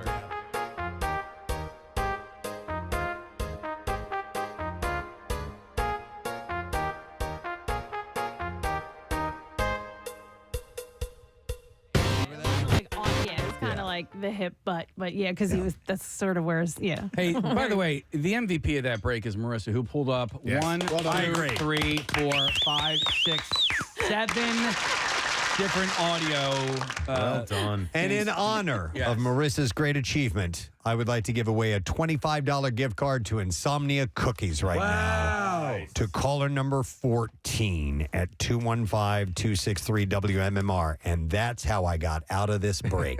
Rest in peace, Nicolette Larson. If you like a good mystery, then you're going to want to visit the Insomnia Cookies Instagram page for the secret password to enter Cookie Lab, which is the dessert speakeasy That's a mystery. located behind the bookcase inside Insomnia Cookies at 833 Wharton Street in South Philly. So it's literally behind a bookcase, very speakeasy style. I can't wait to get over there because you're literally testing flavors, and that, by the way, you can get their milkshakes. That's the only place you can get their milkshakes. So let's get you that gift card. Caller number 14 215 263 WMMR. We'll be right back to wrap it up. Preston and Steve. On 93.3 WMMR. WMMR presents I let him learn that one on his own. Oh, my God. You know what? Okay, I'm going to bring this up because I don't know when I'll have another opportunity to do so. But Stevie sent me this. Fancy boy. You sent me this article about the best brownies in Philly. And it's essentially just a list, and it's huge. There's about 50 of them. It's way too big to go through. We are in the best of times when it comes to brownies in Philadelphia. Yeah, what I didn't know was how many places are known for their brownies. And there's a lot of them. So there's Cake Life Bake Shop, Second Daughter Baking Company, Franklin Fountain, Dolce, Crust Vegan Bakery, the Frosted Fox Cake Shop. What's that, Kath? What do you love? Franklin Fountain. Yeah, but you got to make sure you're either A, ready to wait in line, or B, get there at a time where there's not a line, because it's really popular. It's fantastic. It's so good. You guys ever been? It's right on. I have not, no. It's on Market, and it's great. It's really Is it a bakery? It's like an ice cream shop, like an old-timey ice cream shop, yeah. And so you go in, and they have really good ice cream and really good dessert treats. So it's worth it. It's just not cheap, and you got to wait. Nick, a friend of mine did her wedding pictures there. Oh, yeah, I could see that. Yeah, it's cute. It's a cool spot. All right. Cookie or brownie? Cookie. Oh. Man. I used to be brownie, but I feel like now I would do a cookie. Okay. I'd do a cookie. If I saw them sitting out, I would go for a brownie anytime. Yeah? Really? Yeah. I think I might go brownie. Wow. Okay. Because I do the chocolate chip cookie is my favorite. However, a well-made brownie. Also there's a company that actually of the companies that do mail order brownies. Fairy Tale Brownies is a great company. If you've ever used them, they have their top level brownies. But yeah, that's neck and neck. Brownies are sensational. Brownie or cupcake? Brownie. Yeah, I'd go with brownie. For your cupcake? Cupcake. Okay. The thing with the brownies, though, I feel like, and I don't know if it's like as I age, my sense of taste gets even more sensitive. I don't know. But like, I feel like if it's not super well made, I can taste like the mix. Really? Instead of, See, after you get a hysterectomy, that goes away. Stop. I hate you. I remember seeing the history of brownies and why they were created. And it was, I forgot the name of the place, but it was so that people could, I think, take them to the beach or something like that. Seriously? And so the brownie has a thicker consistency than a piece of cake. Like the cake would be too crumbly and fall apart. It's more cohesive. And yeah, so there's a little more goo to it, in case if you want to have some of that. Goo. It's I need that sound clip from Billy Madison. Yeah, when he notices a kid peed his pants. The thing about a brownie for me is that the cookie is a little more pedestrian, right? Like a cookie is sort of an everyday dessert, whereas the brownie is... All right, fancy boy. Right? Yeah, I feel like a little bit of a fancy boy. You're too good for Billy. A fancy Nancy, if you will. When a brownie shows up, I'm like, look at that little treat. Look at Nick with his little waistcoat. Thank you. No, I understand that. I think though that they're easy to make. Brownies, right? Brownies are easy to make. Brownies are super easy to make. They're just as easy as cookies. I'm standing firm on this. Cookies are far superior than brownies. Far superior. Oh, and there's a reason why there's more of them, and it's more because they're better. They're just better. And it's not to say that brownies aren't good. They're good. They're just not as good as cookies. I think they need more of them to make up for the fact that they're not as good as brownies. They say, hey, we have diluted the market with this product, and we're going to try to catch up to the brownie people. I think the tough part about, and the reason there are more cookies is because, and if you're talking like when you go to the grocery store, cookies are more rigid. They're easier to package. You can put more of them together. Yes. Brownies can kind of... there's a shelf life on them. Some cookies can last for a while. Brownies don't have that luxury. No. And even if you do the brownie bites, which I think are sensational, brownie bites do have that preservative taste to them. Let me ask you a question. Why do brownies have to be as thick as they are?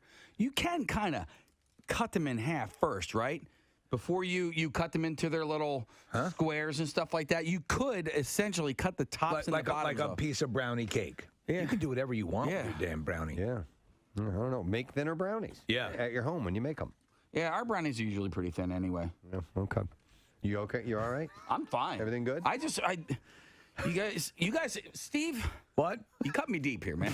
How did I cut you deep? Because you went with brownies over cookies, and I thought I knew He you. feels betrayed. I thought I knew. I love chocolate chip cookies, but if I have if there is a listen, they're right neck and neck, but I do love a damn good brownie. But chocolate chip, they're It's like Godfather 1 or 2, Steve. Yeah, it changes from time. Goes from time to time. Absolutely. You lean one way or the other. All right. All right. There it is. Now he's got it. I got it. There's more goo in a brownie. All right. By the way, Steve, this list of brownie places, where did you? What's the I was source? in the Inquirer. The Inquirer. Yeah. Okay. So The you can Inky. You can go on and find a list of great brownies, if you will, if you check the Inquirer's website. All right. What? What? Okay. Oh, let me go to Mario. I was going to wrap up there. Hey, Mario. Good morning. Oh, he put on his glasses. He can't see without. Exactly. What's up, dude? Casey wanted me to talk to you. Hey, I really appreciate it. Hey, cookies are way far superior than brownies. You can eat so many more of them. There's different kinds of textures. There's only so many things you can put in a brownie. You don't need to. It's perfect. I'll tell you what the deal is, Mario. It's when you see a plate of freshly made brownies and freshly made cookies, you know you're more likely to encounter freshly made chocolate chip cookies. At least I am. But a brownie is like, oh, we don't get brownies a lot. I'm going to go for that first. Look what showed up. Right. Yeah. I will there we agree go. with that. I will agree that it will be like a special little treat. But I will also say that if there's a freshly made plate of cookies or brownies in front of me, I'm going for them cookies first. So I'm going for the brownies because I don't know when I'll get another shot at those brownies. That's right. That makes sense. Carpe diem, man. Carpe diem. Yeah. I appreciate you coming to the phone call. I just want to say I'm a cookie lover. All right, Mario. I mean, you can enhance a You're not brownie wrong. by putting a cookie in it. You can enhance a cookie by putting a brownie in it. No, you absolutely can. No, I've had brownie cookies. Yeah. I don't even know you've what had that cookie means. brownies.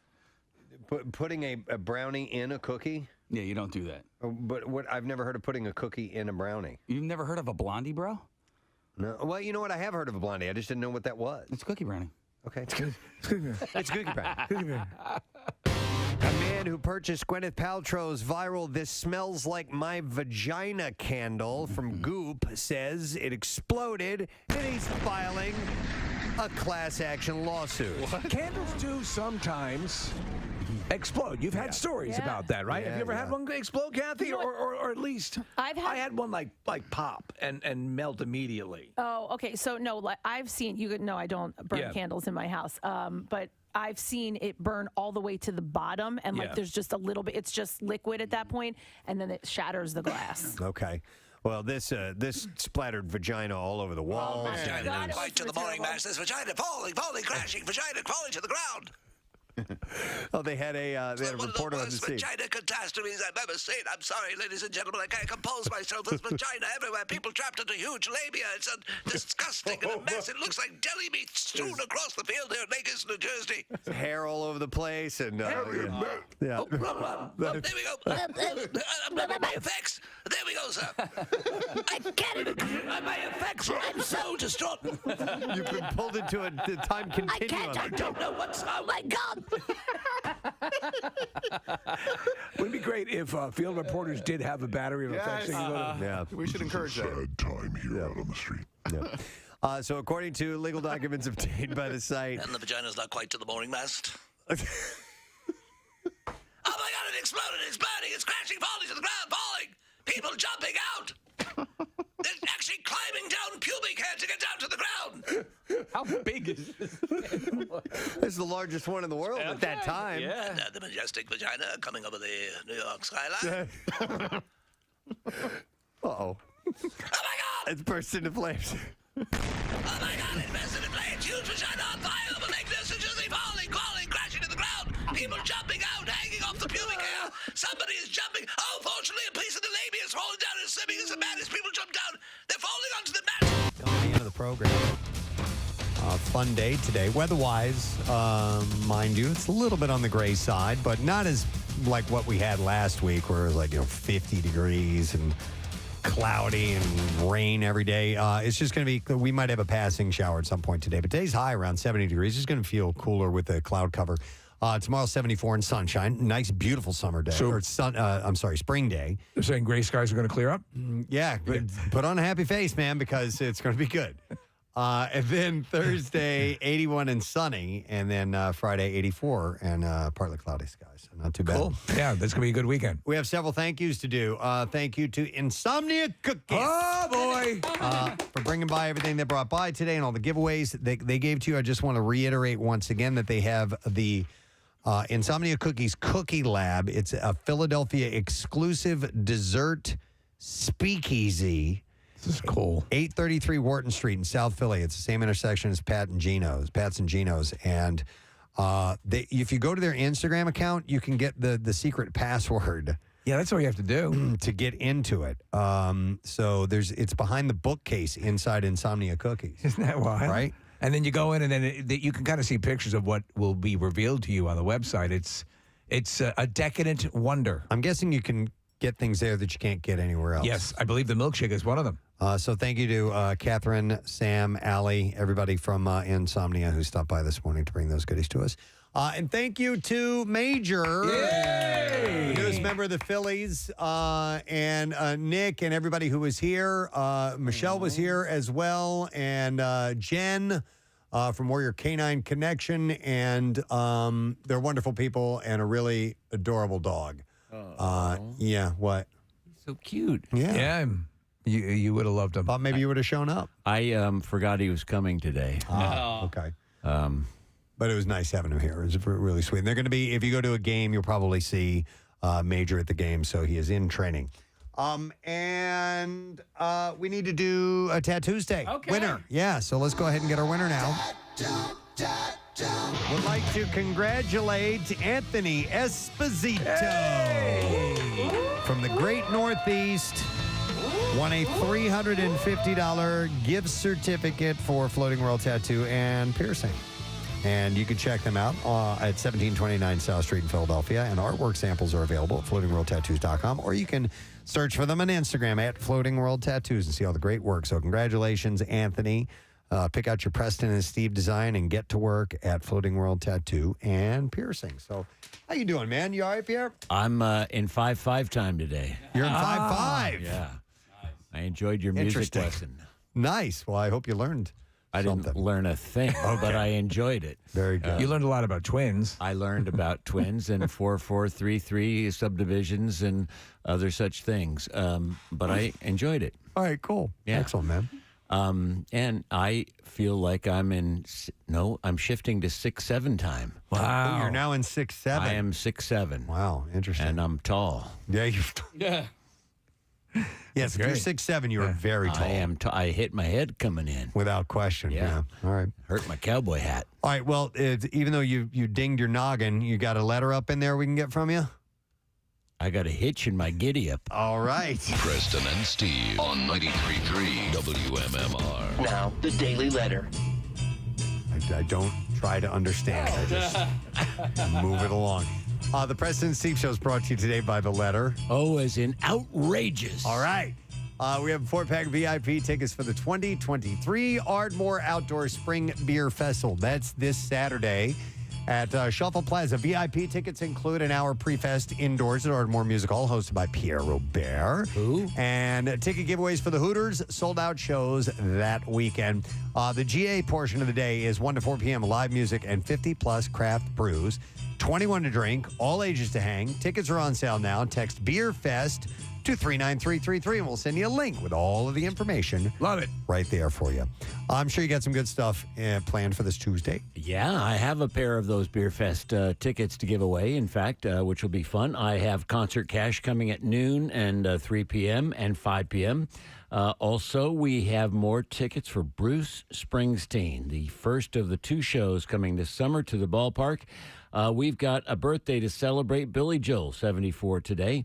And when we did the archives for our 55th birthday, we didn't get to the live version of Captain Jack, so we'll get that in today from the archives, celebrate Billy's birthday.